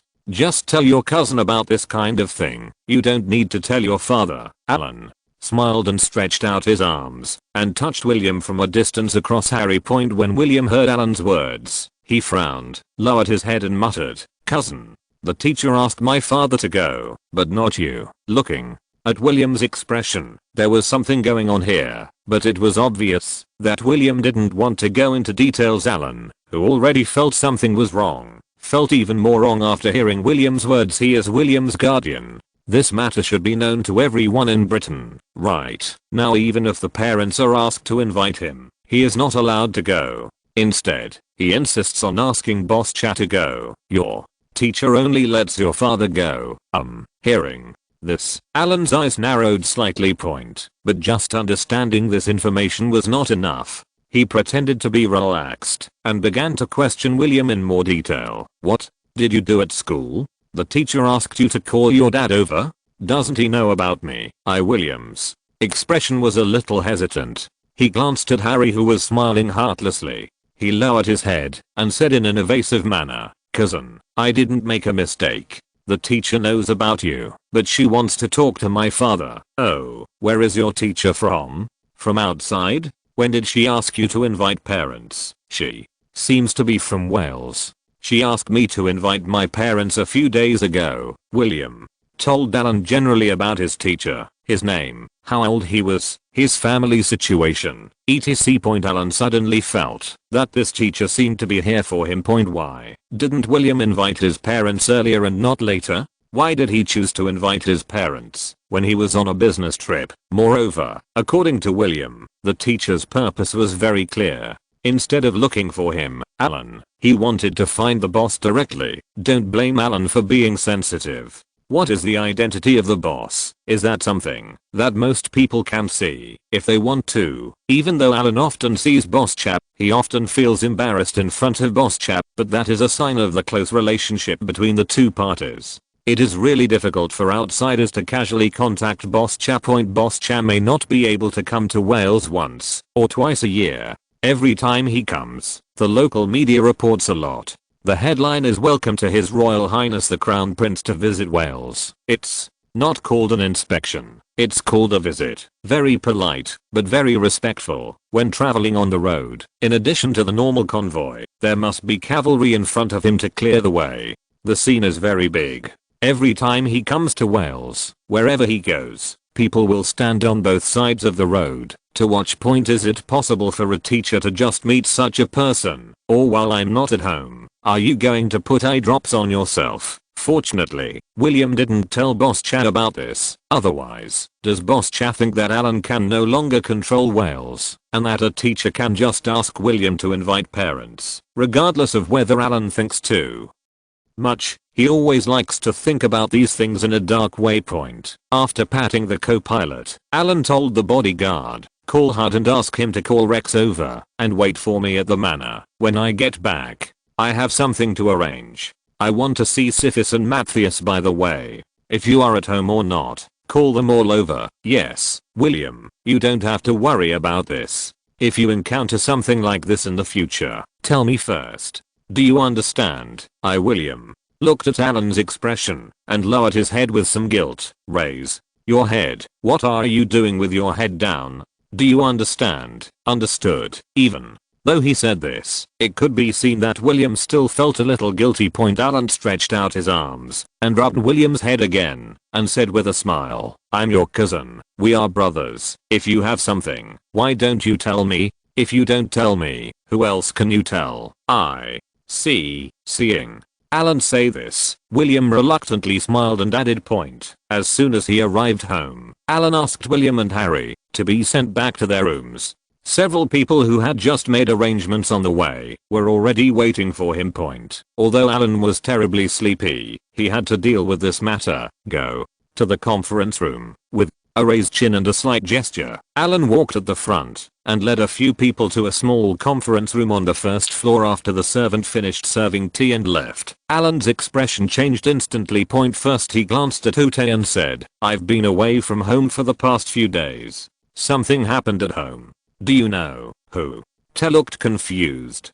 Everything was calm at home. What was the young master talking about? "Master, what are you talking about?" Snort. Alan told what happened to William on the road. His voice was not loud, but it was very cold. "Several of the people here are old people in the family. Even Rex has been with Alan since he first succeeded to the throne. Everyone is well aware of Alan's temper with his tone now. He is obviously very angry. I've been away from home for the past few days, and someone actually dared to take advantage of William. How did you manage it? What did his teacher want to do? He bypassed me and invited His Highness to go to William's school directly? Are you planning to file a complaint, or are you planning to do something? Yes, it's not like I've been so low-key recently, but are these unscrupulous people so bold?" Ute pursed his lips. He really had never heard of this matter. It wasn't that his management was not good enough. If the two young highnesses didn't tell him, how should he ask? No one knew this would happen. Several people lowered their heads and listened to Alan's temper. "Matthea, tomorrow you take people to William's school to check the accounts." Alan squinted his eyes and arranged the money issue first. Donating things like study grants seems like free money, but is Mr. Allen's money so easy to get? Normally, when nothing happens, it's easy to talk about anything, but when something makes him unhappy, this money becomes a death knell. Has the money donated to the school been put to practical use? Has it been misappropriated, embezzled, or even received kickbacks when buying things? These things are not a problem when he doesn't check them, but if he checks them, no one can escape. And because this was money donated by Alan, he asked the servants at home to check it directly. It was reasonable and reasonable. Donors have the right to know where the scholarship they donated was used. Fearing that Matthew's investigation was not detailed enough, Alan set his sights on Syphus again. "You send people from the company's props team and purchasing team to form a joint investigation team. You must find out for me the whereabouts of every penny I donated. Remember it clearly, every penny. The props and purchasing team of my family's film and television company are very knowledgeable about how to falsify accounts and inflate prices. Asking them to check the whereabouts of a small donation to a school is like swatting mosquitoes with a cannon. As for these people, it's not that Alan looks down on them. Even if they are greedy, as far as their level is concerned, in the eyes of his joint investigation team, there is no difference between bronze and king. PS. I have just adjusted my status, and I'm ready to start double updates. I woke up early yesterday morning and looked at my phone. It's the weekend again, and another chapter has been blocked for me. I'm so confused. I don't want to say anything else. I was totally depressed yesterday. I'll take a look tomorrow." If you're listening to this novel on a channel other than Fanfic World, it means they downloaded and uploaded it without effort. We cordially invite you to visit our channel, Mundo Fanfic Novelos. There you'll find the original version of this story, and you can explore many other novels of various genres. We're waiting for you to immerse yourself in a world of incredible novels. Chapter 419. I Can't Lift the Knife. If a large number of people were sent to find trouble for her alone because of a teacher, it would appear that Alan was a little petty and incapable of thinking. But this little mouse just so openly took advantage of him when he was out and away from home. Whether she wanted to test her, was really ignorant, or was being instigated by others, and had some conspiracy, Alan didn't care. He only cares that, while he was away from home, his dignity was almost provoked. If he came back a few days late, if the teacher said a few more words to William, if William told Boss Chad about this, what will be the direction of things? A family that has suppressed local areas in Wales for hundreds of years was just provoked by a teacher. This loss of fame and the blow to Alan cannot be explained clearly in one or two sentences. Children all know that a 1,000-mile dike collapses in an ant nest. Therefore, when faced with this kind of thing, Alan was extremely angry. He would let the little teacher who picked the trouble know what cruelty is. In all these years, Alan seems to have never really bullied ordinary civilians. He also didn't bother to deliberately bully those civilians who were poorer than him and lived honestly. Although he usually talks about how he looks down on the Welsh, this is just a habit, and he doesn't really pull out two Welshmen and kill them to add to the fun. It's not that he doesn't. It's that now that society has developed, there is no need to do this. In the end, it will be his own reputation that is ruined. However, Alan does not want to lose his prestige in Wales, which is his home base. In Alan's subconscious mind, not only does the whole of Wales belong to him, at least he must be able to walk sideways here, and his words must be effective. He doesn't need these civilians to be grateful to him, but they still need to be in awe of Alan. They cannot lose even the most basic, or as time goes by, he usually doesn't use these means to establish his authority, so he took a cruel step a few years ago by clearing out the Koreans in the territory. In recent years, it seems that his reputation has declined. This time, taking advantage of this opportunity, Alan doesn't want to be polite. There is no need to specifically target a teacher. What Alan wants is to directly target all the teachers in their entire school. The teachers below are not good people and have little tricks. This is the lax leadership of the leaders above. It is these leaders of their school that Alan is looking for trouble. Check the accounts first and give yourself a good example. That is to say, he must first become the embodiment of justice. During the audit process, he accidentally and very coincidentally discovered that some teachers had made small moves and then used new reasons to jointly punish everyone in their entire school. This is the so-called guilty conviction. It's so easy to cause trouble for one person instead of trouble for a large group of people. Alan was not in a good mood right now, so he was going to use these people as a punching bag. To vent his anger, treat these people as chickens who kill chickens to scare monkeys.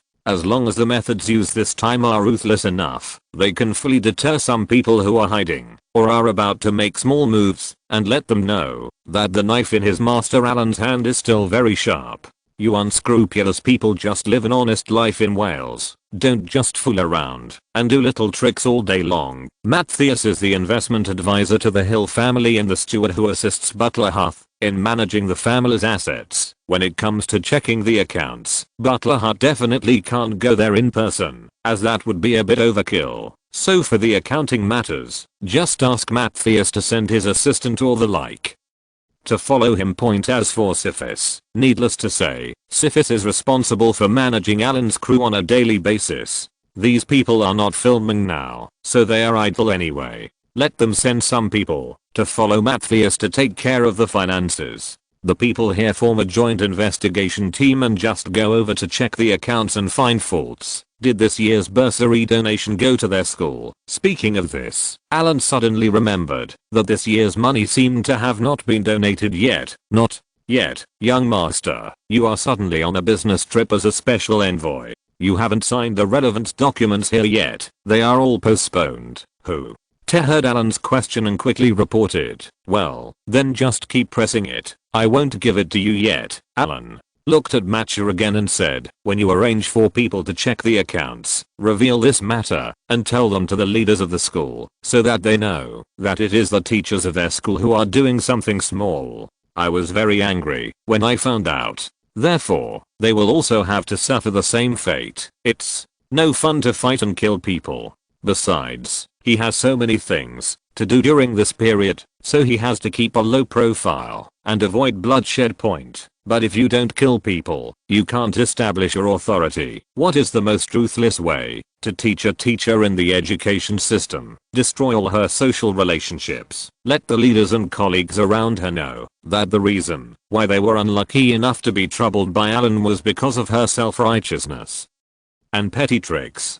She had brought everyone down point as a result. In a short period of time, this teacher will not be able to survive in Wales at least for a long time point, no matter where she goes in the future, as long as they understand her history and resume. Her leaders and colleagues will dislike her humph. The external economic environment is so bad now. After working as a teacher for decades, if you suddenly can no longer survive in this field, then this person will basically be useless. This would be more satisfying than simply killing her. This is called killing with a dull knife. Take your time. After thinking about this, Alan turned his eyes to Rex, who was looking at the floor cautiously with his head lowered. Now Rex has transformed from the original police chief of Carmarthen Town, after so many years of loyal performance, to the Deputy Chief of the County Police of Carmarthenshire, a single management area, and the Senior Superintendent of the Metropolitan Police Department. In Great Britain, the police force is a very special group.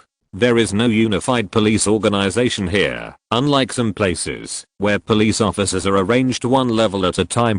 As for Daying, the police officer's uniqueness can be seen just from his title. The Royal British Police are prefixed with a royal prefix, and are nominally under orders from the King. Now the Queen. There is no reporting relationship between them and other departments, and their rights are theoretically very large. But because there is no unified organization, it is divided into dozens of police stations, and its rights are very scattered. Each region or county has a separate police station.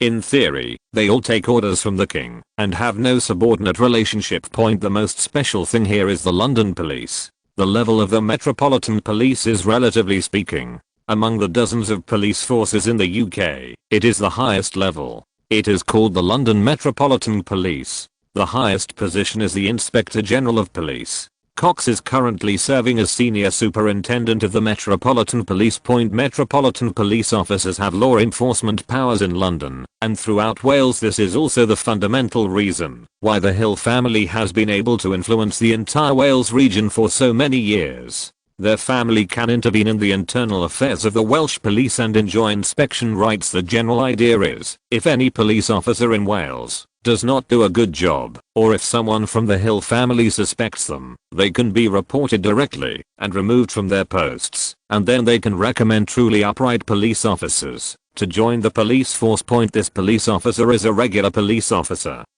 not another volunteer police officer or a community police officer, although the latter two are also called police officers. If translated, they are roughly equivalent to auxiliary police officers. That is, temporary workers are even worse than regular police officers. Now the total police force in all regions of Great Britain is only 100,000.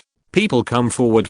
These 100,000 people include the total of all personnel from more than 50 police teams and police special forces units. They are scattered throughout the UK. There are really not many people left. It is conceivable that, if you want to join the regular police establishment, there are how difficult. But now, Alan can just ask Rex to catch people. After the joint investigation team at home examines the accounts and finds out the problems, these little mice who embezzled donations from Master Alan have broken the law, and the police can be dispatched to arrest them. In this case, Rex's identity as a senior superintendent of the Metropolitan Police is very useful. On the surface, as a senior superintendent, he has law enforcement powers throughout Wales, but secretly, Master Alan's loyal eagle dog can also catch people in Wales, overtly or covertly. No one will find fault. Rex, wait until they find the evidence before you arrest her. Make it more lively.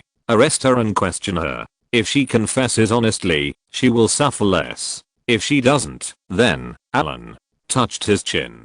He didn't really want to bully this kind of female teacher, but she was asking for it. If she could honestly explain the problem, it would be fine. If she really dared to cheat and refuse to explain, that would be weird. No more Alan. Now the little mice in Northern Ireland are starting to make trouble again. When the time comes, she will be charged with colluding with the Northern Ireland rioters, trying to lure Boss Chat to Wales through William's connections, and finally assassinating Boss Chat on the road. Then he was bravely discovered by Earl Allen, who had just returned from a business trip.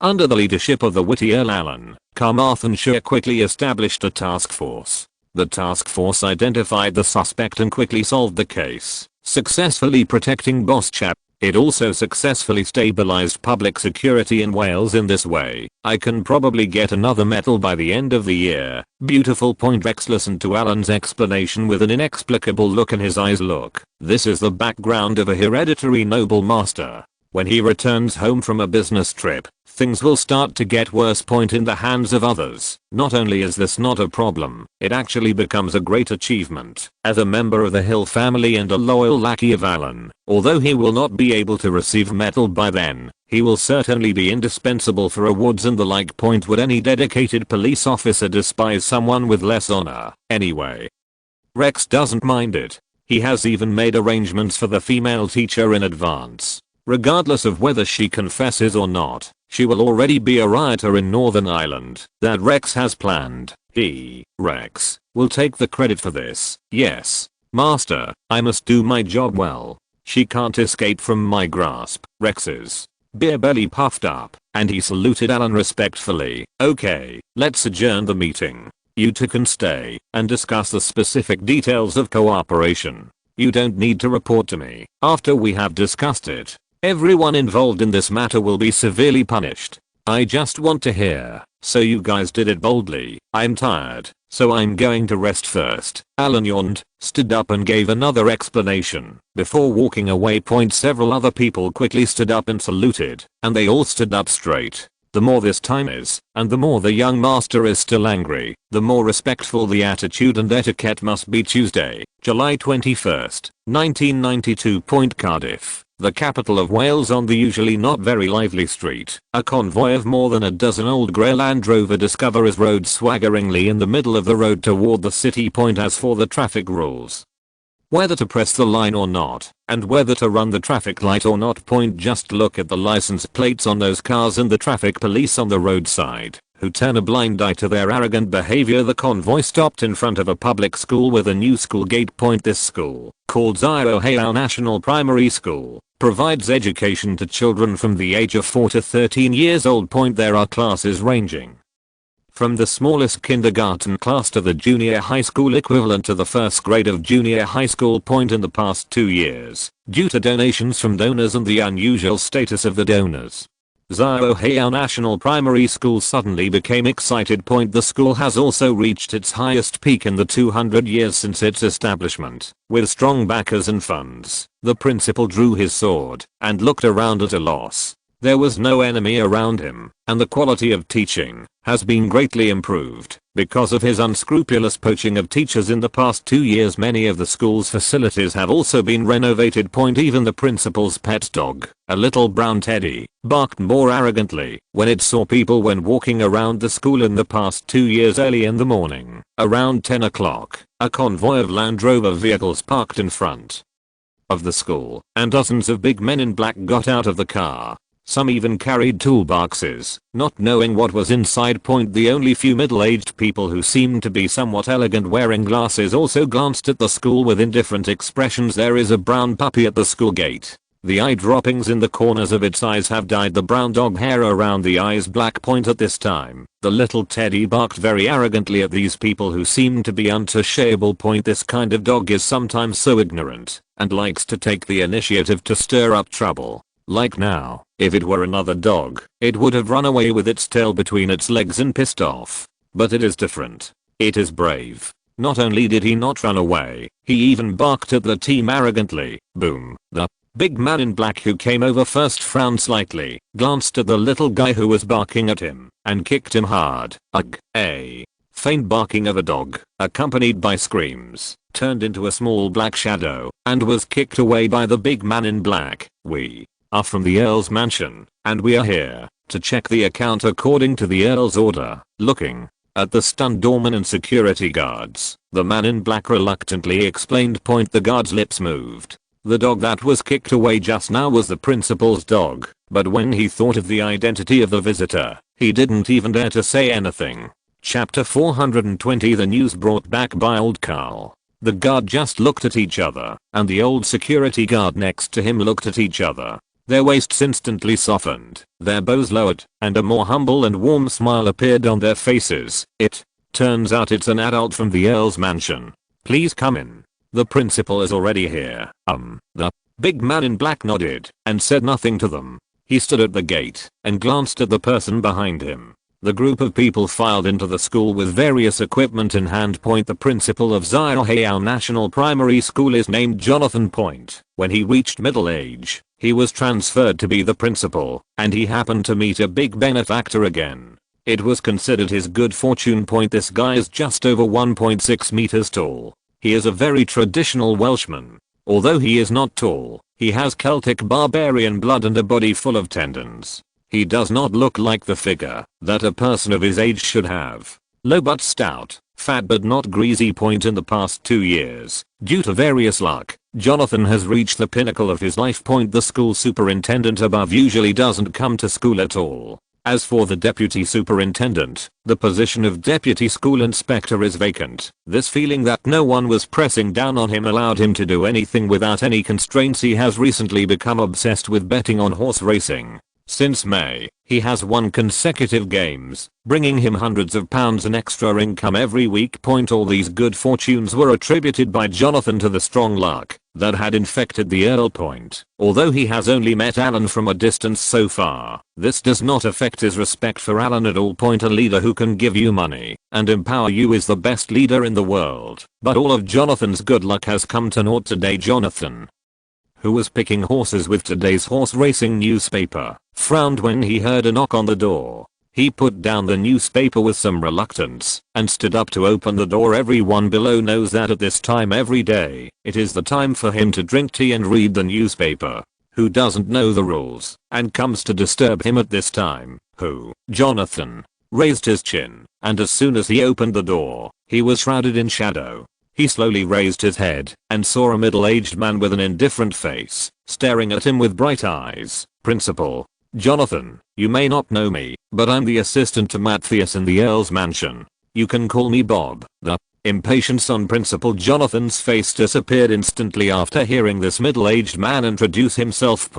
Although this assistant in charge doesn't seem to be a great job. But he brought the Earl's palace with him. Is there anyone in Wales who doesn't know the weight of this word? Even if it was a dog that came out of that place, Jonathan would have to give it a smile when he saw it, and he would also have to praise you for your hard work of standing guard for the count. Your coat has become brighter recently, and your body and bones are okay. Not to mention the assistants under this kind of stewardship.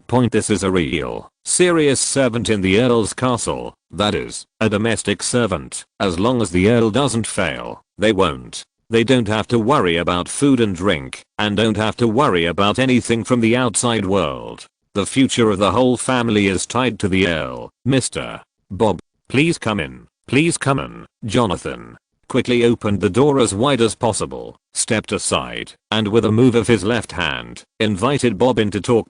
Jonathan glanced at the few big men in black behind Bob, who were guarding the door to prevent him from coming in, and looked slightly nervous. He was a little panicked during this battle. Mr. Bob, are you Matthias in charge today? Do you have any instructions? Jonathan knew that Matthias was the god of wealth after all. How could he not know this? He thought that Matthias had something to tell him. Something happened outside recently. You may not know it, but now I tell you, it's a bit late. Bob sat on the sofa, refused Jonathan's tea, crossed his legs, and started talking with a serious face. He first talked about the external affairs, why the security situation has been tense recently. The people in Northern Ireland are very arrogant, and they are carrying out attacks everywhere. The reason why Wales is peaceful today is because of the leadership of His Excellency the Earl. We must know how to cherish it, instead of causing trouble to the Earl and causing trouble to the place. The smile on Jonathan's face was a little stiff. To be honest, these things were far away from him. He didn't understand these things. He basically didn't meet them. He only read about things happening in London in the newspapers. As for Wales, who would dare? Are you here looking for trouble? Do you think you have a long life? But Bob said that he still had to support him, so Jonathan could only act awkwardly and cooperate with Bob.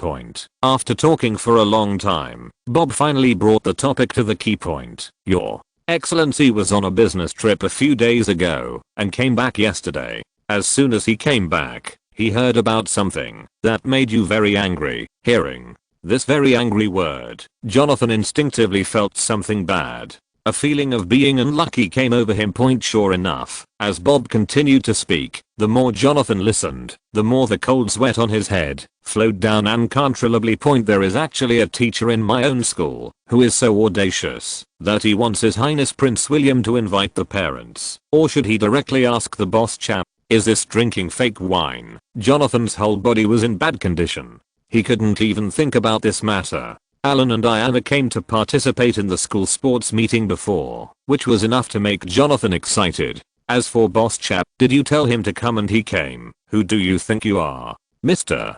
Bob, is there any misunderstanding? But, no matter what, Jonathan still wanted to quibble, and quickly gave in. Whether it is a misunderstanding or not is not important now. What is important is that His Excellency the Earl is very angry, and the consequences will be very serious. You know, Jonathan? His Excellency the Earl is very angry. Jonathan's mouth was dry, his palms were sweaty, and he was very angry. What should he do? You won't drag yourself out to worship the flag, right, Mr. Bob? Your Excellency specifically asked us to check the accounts. Jonathan, considering the long-standing relationship between you and Matthias, you'd better pray that you didn't get much benefit from this. Otherwise, Jonathan wanted to say that he didn't get much benefit, but such words could only scare outsiders. He couldn't say such things to Bob in front of him. His brother-in-law, Jonathan, was in the plastic track business and renovated the school.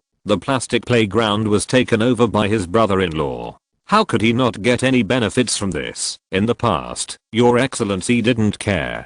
Hello, everyone. Hello, everyone. Now we need to audit the accounts. This account simply cannot withstand the inspection. Thinking of this, Jonathan's legs were so weak that he couldn't stand up. The facial features with a bit of barbarian characteristics are full of expressions such as regret, fear, despair, helplessness, etc. That's right. It's all that damn teacher's fault. It's all because of her that drew that Excellency's attention here. At this moment, Jonathan deeply hated the teacher. Let's go. Call all the people. Let's go to the conference room and start checking the accounts. No matter how desperate Jonathan was, Bob kindly reminded the principal, then stood up with a smile, ready to start working. After Alan held a small meeting with them the first afternoon, he went to bed and slept until the afternoon of the next day. He didn't wake up naturally, but from hunger. Touching his twitching stomach, Alan grinned and slowly opened his eyes, pulled the bedside bell, and asked the servant to quickly serve him some sweets such as waffles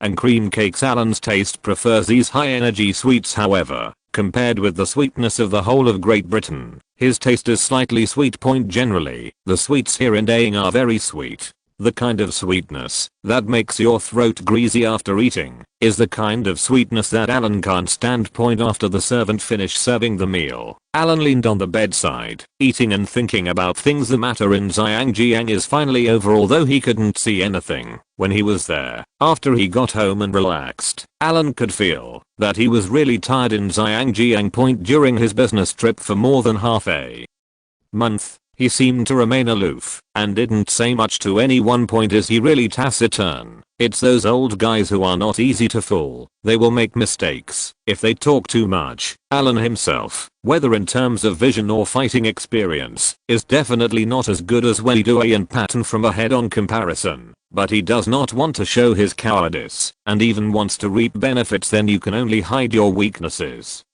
Say nothing, speak less, only say what is good for you, make fewer mistakes, and put on a cold face, so that you can finally get along. Now I finally jumped out and had a good rest for another day. Now I just stretch my body and all the bones in my body are relaxed. Looking at the empty bedroom, Alan, who had just finished his dessert, felt so sentimental. He suddenly felt a little lonely. This didn't just mean that there was a woman at home, but to have a real mistress, not the playmate-like woman she used to be, but a wife. But for a while, it became a bit of a headache for him where to find a suitable wife. Sometimes Alan feels that he is still young and has not played enough. It will not be too late to play for a few more years before getting married. But sometimes, like now, William and the others went to school and the house was empty with no one to talk to and they felt very empty.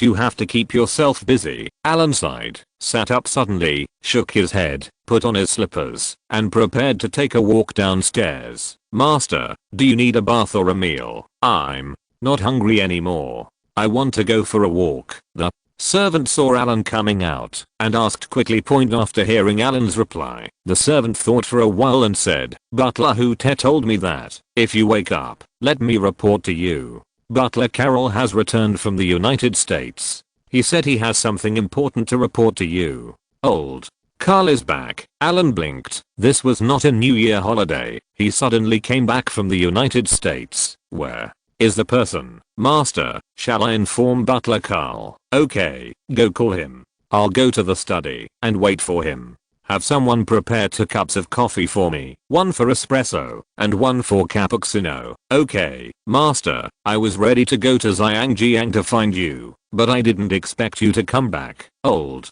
Carroll's expression looked a little haggard, but he still managed to cheer up, smiled and said hello to Alan. Not only old Carroll came to the study, but also Matthias followed behind old Carroll. Alan nodded at the two of them. He thought Matthias was looking for him to report on the accounting affairs. Order. What you want to drink? Sit down and talk. Alan picked up the espresso coffee and took a sip. His brows furrowed in pain, but this thing was indeed refreshing, and quite refreshing. After putting down the cup, Alan quickly picked up the cappuccino and took a sip. Then he put down the cup again and motioned for old Carroll to speak. Master, I was invited to a private banquet in New York a few days ago. I met a very interesting friend at the banquet. He told me some gossip. I think this news may be useful to you. It's hard to tell me over the phone, so I made a special trip back to report to you in person. Old Carroll first explained the time, place, and source of the information clearly, and then continued to tell the gossip under Alan's curious eyes. It turned out that at a private party in New York, he met a hot money trader named Soros. Hearing this name, Alan's eyes flashed. This name seemed familiar. Then old Carl listened to this man named Soros and bragged him about how awesome he was and how many dollars he had made for the consortium behind him. Finally, Soros changed the topic and said that he had a good project recently and asked Carol Leo if he wanted to get on the bus and work on it together. They were short of funds right now. These words seemed to be addressed to old Carol, but, in fact, it was meant for the people behind Carol Leo, that is, Alan. So, now Carol Leo comes back to report to Alan with a message. What projects do they do? It seems to be related to Mark. Well, I don't know much about it, so I called Matthias and asked him to tell you. When it comes to financial knowledge, old Carl, like Alan, is a layman. He didn't know anything about it, but he could repeat it. He wrote down everything Soros said. Regardless of whether he understood it or not, he would repeat the original words to a professional like Matthias, so that Matthias could understand. Although the method is clumsy, it works. Alan then looked at Matthias. To be honest, Alan doesn't want to get involved in this kind of thing in the financial field. First, he doesn't understand. This thing doesn't mean you just need to find someone who knows how to handle it. Second, just because they don't understand, they are in awe of how many people have lost their fortune overnight and then walk to the rooftops because of the financial industry. He can make money now, but he doesn't want to make money through the financial industry. He has plenty of places to make money. The worst he can do is cheat and deceive. Do what you are good at and don't do what you are not good at, young master. Matcha thought for a moment. Alan couldn't understand the technical words that were too advanced, so he simply used the simplest and most understandable words to express his meaning. They wanted to operate the German mark and then the pound. This explanation was too simple, and Alan was a little confused. Then, after Matcha's further explanation, Alan finally figured it out. This thing, to put it bluntly, is a large-scale and unprecedented love, hate, and hatred. This group of American hot money groups is preparing to attack the mark and the pound again. Through various financial operations in the middle, they can gain huge profits. The risks are definitely very high, but profits and risks are directly proportional.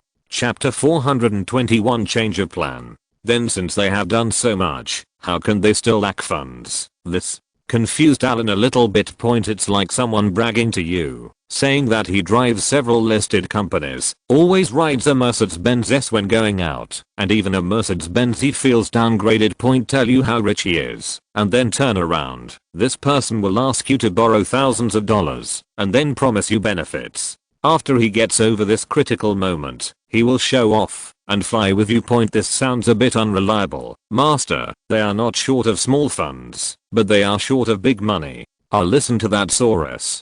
He should know that you have money. Originally, this sentence was nothing, but Alan suddenly felt as if he had overlooked something. After looking at old Carol with a frown for a long time, Alan finally came to his senses. How much money does he want to invest with me? $1 billion. Old Carol blinked and looked at Alan. Old Carol definitely didn't know about Alan's affairs in Zhangjiang, so he wouldn't be surprised by this amount. But this amount completely made Alan feel that something was wrong. Alan is rich, and this is no secret in the UK. At the earliest, Sony invested several £100 million in his film and television company. Since then, it has been reported by outside media. Although the money these days is only a few £100 million, its purchasing power is strong. These people make money that most people will never make in a lifetime, or even dozens of lifetimes to ordinary people. Alan is of course regarded as a traditional aristocratic son who is young, rich and has a noble status. But why did Soros choose to join his team and accurately stated the amount of $1 billion? If nothing else, if Alan honestly supports Patton, he will definitely get the $1 billion. But the strange thing is that now, he is about to get $10 billion in theory. Billions of dollars in favor fees. In the blink of an eye, someone in the distant United States is eyeing the money in his hands. How did Soros know? Is it a dog? Is your nose so sharp? There are only 3 people in total who know that Alan can get $1 billion, including Alan himself. Alan himself, Patton, Sir Hodder, just the 3 of them. But now the news has been leaked. Thinking of this, Alan's eyes narrowed slightly. Afraid of not asking carefully, he asked old Carl how many days ago it was when he attended the banquet. After getting the exact time from old Carl. You can compare this before and after. Alan sneered. These people who play politics have such dark hearts. In other words, whether it is Patton or Hodder, one of them or both of them is scheming against themselves. In their opinion, Alan is very greedy. To ask Alan to help them stand up, they first paid a huge price, and then take advantage of the premise that Alan is very greedy. Inform Soros, or the people behind Soros, and tell them that Alan is about to receive $1 billion in benefits. Then Alan could already think that, if he really behaved like the character he established in Zhangjiang, very greedy and courageous, coupled with the glorious record left by the old Earl in the British financial world, like father, like son, then Alan will definitely be attracted by the vast money scene they describe. Is he greedy? In the end, he will be seduced by them, join their operation with Alan's $1 billion that he has not warmed up, and then be slaughtered like a pig. After giving himself a benefit, he also gave himself a $100 million lesson. This kind of bold and cunning behavior made Alan very disgusted. This was also the reason why he tried to minimize contact and talk with people like Patton and Weiduri while he was in Zhangjiang. These people had too many bad minds and were too dirty. If you didn't pay attention, you would fall into their trap. Not to mention that everyone was going to get pounds. How could they be sure whether Alan would fall into the trap? Capital point. There is no right or wrong. What is beneficial is right. As for the hot money groups behind Soros, how many British funded groups are hidden in them? Alan knows that they are indispensable without even thinking about it. These people make money without borders. As for whether their behavior will cause trouble for Great Britain, who cares? Even if Great Britain is really in trouble, the unlucky ones are the common people and the middle class at the bottom. What's the point of locking up the upper class? Make money. Don't shiver, snort, Alan. snorted coldly and secretly made a mental note of this matter, as well as the two old scumbags Patton and Hodder. These two old guys are far away in Zhangjiang now, and Alan has to keep a low profile recently, so it is not appropriate to cause trouble to them, but sooner or later they will have to return to the British mainland, and when the time comes, haha, let's all compete again then. I'm not interested in their plan, but Alan frowned again. This is the disadvantage of not knowing much about finance. Because he doesn't understand, even if he wants to cause trouble, he doesn't know how to start. This is a bit painful. Alan is not trying to cause trouble for Saurus, rather, I'm preparing to see if I can find any benefits in the process, even if they are hostile to him, or plan to plot against him. This is human nature. The shopping mall is like a battlefield. It is normal for a person to be worried about others when he has made it clear that he has money. Alan is mainly angry with Patton and Hodder. Old man boarding, tell me, even if they, a small hot money group, can operate in the market, how much impact will they have with their capital size? As for their operation of the pound, this will give us, or rather what impact will it have on me? Fortunately, there is still Matthias. Although Alan does not expect him to help him navigate the financial market, at the very least, with the information obtained in advance, he can analyze the general trend for himself. Right, master, this cannot be simply looked at based on the size of the funds alone. It doesn't matter how much money they have on hand, they are like, tut. Matthias smacked his lips and tried to explain to Alan using the simple, understandable words he could imagine. Master, let me give you an example, such as a calm lake. Matthias picked up a signature pen from the table and made a gesture, as if he was about to throw it away. He gestured and explained, if I hold this pen, it will be equivalent to the funds of their hot money group, and the lake will be equivalent to in the entire market. The sizes of the two sides seem to be unequal, but what if I throw the pen in my hand into the lake? Boom. Matthias gently put the pen back on the table, still saying the sound, which was equivalent to throwing the pen into the lake. The entire lake will become unstable because of the ripples caused by this thrown pen. And these ripples will center here and swing farther and farther around, attracting the attention of more hot money groups. They just the first time, when the time comes, they will be influenced by them and follow them, and the various hot money groups hidden in the dark will be the focus. As for the pound in the future, from my personal point of view, we are not very optimistic. If it is really because of their impact, we may have some troubles by then. Alan scratched his chin and finally understood what Matthias meant. In his understanding, the job Saurus was doing now was equivalent to being a troublemaker in the financial world. As long as they go up first, there will be a group of big guys following them. It's that simple. Then, when will they finish the market and turn around to make pounds? What impact will it have on me? It won't be like the stock market crash or the economic crisis, right? Alan really can't complain about the current economic environment. In his previous life, someone said that a truly strong person should not complain about the environment, but should learn to face difficulties. Opportunities exist no matter what the environment is. It just depends on whether you can seize it. In this kind of poisonous chicken soup scoring area, Alan really wanted to go back and kick the person who said this kind of thing. When he thought about it, the entire Chinese market is now in a state of barbaric growth in the early stages of development. To put it bluntly, this thing can be understood as a novice village. In novice village, no matter how poorly you do, you will definitely have a chance. But it is different abroad.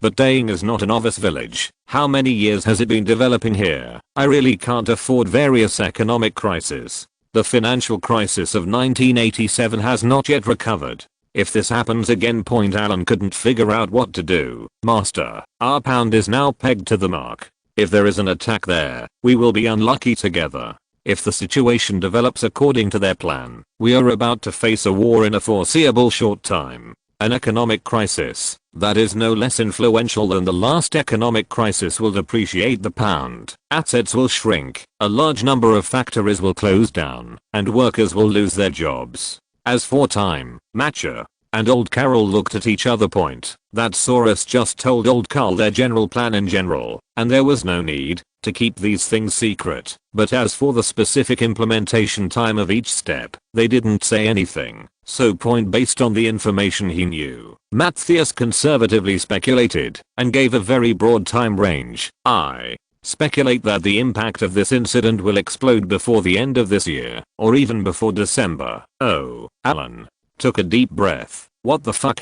Alan suddenly realized that the pound was going to depreciate. This thing sounded scary, but he didn't have many pounds on hand now. The most he has on hand now is US dollars. Alan has been short of funds recently. How can he still have so much pound cash? As for the depreciation of fixed assets, that thing will depreciate if it depreciates. As long as the thing is still there, such as a building or a warehouse. Before the crisis, the building was worth £10,000. After the crisis, the building was worth only £8,000. But this building is still this building. As long as the building doesn't disappear and Alan doesn't sell these fixed assets, then he still has to worry about the devaluation. On the contrary, if these all depreciate, then for the French restaurant chain he plans to open in the near future, if he wastes time and waits for the crisis to pass before acquiring land or stores, will he save money? This coming and going seems to be doing no harm to myself. Those who work in the real industry are happy and have strong ability to withstand shocks. Now there is one thing that Alan doesn't understand. That is, will the dollars in his hand also depreciate? Will the dollar depreciate along with the pound then? Alan blinked and asked Matcha with a curious look on his face. Although this question was very stupid, the person who asked this question was not simple. Matthias could only twitch the corner of his mouth slightly and explained bravely. Master, if in their operation this time, mark and pound are meat, the dollar is a knife. It is normal for the knife to have some wear and tear when cutting meat, but in the process, the knife will definitely not be damaged. They are cutting meat, not to die together, so even if the dollar has fluctuations, but certainly not big ones. Alan's frown finally relaxed. The news brought back by old Carl this time is quite useful. Without old Carl's interference, Alan would have been preparing to expand his long-planned French restaurant in the past few days, but with the news brought by old Carol, Alan felt that the plan could be postponed a little and wait until the pound depreciated, and then he would follow behind to make a small harvest, follow the big boss, and take advantage. After all, he went to Zhangjiang once, and it was not easy to deceive him. Now that he has money, he should save it if he can. Anyway, it's not far behind these few months. After spending another 2 days adjusting at home, Alan had a headache these 2 days when he looked at the mountains of documents that needed to be signed by him in the study for the past month. He simply put them away and did nothing. He ate when he woke up and finished eating.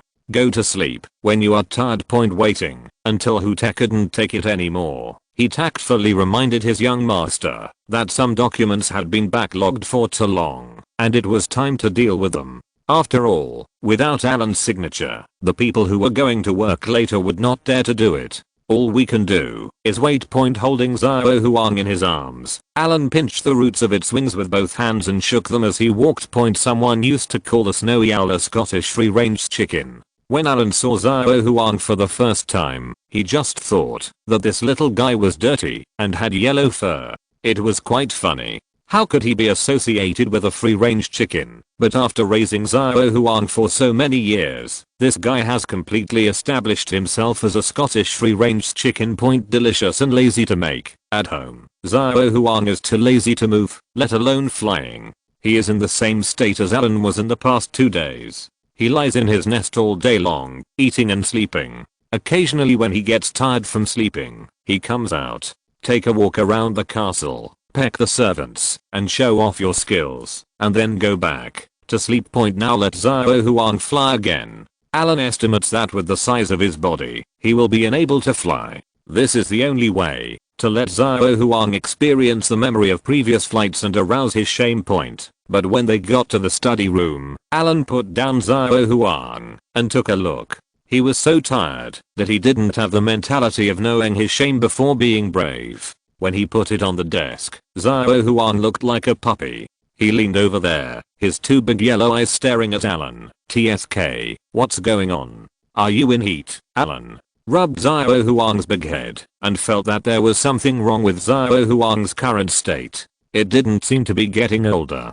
Could it be that it missed its female snowy owl? PS. Hey, just one chapter today. I have to get up early tomorrow morning and call the matchmaker. As a middle-aged empty nester, it's almost the Mid-Autumn Festival, and I'm still worried about finding a wife. Chapter 420 to the powerful Luck Besson and his new project. After playing with Zhao Huang's head for a while, Alan looked at the pile of documents on the table and felt a headache point, but these documents were all accumulated during his business trip for more than half a month, and they still needed to be reviewed and signed by him in person. Sighing, Alan reluctantly picked up the top document. This is the approval for bonuses for outstanding employees in the first half of the year. I casually looked at the amount and found that it was a bit more than the previous amount, but the family has been recruiting people, servants, and various employees this half year. Outstanding employee bonus is not only awarded to domestic servants, but also to employees in external companies, leadership personnel, etc.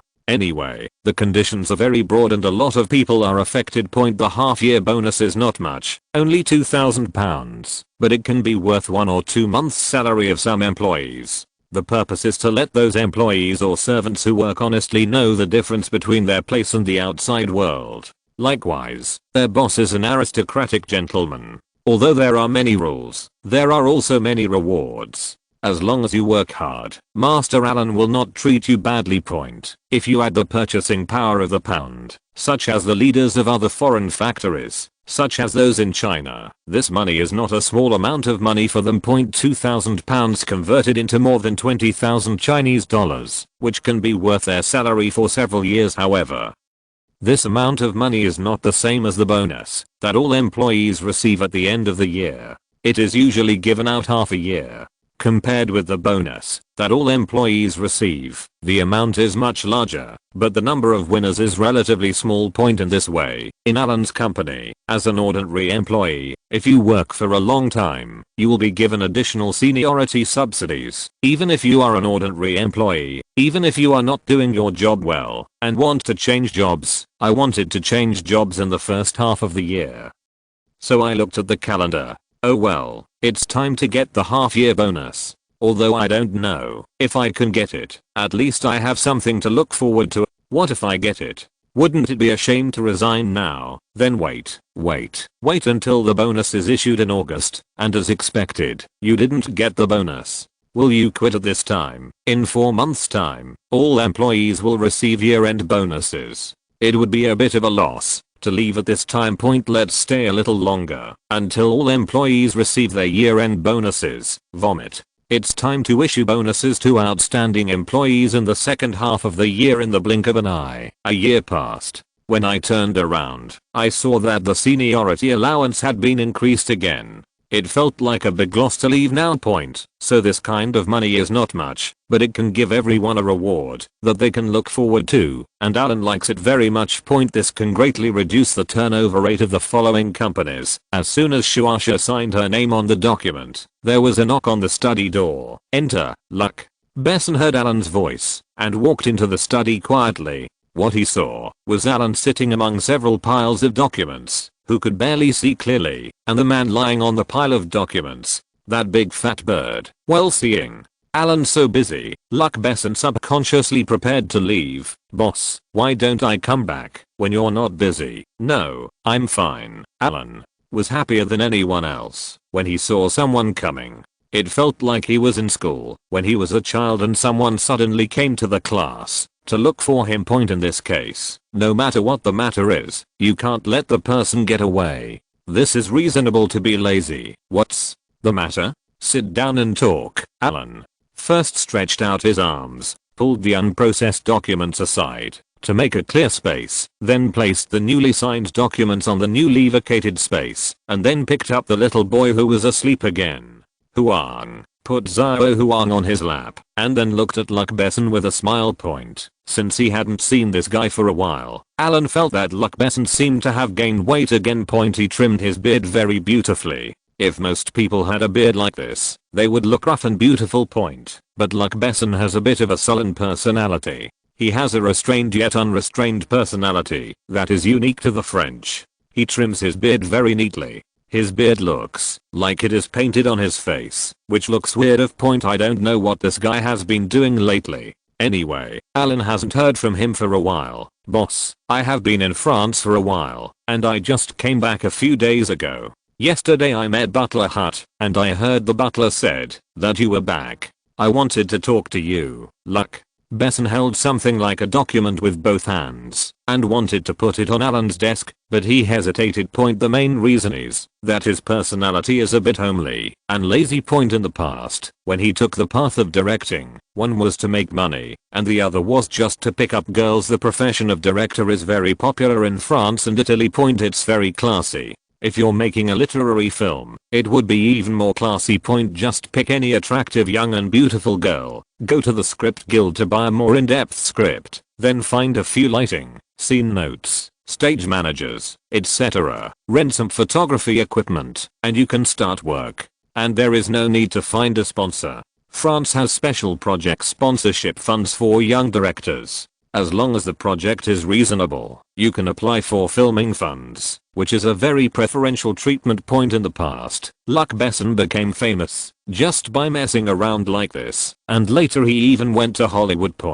After he became famous, although young French directors could not receive sponsorship funds, he did not lack investors. He was the type who had never made a blockbuster, but had never stopped making small money. Since then, Luc Besson has been a bit of a loser. He makes a movie every year to satisfy investors, makes a little money, and then just hangs out for a year. But since joining Alan's staff, everything has been different. Originally, when Luc Besson first started here, he followed his previous habit of making one film for a year, but unexpectedly, the troublemaker Cameron came. Although Cameron is not a career-minded type, he has started to let himself go a little bit since his divorce. In order to get the title he dreamed of, he devoted himself to making money for Alan in the hope of being praised by Alan. In this way, Cameron was very motivated. Compared with him, Luc Besson's behavior was like this. It seems more salty. When he was on vacation in France some time ago, he even heard that Cameron was applying for another $200 million in funding to make a blockbuster film. The inspiration came from a French spy TV series they watched when they were on vacation in France. It is unbearable. The fight has already reached our doorstep, so we can't just raise the white flag. Right? If Luc Besson doesn't have any explanation, then he will really become a pure Frenchman and will only surrender. So, after more than a month of silence, Luc Besson also brought his new script The Return of the King and prepared to apply for funding from Alan to make a movie and a blockbuster. Oh, bring me the script. Alan didn't have time to listen to what Luc Besson told him about the love-hate relationship between him and Cameron. He crossed his fingers and asked for his project plan. Ready to take a look. The killer and the girl. This is the subject of the project plan. Looking at this name, Alan always felt inexplicably familiar. When I read the plot synopsis, I saw that a killer with strong action ability but relatively low emotional intelligence was involved in an emotional entanglement with a little girl. Isn't this killer isn't too cold? This film has a lead. Don't mention anything else. Just by looking at his name, Alan knows that this film will make money, and it will make a lot of money. Damn it, why are these two directors planning to make this kind of film? One is a spy movie, the other is a killer. Ugh. It seems that raising a director is similar to raising a child. You can't just raise one. It is necessary to raise two, so that they can be competitive and compete with each other, so that they will have motivation. If one is raised alone, there will be a lack of motivation, just like Xiao Huang, who only sleeps and eats hay. Thinking of this, Alan hugged Xiao Huang and stroked his head again. When he moves to a new house, he will also set up a matching eagle room on the roof of the building. Then he will get a few more female snowy owls to serve as little wives for Xiao Huang, and also put more burdens on Xiao Huang to make him busy. In Luc Besson's new movie, the actor is still his favorite leading actor, Jean Reno. In this regard, he is very similar to Cameron, and the same is true for Cameron's movies now. Yes, there is also a royal actor under his command, Arnold. I have raised these two directors under me, and they have some things in common, whether it is their mentality or the way they do things. As for the heroine, Alan saw that familiar name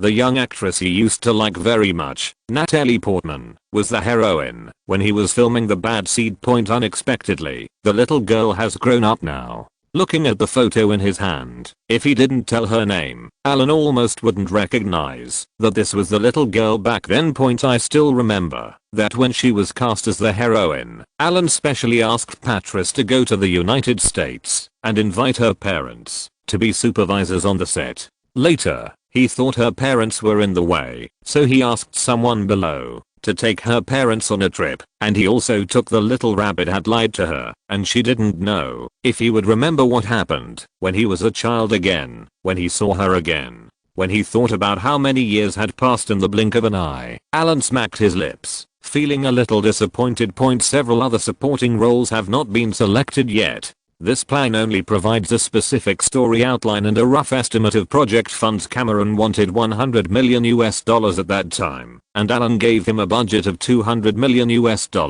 Now it is Luc Besson, and this old boy's a bit petty. If it's not enough, at more point Alan frowned, turned to the front again, and read the summary of the story. Luc Besson's new movie, although it also has gun battles, and can be considered a blockbuster, the scenes he used are not big. What special effects are there? Only the exploding building at the end needs some special effects. The rest seems to be nothing. Places where money can be wasted. Okay, can you do the preliminary preparations? When are you going to shoot? Throwing the plan to Luc Besson. Alan asked him when he planned to start work. The sooner the better. Looking at Luc Besson, who looked hard-working and strong, Alan pointed at him and said with a smile, "Don't put too much pressure on me. I'll let you use my money to make movies so that you can make money for me instead of making you angry. Besides the people Cameron is planning to take away from the crew now, I will also use them in a few days, so you can wait here and finish the preliminary preparations." Yes, I understand. I'll go over there first, boss. Seeing that Alan didn't get angry, but still quarreled with him a few times, Luc Besson quickly stood up with a very correct attitude, admitted his mistake honestly, and then prepared to run away. When he faced Alan alone, he felt a lot of pressure, and now that the business was done, he didn't want to stay here any longer. Go. As the study door opened, two questions came from Luc Besson and Huth at the same time. Just as Huth was about to knock on the door, Luc Besson opened the study door from the inside. The two faced each other. Luc Besson reacted first, bent down, and said hello to Huth with a smile. Then took a step back and made way for butler Huth to go first. After Huth came in, Luc Besson nodded to Huth again before walking out and closing the study door. "Master, something happened." Huth watched the study door being closed and remembered Luc Besson's attitude towards him just now and smiled in his heart. Then he turned around, walked to the desk, and said softly to Alan, "What's wrong?" "I just came to see me because Luc Besson has a new project. I'll take a look at the other documents now." Alan thought Hooter was coming over to urge him to do his homework. No, he was reading a document. When he saw Hooter coming over, he quickly picked up another document and was about to read it. "It's not this. It's the call from Rex at the police station." Hooter looked at Alan dumbfounded. He didn't smile either, but patiently explained a few words. "Something happened at the police station? What happened?" Alan thought about it for a moment. In the past few days, Rex had been asked to arrest people, but it was just a small role. Rex, a fool, couldn't even handle this, right? Well, Rex didn't make it clear on the phone. He said he needs you to come over. He encountered some special circumstances and he couldn't handle it. Alan's eyes lit up when he heard about the special situation. Isn't this a play on the young and the old? Kate Square is this place now. This is Wales. What kind of audacious dog would dare to come to Wales to look for trouble? In the past, Alan had speculated that this little teacher was so courageous because of someone's instigation. Unexpectedly, now that he saw it, it was indeed the case. Let's go. Prepare the car and call the superiors. I want to see who is so bold as to ask people to bring weapons. Go quickly. At times like this, Alan was particularly excited. Finally, someone came out looking for trouble. Wasn't he just trying to get someone killed? P.S. tomorrow, that is, from early morning to the end of the month. In the last 3 days, monthly tickets will be doubled. If you have tickets, please give me some point. I'm really busy this month. I have to go on a blind date, and it's the holidays in 2 days. I have to go back to my parents to see them. During the National Day, my cousin will get married again, or marry far away. In the past few days, Cousin Cheyenne also specially sent me some flowers, and also specifically told me that she was going to marry far away, so she asked me, my cousin, and my family to go with me to support her appearance, so that she would not be bullied by her family in the future. I had to go there during the National Day. One trip. Everything is full of things. Chapter 423. This is Wales. No one can challenge me. Pickups and trucks that hadn't been touched in a while were being pulled out of garages. Since the family's funds are no longer so tight, these old cars and those left by the old earl have been assigned fixed persons in charge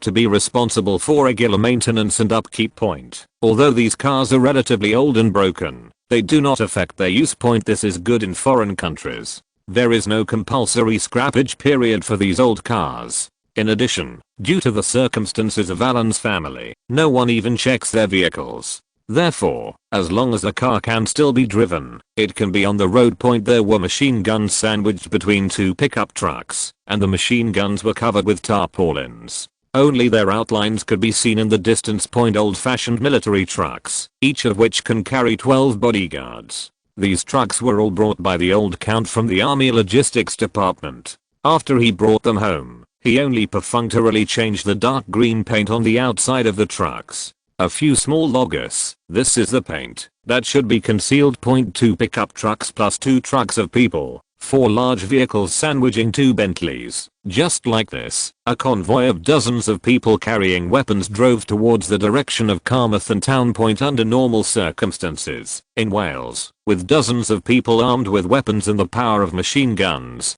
basically there is nothing that can't be quelled. If it really can't be pacified, there are still tanks at home. On the way here, Alan thought about various possibilities. If the little teacher was instigated by someone, who would be the person behind her? There is a detail here that Alan has also considered. If the identity of the visitor is ordinary, then Rex should have made it clear when he called the castle. Point. But this time he called, only to say that he couldn't handle it, but didn't say who the caller was. This is a bit worth pondering. Since Boss Chaz's phone recording was exposed, the entire UK has launched a national anti-eavesdropping and anti-recording campaign. From top to bottom, levels have increased by several percentage points. After all, no one wants to say something secret on the phone today that will become known to everyone the next day. Therefore, many people have gradually changed to not saying anything too important on the phone. Point. But now, Rex subconsciously didn't tell some details on the phone.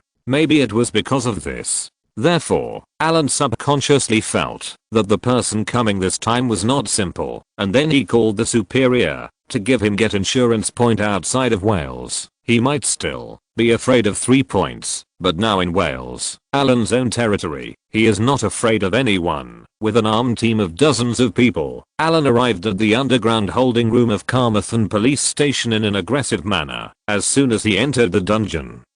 The figure of a blonde woman came into view. Seeing this person, Alan's aura suddenly froze. Point. It was really unexpected. Even if the old witch Calamy came, Alan would not be so surprised. But today, now, it is Diana who appears in front of Alan. This was the first time the two met in nearly 3 months since they last met at a funeral. Point. After glancing at Diana, and then at Rex, who was standing not far away, looking at him helplessly, Alan slowly lost the momentum on his face, suppressed a seemingly peaceful smile and said, "Aunt, why do you have time to come here? You didn't even notify me when you came." "I came to ask for someone from your subordinates. They arrested my friend." "Why are you here? Did they call you?" As Diana spoke, she glanced at the several fierce bodyguards with guns following Alan, and curled her lips in disdain. "Caught your friend?" Alan frowned and raised his chin to signal to Rex. Rex glanced at Diana and then at Alan with an expression on his face that he didn't know what to say. Seeing his expression, Alan had roughly figured out what was going on. There are not so many coincidences in the world. So that friend of yours is a teacher, Alan. narrowed his eyes slightly, and couldn't smile anymore. Although he had probably guessed it, he still wanted to confirm it himself. Yes, Diana lowered her head, feeling guilty for a moment. But when she thought that her friend was still locked up inside, it was not the time for her to feel guilty. Thinking of this, she still raised her head, looked at Alan and said, "Let her go. She is just helping me with some small things. I'll call they won't let go of your people, so I can only come and see for myself." Alan's face slowly darkened. He thought about many people, but he never thought that this person was actually ordered by Diana. How did she come up with such a stupid behavior? After passing Diana, Alan twisted his neck and walked to the holding area. In the innermost room, through the iron fence, he could see the only small bed inside, sitting on a quiet woman with her hands tied up. She didn't look too old, about 30 or 40 years old, wearing a suit and skirt, and her brown hair was permed into big waves. When she heard Alan's footsteps, she raised her head curiously. Judging from her appearance, the female teacher obviously hadn't realized what happened at this time. When she saw Alan, she subconsciously froze, and a glimmer of light flashed in her eyes, but then she seemed to remember something again, and her chin twitched slightly. Lifting her hands, she gestured to Ellen with a proud look on the handcuffs on her hands, as if to ask Ellen to quickly loosen the handcuffs. "Who asked you to tell William to invite his parents?" Ellen sneered and stood outside the room, asking questions through the iron fence. "Your Excellency, it's better that you don't have to interfere with the princess's affairs." The teacher's voice sounded very strong. Even though she spoke loudly, Alan could still hear a little vibrato in her voice. "Do you know who I am?" Alan's eyes flashed. Is this teacher's attitude based on his support? The female teacher, was still a little confident just now, but due to Alan's question, most of her disappeared.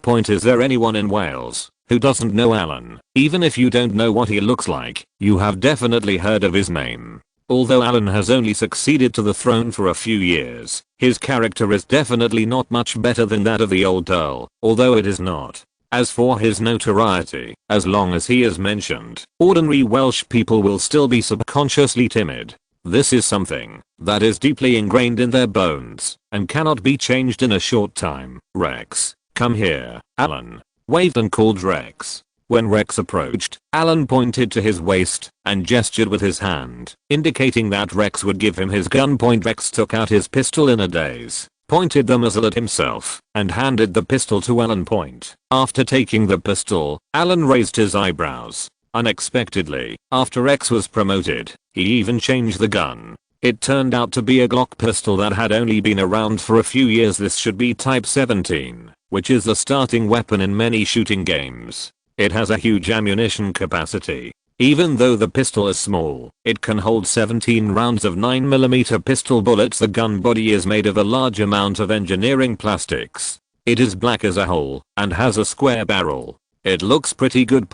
But it's powerful. Alan didn't like it very much. This series of guns is famous for its durability and large ammunition capacity. Although it is a weapon made in Austria, it is the American police who really promoted this gun. Many American police officers use this gun as a weapon, and its performance is very reliable. But the only drawback is that the power is a little bit small. Therefore, in some documentaries or news, it is very common to see some famous scenes emptying the magazine. Many American police officers often point this gun at black men and then empty the magazine at them when the black men resist. It seems that the crackling sound is very enjoyable, but sometimes a shuttle of 17 bullets is fired, and if it misses the vital part, it may not be able to kill the person.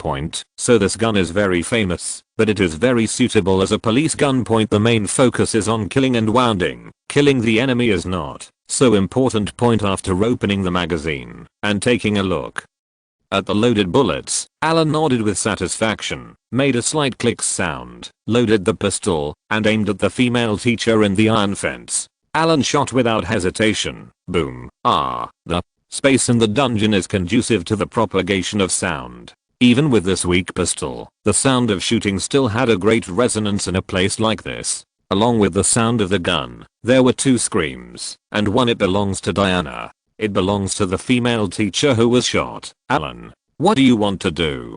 Do you want to kill my friend? Diana didn't move from her position at the door since Alan came to see the female teacher. It wasn't until Alan suddenly fired that she screamed and ran over, trying to snatch the gun from Alan's hand. Alan put his right hand holding the gun behind his back and avoided Diana's snatching. He looked at Diana with a sullen face and said, "I don't care what you think, and I don't care about any conflicts between you, let alone what do you want to do, but I don't want you to let outsiders get involved in this matter, and I don't want you to use William as an excuse to do something, especially in Wales. Do you understand? If you put down the gun, let the person go first." Seeing that she couldn't grab the gun in Alan's hand, Diana glanced at the frightened female teacher who was squatting in the corner of the detention room and anxiously negotiated terms with Alan. HMPH, while I'm interrogating the suspect. "Aunt, do you need to recuse yourself? She's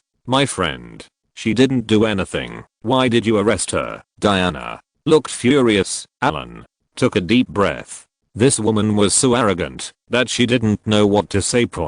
But due to her current status and the relationship between Alan and her, Alan really didn't want to go too far. When he dealt with Dodie last time, Alan thought it would make Diana remember it for a long time. But some people really have a memory like a fish that only lasts a few seconds. If you don't give her a hard blow, she won't have a long memory. While I was on a business trip, she tried to use despicable means to get William to call His Highness to the school. If His Highness really comes, if something happens to him on the way here, who will be responsible for this in the end? Here but Wales. You don't know that this is the place that our Hill family is responsible for supervising, right? Auntie, are listening to Alan's excuse. Diana wanted to say that he was overthinking it. She just didn't want to go to Highgrove Manor, but wanted to talk to Boss Chap, so she thought of using this trick, but she really didn't think about it. I didn't know what kind of hidden dangers or impacts this method would bring, and I never thought about how much trouble this method would bring to Alan. Sometimes, if you have low emotional intelligence, you will come up with a plan as soon as it comes up. It is very scary to think of a plan through such idiotic thinking and then actually execute it. They don't know the current situation in the outside world, nor do they know that such an ordinary female teacher's behavior is a direct provocation to Alan's prestige. She doesn't know what a bad impact it will have. Diana, all of her plans are in a she thinks mode, without considering any other consequences. Although she had no intention of harming anyone, she couldn't figure out what method to use under what kind of occasion, what kind of background. To put it bluntly, her methods and plans for doing things were very low level, and the people she hired to help were also very low level. When she saw Alan coming, she didn't know how to give in. She was actually arrogant in front of Alan, thinking she had some skills. With Diana as his backer, he felt confident. "Ellen, let her go. I won't let her ask William to invite the parents." Diana glanced at the female teacher in the detention room again and looked at Alan pitifully. "Auntie, you have to understand one thing. I take orders from His Highness, but not you. And you, if something happens, you can make an appointment with His Highness. There is no need to come here to cause trouble for me. What's more, I don't like this method very much. I even hate it. As for her, do you still want me to let her go?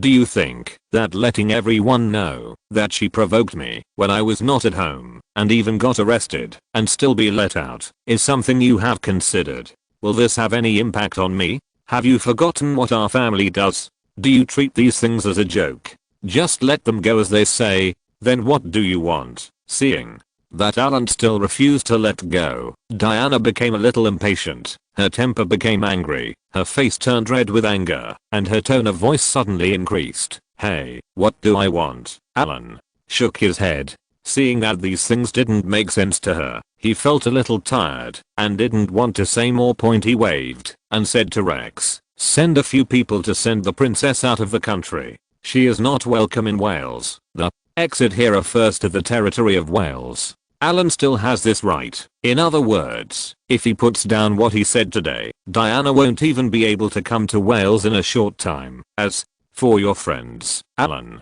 suddenly raised his right hand. Bang bang bang. He didn't take a closer look at all. He turned slightly sideways and fired towards the holding room with an indifferent expression. The sound of the rapid firing of the Glock pistol echoed in the basement. Diana stared blankly at her so-called my friend was beaten to death without even a chance to beg for mercy. Alan, when the gunfire stopped for dozens of seconds, Diana looked at Alan with a pale face and screamed suddenly, "Shut up, this is Wales. As long as I'm still here, it's not your turn to act wild. Not just you, but no one can do it. In Wales, no matter who it is, anyone who dares to provoke me will only die." Humph. Alan handed the pistol with the empty magazine to Rex, snorted at Diana, turned around and left. Chapter 424 Departure to Gambia. After leaving the police station, Alan took a deep breath. He thought it was a good thing to show off, but he didn't expect that he would end up in such a mess. Although he killed someone, Alan was not in a good mood at all points. Somewhat disappointed, he waved his hand and signaled the bodyguards to close the team and go home. It was a waste of all the manpower he had taken the trouble to prepare. Sitting in the car, Alan pinched his eyebrows and sighed. Sometimes he even looked forward to them getting divorced as soon as possible. It wasn't about what Alan wanted, but when the two of them were doing certain things, it was outrageous, and Alan didn't want to get involved. As for why he never fell out with Diana, even now that Diana has gone to this extent, Alan just asked her to be sent out of the country. She is William and Harry's biological mother after all. Don't say anything else. This is enough for Alan to endure. William will grow up sooner or later. With his current temperament taught by Alan, Alan doesn't want him to grow up because of some things about Diana. If Fergie hates him, doesn't he become a white-eyed wolf raised by his own hands? Therefore, within the scope of what Alan can bear, he will do some extremely extreme things, such as killing the people she begs to let go in front of Diana. But as for Diana, Alan didn't want to say anything more about her. Why? Thinking of this, Alan suddenly remembered what Boss Cha said that day to ask him to stay at home or go on vacation. That Boss Cha already knows something about this, and then he gave him the hint. Thinking of this, Alan also felt that he should really go out and escape. He has been tired for so long during this period. It wouldn't be too much to go on vacation, shoot a movie or something to relax, right? In some things, he can participate to a limited extent, such as finding a cuckold for Prince Andrew, but in some things, it is not convenient for him to participate. He can go out to avoid it, but when he comes back, everything has disappeared. Maybe you'll be able to see the news of Boss Cha's official divorce in the newspaper by then. Arcachon, west coast of France, early August. This is considered one of France's traditional tourist cities. The scale is not big, it looks like a very ordinary seaside fishing village.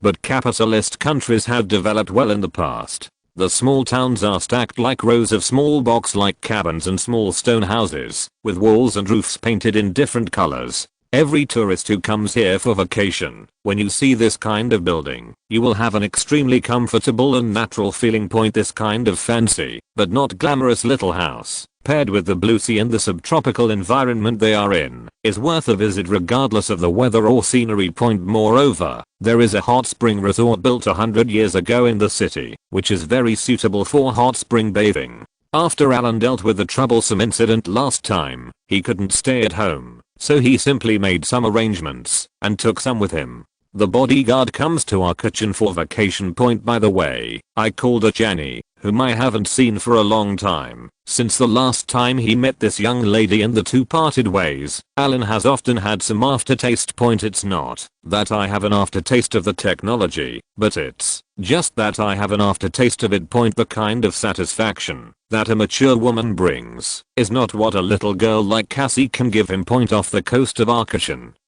in the lonely sea, a wooden sea house stands quietly on the sea. Not far from the wooden house, you can also see a small island. It is a bird island. It is well protected. The lack of human presence can open up a large living space for the nearby wild birds. This wooden house on the sea very close to the island is said to be called Shang's Shed. It was built by nearby shepherds in the past. There is another small wooden house that looks like a warehouse dozens of meters away. Alan couldn't figure out how these French shepherds could build a small house on the sea, but ever since he saw this wooden house standing on the sea, he fell in love with it at first sight. Think about that picture. The surroundings are cloudless. The sky and the sea are the same color not far away as the bird island, where birds with nice calls often fly over. In the sky, in the cabin, you can enjoy the panoramic sea view in all directions without any blind spots, and you can also hear the lapping of the waves, which makes you feel like you are in it. The feeling of being surrounded by the sea came to my face, but although it is surrounded by the sea, because of the wooden house, it is not as swaying as on a boat. I don't know how to describe this feeling. Ever since Alan saw this place, he had asked someone to book this cabin on the sea. Originally, he wanted to buy this house directly, but they didn't want to sell it. They said it was a cultural relic and a tourist attraction. It would be a great honor for him to rent it and live there alone for a few days. As for buying it, he didn't even think about it. The sea, the small island, the wooden houses on the sea, and the beauties. Mr. Allen spent a few days playing on the beach of this small French city. At night, you can take advantage of the darkness and have a small activity near the fence outside the wooden house, immersing yourself in nature and enjoying the waves and sex. It seems like there is no one else in the world except him and Ajani. In this kind of environment, it is very easy for people to get involved. Even if they are shouting, they can shout confidently and boldly. Although it takes a lot of physical energy, it is fun and the mood is very good. When you are tired, you can take a boat and go to the city to soak in the hot springs, to recuperate your energy. After recovering, come back and continue playing. Although the place is not big, Alan was extremely satisfied with this short vacation. So, even though today was the agreed day to leave, Ajani should have been let go, but Alan sent an invitation to Ajani. By mistake, baby, I'm going to Africa to shoot a TV short film. Will you go with me? Looking at a small black dot heading this way in the distance, Alan had an extremely healthy blush on his face, and his skin was slightly tanned by the sun these days. Africa? Are you going to Africa to make a movie? Ajani stood on tiptoes next to Alan, pressing her hands on the wooden fence. She was wearing an ancient Roman-style white gauze skirt. The belt around her waist was like a hemp rope. She tied it casually, revealing her small waist. Show off your figure. This kind of white gauze skirt is very breathable, mainly because it is very thin and very translucent. Now there are only 2 of them here, so Ajani wears it very casually and very seductively. Ajani seemed very excited when she heard that Alan was going to take her to film a movie. Being able to meet a high quality member of the opposite sex like Alan was enough for Ajani to be excited. But wouldn't it be better if Alan could also take her to make a movie? This was Ajani's idea when the 2 first met, but with this vacation, the 2 of them got along more and more harmoniously during the few days they stayed together, and Ajani almost forgot about it. It's over. It's not a movie, it's a short drama similar to a variety show, not a big screen. It's broadcast on TV. If someone else invited her to film a TV series, Ajani would definitely look down on her, but if this person were Alan, the effect would be different. Whether it's a movie or a TV series, she's interested in them all now. What is the script, and how do I need to act in it? When it comes to professional questions, Ajani inevitably asks more details. There is no script, and there is no role for you. I invited you to accompany me for the filming. I'm not filming you. Why are you unwilling to go if there is no role? Snort. When she heard that there was no part in the scene, she invited herself over just to watch the filming. Ajani snorted, pretending to be angry, glanced at the black spot in the distance, and then turned her head to look at Alan with a half smile. I smiled and said, Your Excellency the Earl, you wouldn't be so careless when inviting a beautiful lady, right? Of course you wouldn't be so hasty. Alan turned back to the cabin and took out a telescope, handed it to Ajani. When he came back, pointed at the small black spot on the sea in the distance under Ajani's strange eyes, and then snapped his fingers. Look, over there. My private super yacht is here. The Earl of Carmarthen. Use this to pick up your beautiful Ms. Ajani. Are you willing to accompany me to Africa for a few days? Ajani held the telescope and looked in the direction Alan just pointed. A warship on the sea.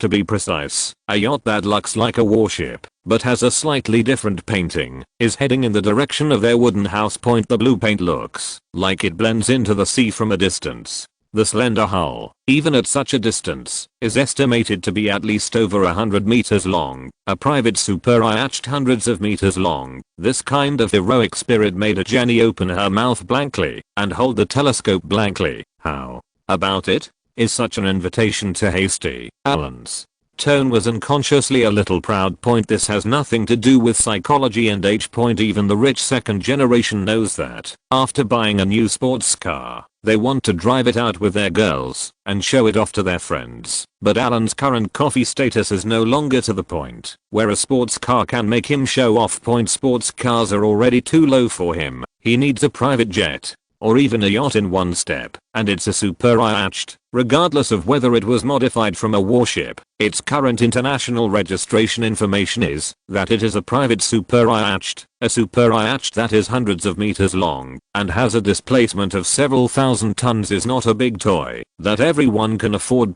Even the richest dog owner in the Middle East who wears a piece of cloth on his head and is the richest dog owner in the world. Not many people can afford to play with such a big toy, at least in Jenna's social circle. She had never seen such a big super yacht before. Compared to the 20 or 30 meter long luxury yachts she had seen before. Now compared with Alan's super yacht, those luxury yachts in the past are like small fishing boats. It is indeed not rash to use this invitation. Jenny put down the telescope and looked at Alan with a blushing face. A person is a noble, has a noble status, is good looking, and has a lot of wealth. This was too lethal to her. She couldn't resist Alan before, but now with the blessing of this super yacht, she couldn't resist even more. I don't know what to think, but the two people's eyes met, and a small fire burst out in Jenna's eyes. Looking at Alan's eyes, she subconsciously licked the corners of her mouth. Alan took a sharp breath. This is too tempting. While the yacht is still far away, the two of them can take advantage of this time to leave something behind in the cabin they have lived in for a few days. Baby, come, accompanied by the faint sound of helicopter propellers. A helicopter of model that Jenny could not recognize slowly flew towards the cabin.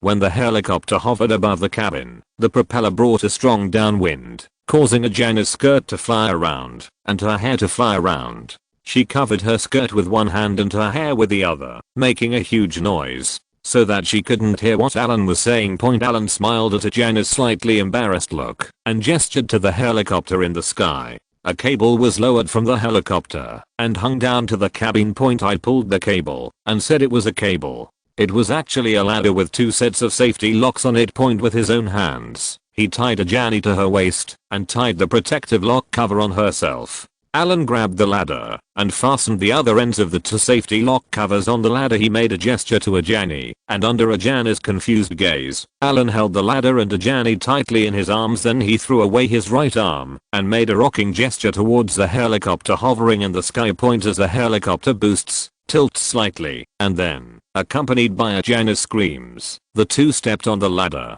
She was held by Alan. The two of them hung under the helicopter and flew up. They made a large circle and flew towards a super yacht in the distance. Gambia's geographical location is excellent in West Africa. A large part of the reason is because of the Gambia River flowing through their country. This is the largest and finest navigable inland river in West Africa. At the outlet of Banjul City, the Gambia River is 20 kilometers wide and 8 meters deep. For the Earl of Carmarthen, which has a full load draft of just over 5 meters. This is equivalent to casual navigation. The entire country surrounding the Gambia used to be under France's sphere of influence, which is why the Gambia is called the appendix of West Africa. Like a sharp knife, it pierced directly through the middle of the territory of the French colony at that time, dividing their colony into two. The geographical location was extremely disgusting. The famous contract of Versailles cut off this land. The land along the second half of the Gambia River and both sides of the river were all snatched from the hands of the French by the shrewd British at that time. On the Gambia River, the Earl of Carmarthen is on the top deck of the yacht, with several beach chairs set up next to the fence. Alan wore sunglasses and held a coconut with a straw in his hand, drinking coconut water while looking at the scenery along the coast. There was Jenny behind Him who was rubbing his shoulders considerately. The filming location this time was set in Gambia. The reason for settling here. First of all, it comes down to climate reasons. Although it is the rainy season in the Gambia, the temperature here is now very high. The temperature in August can reach more than 30 degrees before the rain, but with occasional showers, the temperature after the rain is only 27 or 8 degrees. Very pleasant and not as dry as Central Africa. After all, it's a real-life outdoor survival and dating show where you don't wear anything. If the crew goes directly to Iceland or Canada in the north, then filming without clothes will freeze the contestants to death. Chapter 425. Are there dragons in Gambia? Second, although there are Russians and Americans in the Gambia now, and the situation is relatively chaotic, the chaos is still within control. Anyway, all the troops in the country combined, they claim to have an escort of 800 people. As for the guns, no one knows whether 500 or 600 can be made up. Judging from the manpower Alan has brought this time, he not only has the phalanx firepower of the pseudo-warship class Super Iatched at his feet, but also a flight attendant transformed from a Navy anti-submarine helicopter. As long as a machine gun is mounted on it, it will be a pseudo-warship military helicopter. The entire territory of Gambia is distributed along both sides of the Gambia River, with boats and helicopters, plus more than 20 heavily armed bodyguard teams. Alan is not exaggerating. This force can really sweep the entire Gambia. The entire Gambia River is within tens of kilometers along both sides of the river, and no one can escape his strike range. In addition, after all, the Gambia used to be a British colony and is now a member of the Commonwealth, so Alan can generally hold his own here. As long as he doesn't provoke others, no idiot will dare to provoke him. The current location of the yacht is at the junction of the Western District and Lower River District of Gambia. The entire territory of the Gambia is distributed along the river. There are only 2 large urban administrative districts and 5 large regions. That's it. The lower and middle reaches of the Gambia River can still meet the passage of the Earl of Carmarthen, but the river area upstream cannot.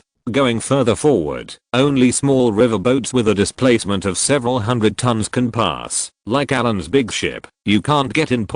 In order to leave more safe distance, the scope of his actions was probably arranged near a sparsely inhabited tidal flat along the river area. The geographical location here is not very good. When the water rises during the rainy season, the land on the shore will be submerged. After the rainy season, the river will recede. Although the land along the coast is fertile, it is too difficult to cultivate the land, and it is also unsafe. So there are basically no villages settled in this area, and the natural environment is still good. In the past, the north bank across the river was a private hunting ground for nobles enclosed by French nobles. Later, after it was cut off by the British, the areas on both sides of the river together became a nominal national reserve. The reason why it is a national reserve in name is that, at its core, it is still the same hunting ground established by the French hundreds of years ago. It is definitely illegal for local ordinary people to hunt, kill animals, etc. in the reserve. But if high-level officials or nobles like Alan come here to play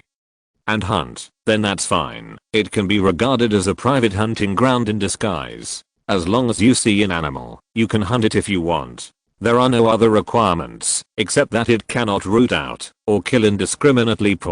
After twisting his neck, Alan handed Jenny a bottle of essence and asked her to rub it on his body. He picked up the newspapers that had been accumulated during this period, preparing to make up for the few days that were short due to vacation. International news. Picking up the top newspaper, the headline was very scary. Alan looked at the photo of the familiar person on the front page, Prince Andrew. In the photo, Prince Andrew, with a white and chubby face, was glaring in the direction of the camera with an expression filled with righteous indignation. There is also a subtitle below. The Queen quickly approved Prince Andrew's divorce request, and the royal family couldn't stand the shame brought by the Duchess. The news that had been brewing for more than 2 weeks ended with the Queen's resolute action. This is the second divorce news in the royal family so far this year. The last time was Princess Anne a few months ago. Now the second prince is also getting divorced, ending his 6-year marriage in such a way that the whole world has focused its attention now of the Queen's 4 children, except for the third prince who is not yet married. 2 of the first 3 are divorced. Even the only one who is not divorced is holding his breath and trying hard to get the queen to agree to his request. Faced with such a drama about the royal family, emotions, and entanglements that are staged every few months, the outside world is extremely excited. This happens every few months. I don't know if the queen can't stand it anymore. Is she sick from anger? Alan held the newspaper and looked happily at Prince Andrew in the picture, sneered at the corner of his mouth, and thought to himself, little brat, you will have a better time in the future. Now that the two of them have learned from the past as a foreshadowing, it will depend on how Boss Chad operates. Anyway, the queen has already agreed to his separation from Diana, and now the last step is needed. But Alan doesn't need to take care of this step. He just needs to hide in Gambia and wait quietly. This kind of family fast doesn't seem to be just a divorce incident of a few people. As they divorce one by one, many people behind it and some of the previous plans and trends have to change in response to these drastic changes. After flipping through the newspapers below, there was another article in the corner reporting on the social news that had been a small hit for a while. The anti-corruption case in Cardiff, Wales. This is a less noticeable but interesting report. According to reports, a national primary school in Cardiff discovered a large area of misappropriation or corruption of charity donations when auditors sent by charity donors inspected the accounts, and this is not the point. After discovering such behavior, the Cardiff police and the Carmarthen police jointly arrested several people involved. From the interrogation of these people involved, a story was implicated in Northern Ireland. The case related to the rioters was only mentioned in passing in the newspaper,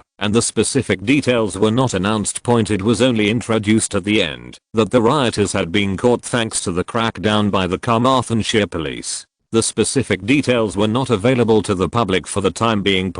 Since it is related to the rioters, although some people are curious about these things, it is difficult to ask about them. If some Northern Ireland rioters lurking outside are involved, wouldn't their excessive questioning bring suspicion on themselves? Anyway, because this incident was so wide-ranging, it was even reported by newspapers in London, but the subsequent specific details were left unresolved. Anyway, the senior police inspector and deputy director named Rex from Wales was subject to received an award from the Metropolitan Police. Flipping further forward, just when Alan was getting impatient, he saw a familiar face from the bottom newspaper, Patton. Ever since Alan came back from Xinjiang, he had no time to pay attention to what happened there. It had been almost half a month, and this was the first time he had paid attention to the news there. In the picture in the newspaper, Patton's face is pale and his hair is a few grey. But there is not only Patton in the picture, but also an old guy with the same grey hair next to him. Where do we point? According to reports, some time ago on the eve of the legislative session, the new governor suffered a heart attack. His secretary called an ambulance and was taken directly from the venue to the hospital. Patton didn't know whether he was really shocked or was too embarrassed to go out. Anyway, he stayed in the hospital for a full week before being discharged. After that, he bravely convened the long-delayed legislative session. Then the new legislation in the meeting was strongly protested by several more patriotic locals. Several new laws promulgated by Patton met with considerable resistance and discussion. And Wei Dewey, the old yin and yang, also accepted the interview secretly and said something strangely without naming. They are all officials representing the empire. They must abide by the spirit of the contract, cannot change orders overnight, and cannot be capricious anyway. Because of this interview, the two have officially met. Although there is no real fire at the moment, they have supporters around them, and they are bickering every day. The entire Hong Kong media is very lively these days. From an originally serious atmosphere, it suddenly turned into a smoky and dignified environment, where the whole people was hotly debated. Under the current circumstances, Patton is neither advancing nor retreating. He is being roasted on the fire by Wei Dewey again. Master, I brought it here, and he wants to give it to you with his own hands. Do you think? A shadow suddenly blocked Alan's sight. He raised his head slightly and saw Zhao Shitao's somewhat naive face. When he came out this time, Alan brought Zhao Shi and other people, including the crew. Because there was no combat need, the number of people required was reduced significantly. Only 30 people can control the yacht, and these crew members themselves are veterans of the Navy. It also has certain combat capabilities. In an emergency, it can be used with weapons. The filming crew is relatively streamlined, with less than 30 people in total. They will be divided into 4 groups and filmed separately with 4 groups of contestants. There are still more than 20 bodyguards, a dozen support staff and a few servants left. The number of people on the entire ship can exceed 100 because many rooms inside the hull have been renovated and the crew capacity is definitely not as good as the 200 or 300 people it could accommodate when it was still a warship. But now, it can be regarded as the load limit of the entire yacht, as long as it can ensure everyone's living needs and food and accommodation. This time we will shoot in the wild. With Alan's character, every time he goes to the wild, just like when he was in Australia before, he must first make preliminary preparations. After choosing the location, he should understand the local conditions, the environment, weather, geography, etc. And even the past origins of these places must be understood clearly. At this point, Daying have a great advantage, no matter where you are on this planet, as long as you can name the place. The relevant information about this place can be found in Great Britain. The famous British expedition has traveled all over the world for hundreds of years. There is no place they have not visited, let alone a traditional British colony like the Gambia, where the relevant information is very complete. During Alan's trip from France to Gambia these days, when he was looking through this kind of information about Gambia, he discovered a very inconspicuous news. According to records in the data, about 60 years ago, a doctor who was sent to the colonies to teach epidemic prevention knowledge reported news about the Gambia River monster. But what year and year was it at that time? The situation was tense at that time, and London had no time to deal with such rumors that seemed false at first sight. Things like water monsters are actually very common in the outside world, not to mention poor places like the Gambia. People are used to magnifying and demonizing unseen and unknown creatures, etc. From word to word, this kind of news will become more and more outrageous, and then evolve into a water monster. Of course, although things like water monsters are dangerous to a certain extent, such rumors will never be banned in any place. On the contrary, the more rumors about water monsters exist, the more they will stimulate local tourism development. Isn't the famous Loch Ness monster in Scotland just like this? Although Alan didn't believe this, he didn't deny it. He just thought it was a joke and was happy. But the information prepared this time is so complete. It was so complete that even there was a separate piece of information about the rumored Gambia River monster, and Alan accidentally flipped through it. Then he looked at the diagram. Based on the image of the water monster retold by the locals, this thing looks very familiar to Alan. This water monster, called Ningananka by Gambians, is described as having a horse face, eagle eyes, horns on its head, a giraffe-like neck, and a mane on the back of its neck. Its body is like a snake, very slender, a bit like a crocodile, with claws and scales all over its body, and it is more than 10 meters long. Based on this description of appearance, what would be the first impression that a random Chinese person would have in mind after listening to this description? Of course it's a dragon. Even if it's not a dragon, at least it's a dragon. Horse face, eagle eyes, horns on the head, long snake-like neck, claws, and scales on the body. Aren't these characteristics obvious enough? In the past 3 decades, at that time, there should not be many Chinese people coming here in the Gambia, right? What's more, this is not a person's description, but the doctor's comprehensive information. After visiting witnesses in multiple villages in this shabby place, some people have never left the village in their lives, but their words still have a certain degree of credibility. Anne. It is said that this water monster called Ningananka is regarded as ominous by the locals. Any witness who encounters it in the wild will be cursed. Soon after, the witnesses will die of disease. What else is said about Ningananka? Its size will turn people to stone. If this piece of news from more than 60 years ago alone is not enough to interest Alan, there is also an investigation report from 1987 in this information, saying that an explorer was once interested in this news. I'm interested and want to come here for inspection. However, due to financial constraints, the expedition team could not be formed. However, the explorer did not give up.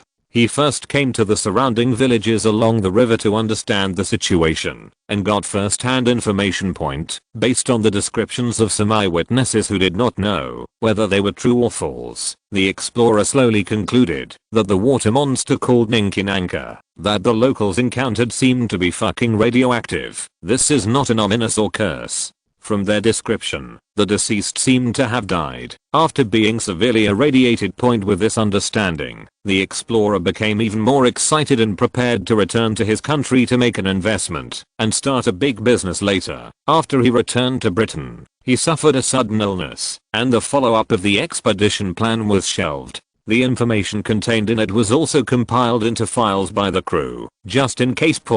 After reading this information, Alan was moved, regardless of whether this is true or not. He wants to know about it. This thing is too tempting. End of this chapter.